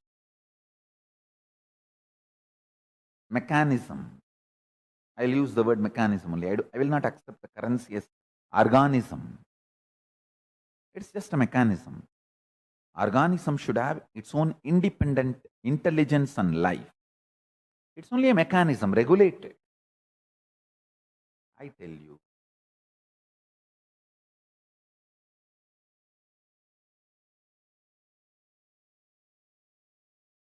The most non-exploiting, unmanipulatable economic system was Hindu economic system. I saw very clearly, few hundred years before, till the Hindu economic system was allowed to live, before the invaders finished it, how it was. I just picked it up and revived.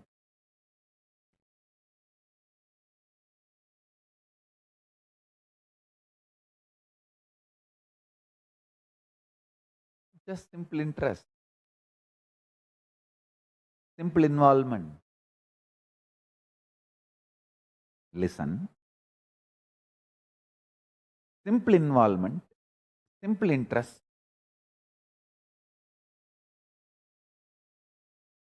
makes you absolutely passionate about life. I'll tell you this principle, which I am talking now, is the economic policy, strategy, principle of Hinduism. Listen.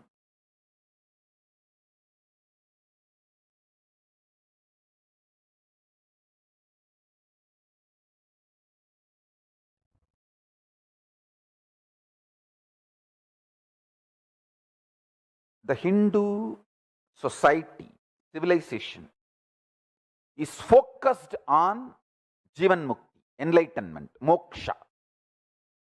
Whether it follows the Shaiva tradition, Ganapatya tradition, or Sakta tradition, or Saura tradition, or Gaumara tradition, or Guru worship, Sampradayas, or Vaishnava Sampradayas, any Sampradaya. Basically, the ecosystem, a civilization, Samastana, is focused on enlightenment.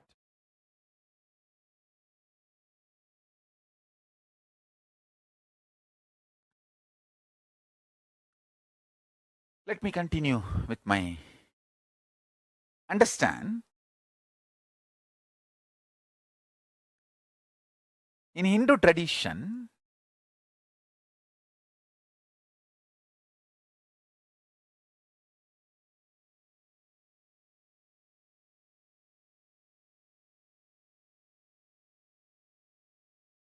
The economy is 3-layer: grain based,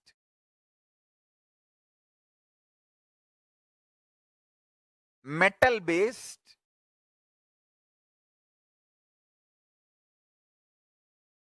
and all the precious things you get from the ocean. Pearls, those items. Sanganidhi, Badumanidhi. Padumanidhi means all the items you get from the ground comes under Batmanidhi, like a grain and metal. All the things you get from ocean is formed as Sankanidhi. Shanka, Kanch. Shankanidhi, Padumanidhi. That's all. This two is the currency. And in Batmanidhi, two category: grain-based economy and metal-based economy. Whole thing is contributing economy. Does not encourage stealing, swindling-based economy. No.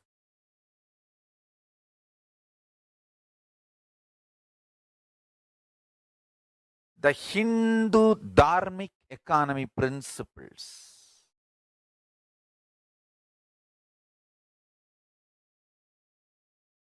Hindu principles of conscious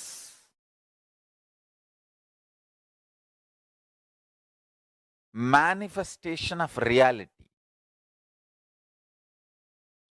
In every level, I wanted to keep all the Hindu principles alive and bring legitimacy and demonstrate it. It still works. This is the best. Understand? This is the best. The internal administration was always enriching and raising the humanity and society to the next levels. Art, culture, dance, music, everything was enlightenment based.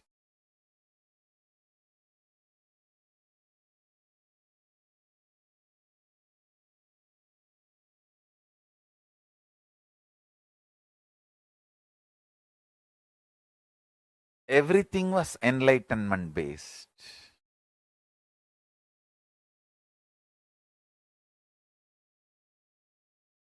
Jurisprudence was absolutely deep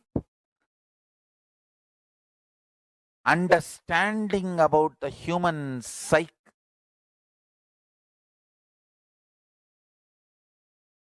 With a tremendous understanding about the human possibility and human existence. It was always prone towards prayaschitta, not punishment.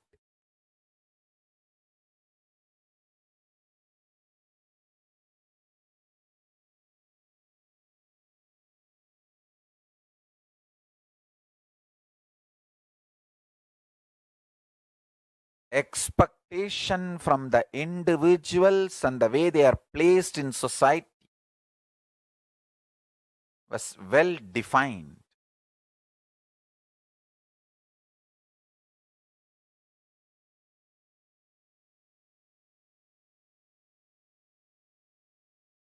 Nobody was kept in fear. No way the law can be used for taking revenge. Nobody can be punished for ignorance, because educating the citizens was the responsibility of the king.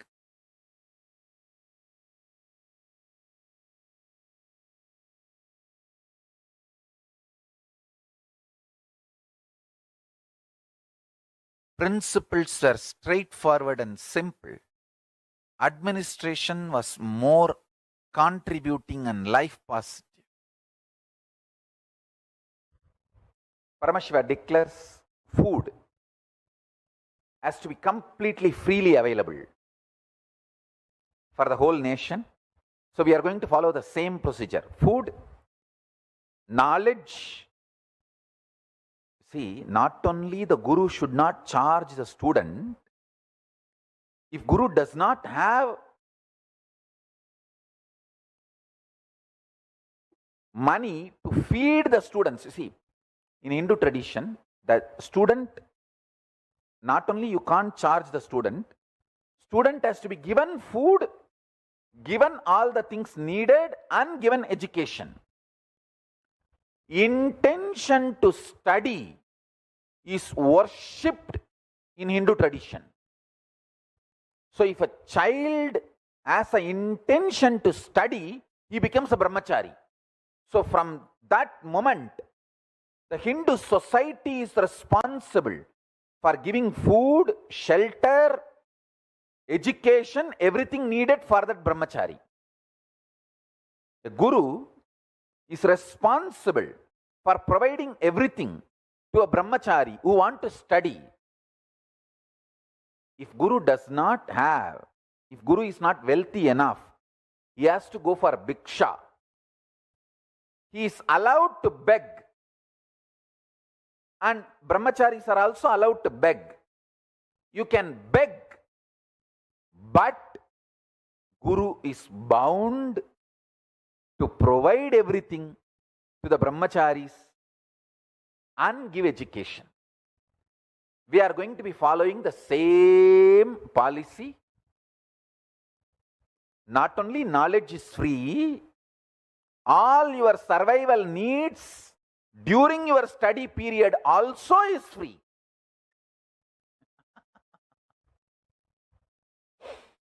And we are going to be following the same principles. My vision is to provide all these services to all the 2 billion Hindus all over the world. More than 1.2 billion born Hindus and around 800 million, 0.8 million practicing Hindus are there all over the world.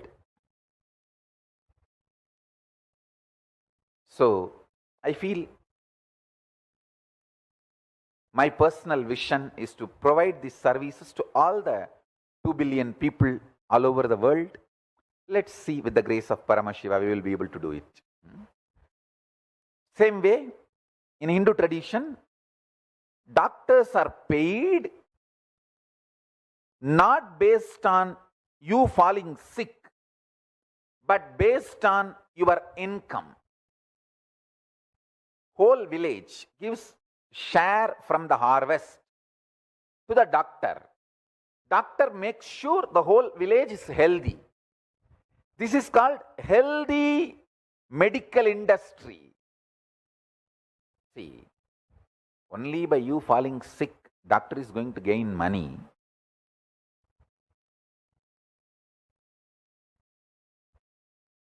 How do you expect doctor should be praying for your health? When doctor knows the village's health, my county's health, my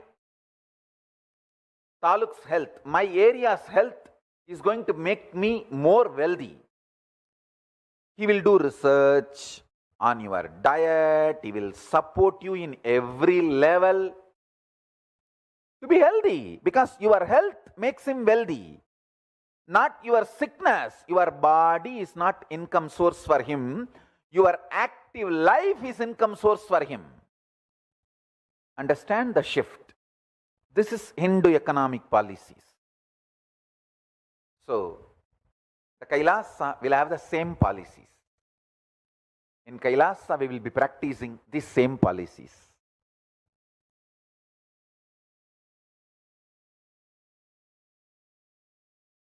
In Hindu tradition, actually, if at all our next generation starts tasting the Hindu knowledge, Hindu economy principles, they will understand this is the most beautiful, delicious, brilliant. They will just fall in love with all these principles, and simply the whole Hindu economy principles, everything will be revived. My job is only to make you taste the deliciousness of Hindu economy principles by reviving the Hindu Reserve Bank and Hindu currency. Hindu knowledge is capable enough to revive itself, resurrect itself, re-establish itself, reignite the passion in you and excite you again. And just if I share the knowledge and educate you, that's enough. That's all I am trying to do.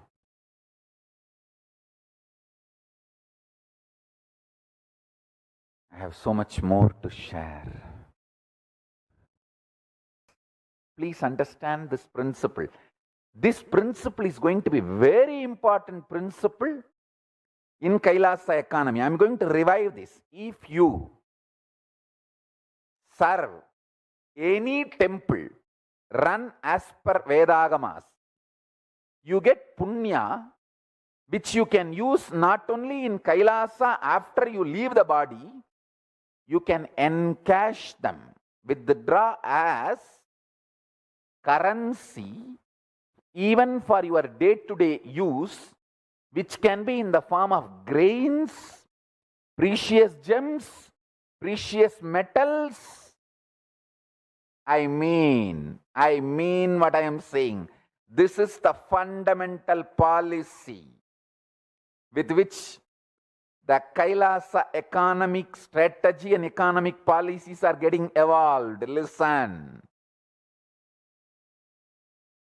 Bringing legitimacy, economic legitimacy to all the religious actions, activities you perform.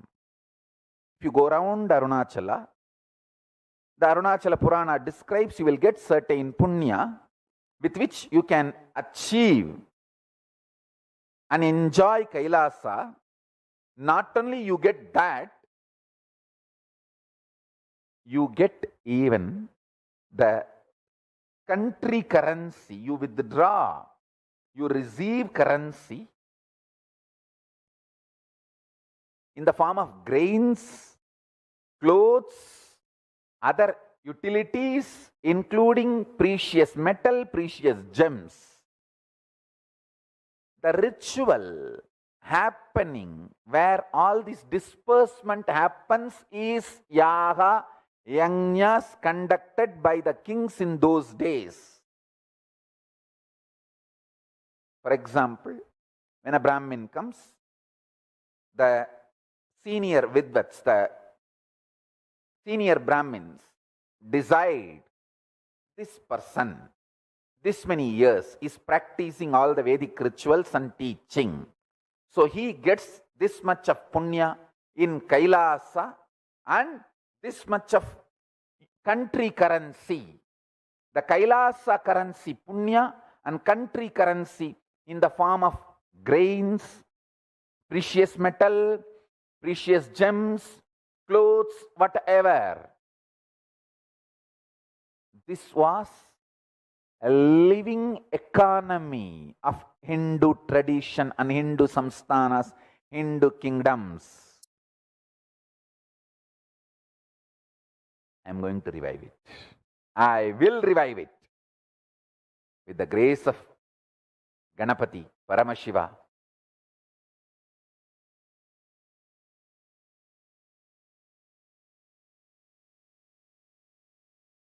All the gods and goddesses of Kailasa with their blessings.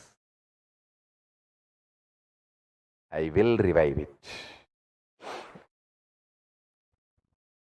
Same way, these principles are elaborately described in Vedas and Agamas. That is going to form the basic structure of KAILASA economic policies and strategies.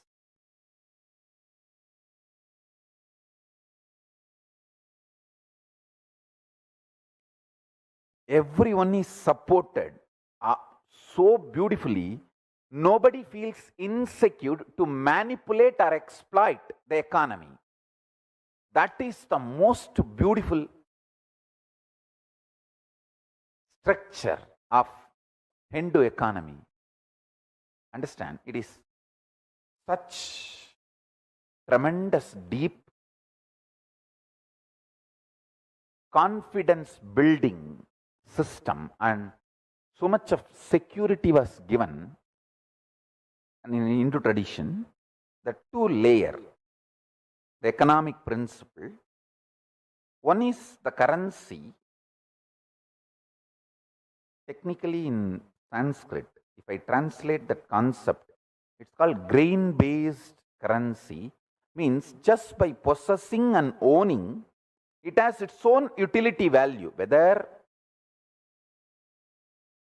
the grains or the precious metals, precious gems, by its own value, it has a value. There is no other regulatory body required to establish its value.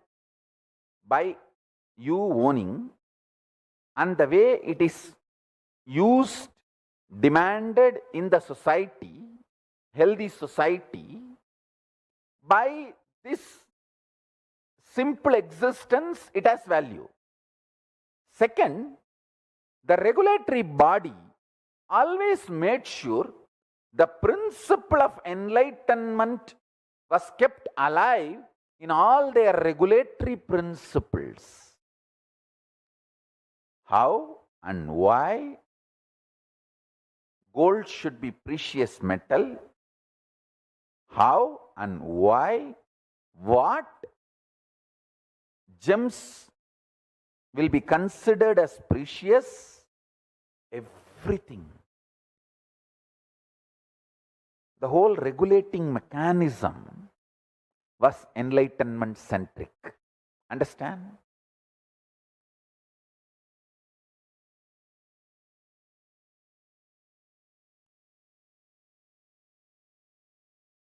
Rajaraja, for example, builds a huge temples. All of you need to know, it's not that he built only Tanjore temple. Please understand. He built large number of temples.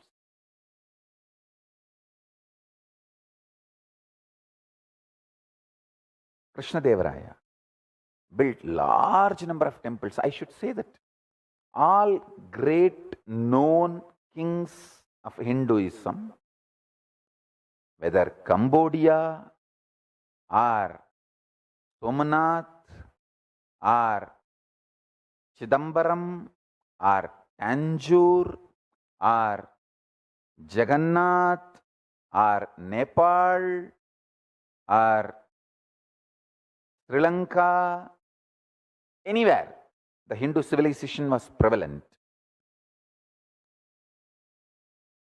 It was all temple-centric, temple-based, because that was the source of our knowledge, our economy, principles, systems and strategies.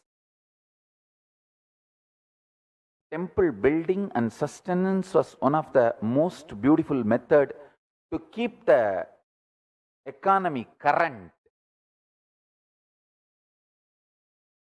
Currency has value only as long as the current is kept alive. So the current is kept alive to keep the value of the currency through this large size temple building and running.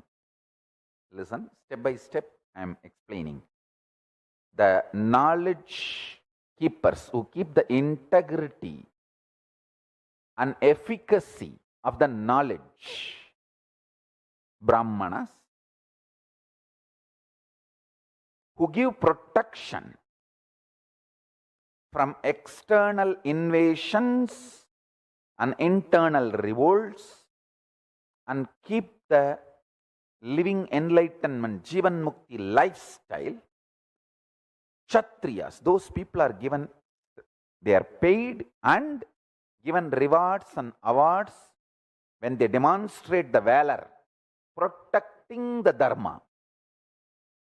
And same next, Vaishyas, they are supported, encouraged, given protection,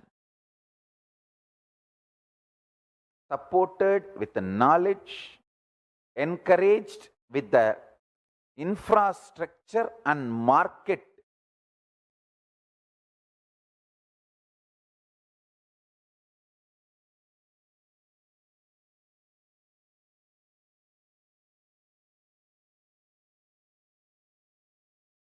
Protected, given protection for their wealth, for all these services provided by the state to the Vaishyas. In turn, Vaishyas pay the tax to the state. And Shudras are empowered with the land and all the equipments needed to grow grains or everything else needed for the sustenance of the life.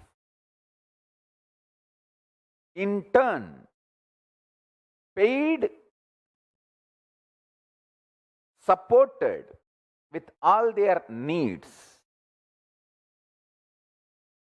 It's an amazing, unique, very organized, legitimate civilization. I tell you, the pre-Brancian age civilization, the only civilization still alive, of course, in a very critical stage, beaten, broken, lost even confidence on themselves and their principles, their ancestors, constantly being told that your ancestors are stupid and your ancestors are useless. See, once you take someone's confidence about their heritage and past, he does not have any more future, because he will not try to replicate his knowledge, heritage, past, the glory of the past in future. He will just surrender to you and listen to you and do what you say as the right future. To enslave a civilization and kill a civilization, remove their confidence about their glorious past. Successfully, this poisoning is done to Hindu civilization. It is almost in intensive care unit, emergency care unit. The only good news is it is not dead. I am back to revive. I will not let it die.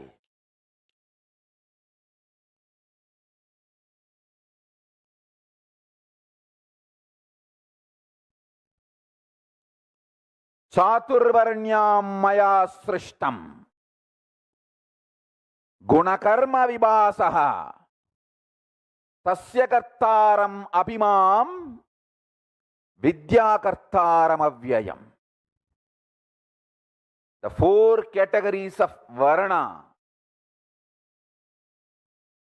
were created by me according to the people's qualities and activities. Although I am creator of this system, know me to be eternal and will come back again and again to keep this system alive. For example, Brahmana, when he performs something great, when he is high achiever, he is supported, gifted with all the things which strengthens his lifestyle. Same way, for example, a Kshatriya, when he performs something great and when he becomes high achiever, he is gifted with some things which strengthens his valor and his lifestyle and what is expected from him. For a successful society,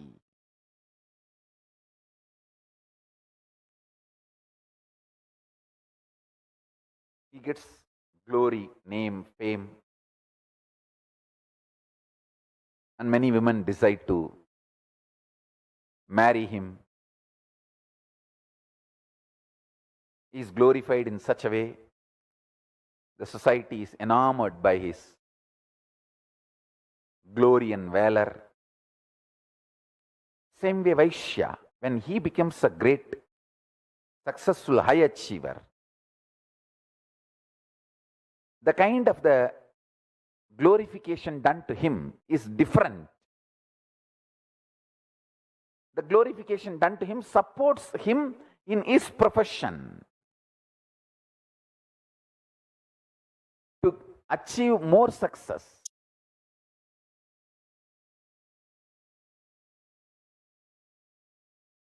A great, amazing, beautiful society was kept alive with the principle of enlightenment.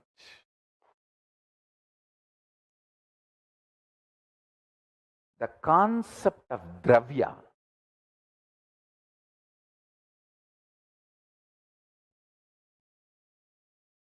dana, dravya, in Hinduism is clearly defined in Amarakosha. For Brahmanas, what is dana? Wealth. For Vaishyas, what is dana? Wealth. For Kshatriyas, what is dana? Wealth. For Shudras, what is dana? Wealth. Amarakosha's original verse. Dravyam viddam swapateyam riktam ruktam danam vasuhu hiranyam dravinam dyumnam artaraihi vipava abhi. These are the definitions, forms the fundamental economic principles of Kailasa.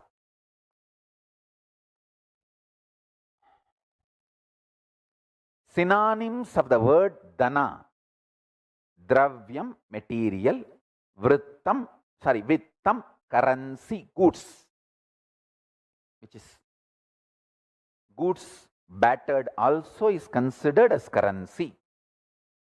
As I said, the Hindu economy was grain-based. By its own weight and possession, it is valuable. It does not need any central regulatory body to declare that this paper has this much of value. No. By just the possession of that semi-precious stone or a precious metal or precious stone or the current or the grain, or the grain or the precious metal, precious gems, by its possession, it brings value due to its utility and demand in the society. So that is vittam. Swapateyam, owned, earned property. Riktam, inherited property. When you inherit a property, the intention of your ancestor tied, married to that property, that intention also you inherit. So, all inheritance in Hinduism is a will. So, you have to, as long as you maintain that will, you have right over the property. Understand? Whatever you inherit from the ancestors, you have to maintain their will. If not, you don't own that property anymore. This was the way the civilization was kept alive in Hindu tradition. Hindu father will work for the 7th generation of their children, and same way they will inculcate the lifestyle, knowledge, principles in their children. Unfortunately, now in the modern day, neither they keep wealth for the children nor they inculcate the Hindu values for the children. Both should be done. I want my followers, you keep wealth for your next generation and you inculcate these values, Hindu values, into your next generation. And the next generation also respects the riktam, inherited property, and the will of your ancestors, both. Ruktam, possessing and enjoying it, expanding it. Dhanam, money. Vasu, land. Hiranyam, gold. Dravinam, movable properties, which is useful. Dyumnam, power and strength. Power and strength means capacity to understand the principles of the economy and change the investments and keep yourself alive, current, and your currency current. Artha, the business concerns and work. Rai, riches. You should pronounce as Rai, riches. Vibhava, magnanimity, omnipresence and power. Understanding the omnipresence and capabilities of Dhanam and keeping your magnanimity to keep the omnipresence alive all over the world. For example, if you honor your commitments only, they will honor their commitments. That is what is magnanimity. So, Kavi Kalpa Druma gives the synonym of Dhanam as Dhanyam, means the grain-based economy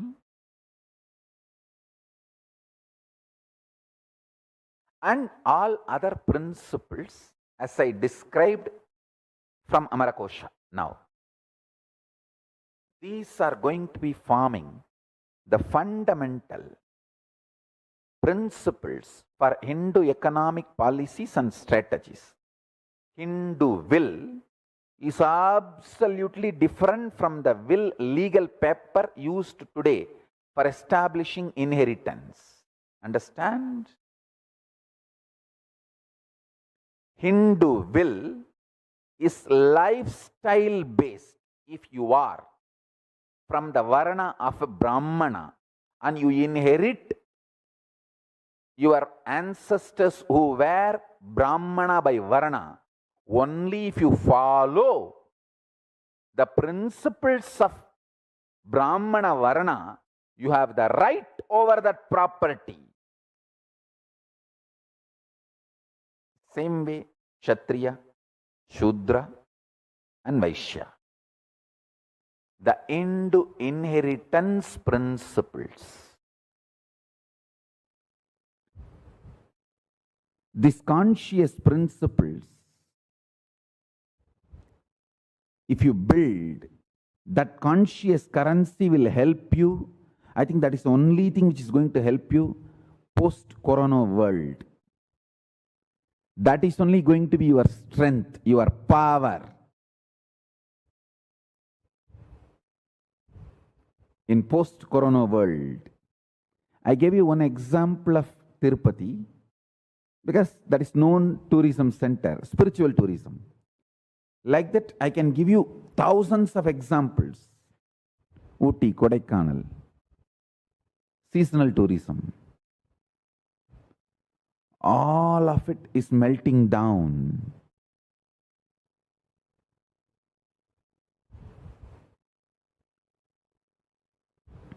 I tell you, The delusion-based economy, making you buy things with money which you don't have and forcing you to work for it, is called delusion-based economy. In that whole balloon, the hole is made already. That balloon is collapsing. Making you buy things which you don't need and making you work for it to pay for the money which you don't have. Making you buy things with money which you don't have and making you work for paying for it. This whole delusion-based economy, that balloon is busting, collapsing.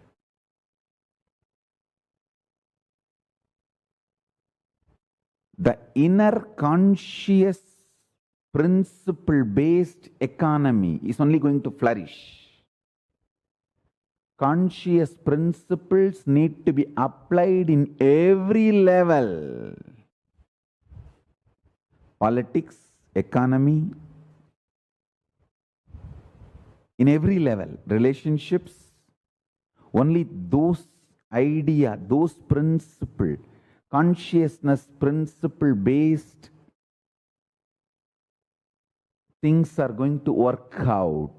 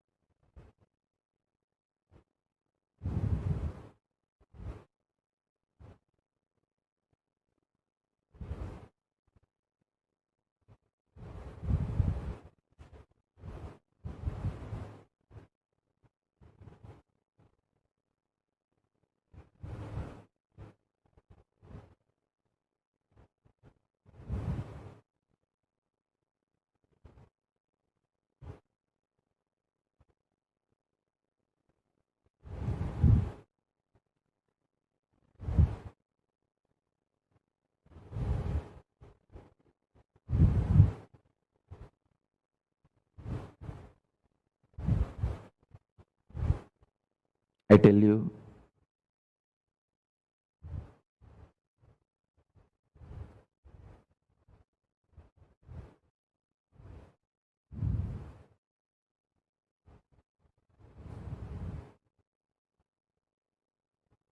these conscious principles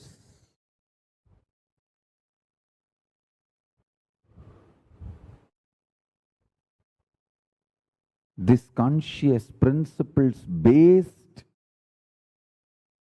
built body, brain, mind, life, these are going to be the most important, useful for your life in post-corona world. Formally, I declare all the nations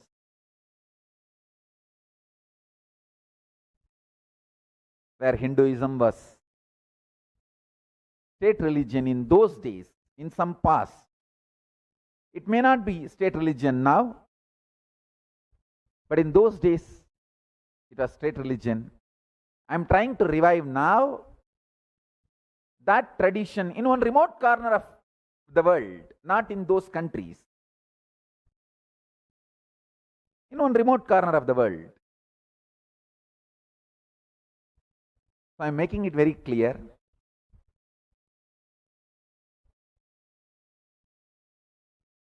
At present, some of them may be Buddhist, some of them may be Islamic, some of them may be secular. Whatever way they are, Kailasa formally declares all those nations as most favored nations for bilateral and trade. So now, without making you wait further, with the grace of Ganapati, Paramashiva,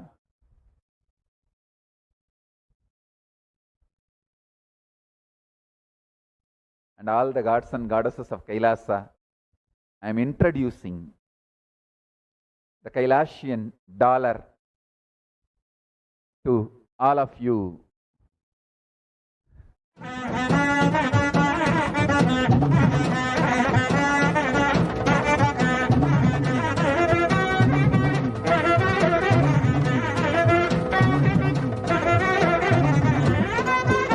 Dollar.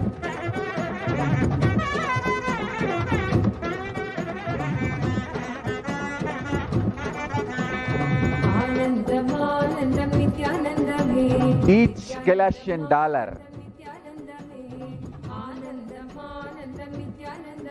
will be 11.66 gram gold, 1 tola. 1 tola will be called 1 Kailasian dollar. In Sanskrit, 1 Swarna Mudra. In Tamil, 1 Porkas.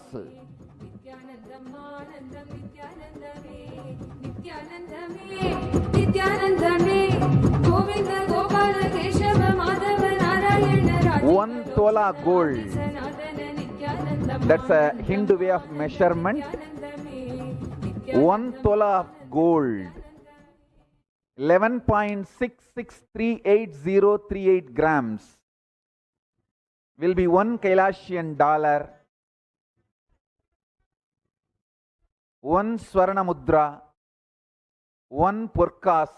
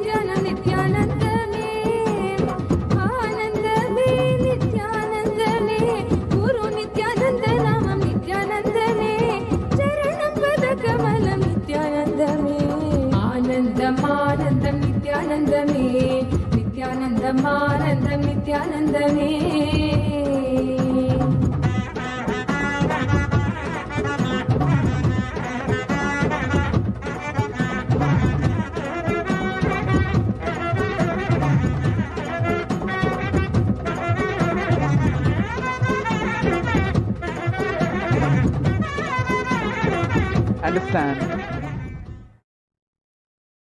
Vivekananda visualized it. Aurobindo aspired it. Osho worked for it. Maharishi Mahesh Yogi mandated it. The great Hindu nation which Vivekananda visualized,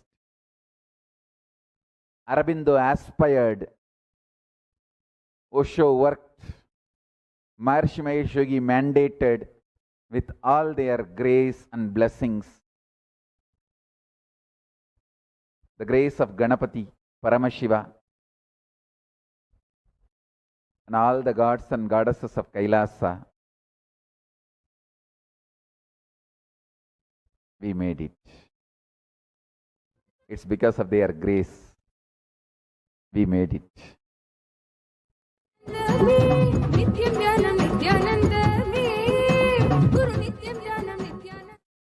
I'll be introducing the quarter Kailasian.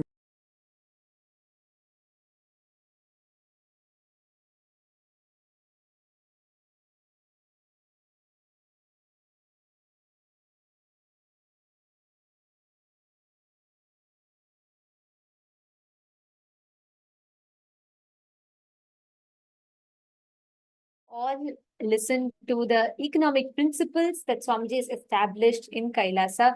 And Swamiji has made the entire Kailasa ecosystem completely tax-free. Because like Swamiji was revealing, the fundamental core based on which Kailasa functions is not based on profit making. It's not based on making money. It is based on giving the superconscious breakthrough.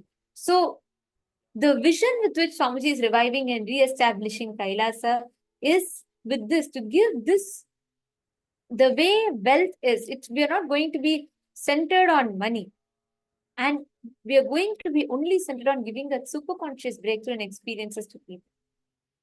And this brings us all to the conclusion of our day today. Tomorrow we're all going to be having the darshan of Devi Parashakti, and we're going to be learning about 11 genders. We're going to be understanding about what are these 11 genders and how to experience completion, gender-based completion. And we're going to be learning a lot more tomorrow. So please be there. We welcome all of you to join with us tomorrow. And actually, tomorrow's session, it is going to really help work deeply on giving you the experience in so many levels in terms of understanding what gender is, gender detoxification, gender identification and completion, tantra, and a lot more. So please be there, and it's going to be a very powerful session tomorrow, so do not miss. And we thank all of you for taking out your time, being here with us today. This brings us all to the conclusion of our day today, and let us conclude with the Purna Mantra.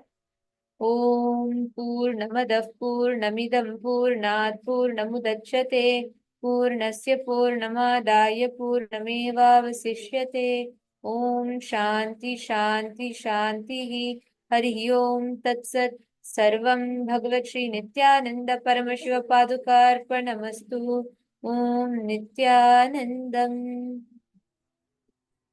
Thank you all. Thank you so much. Nityanandam.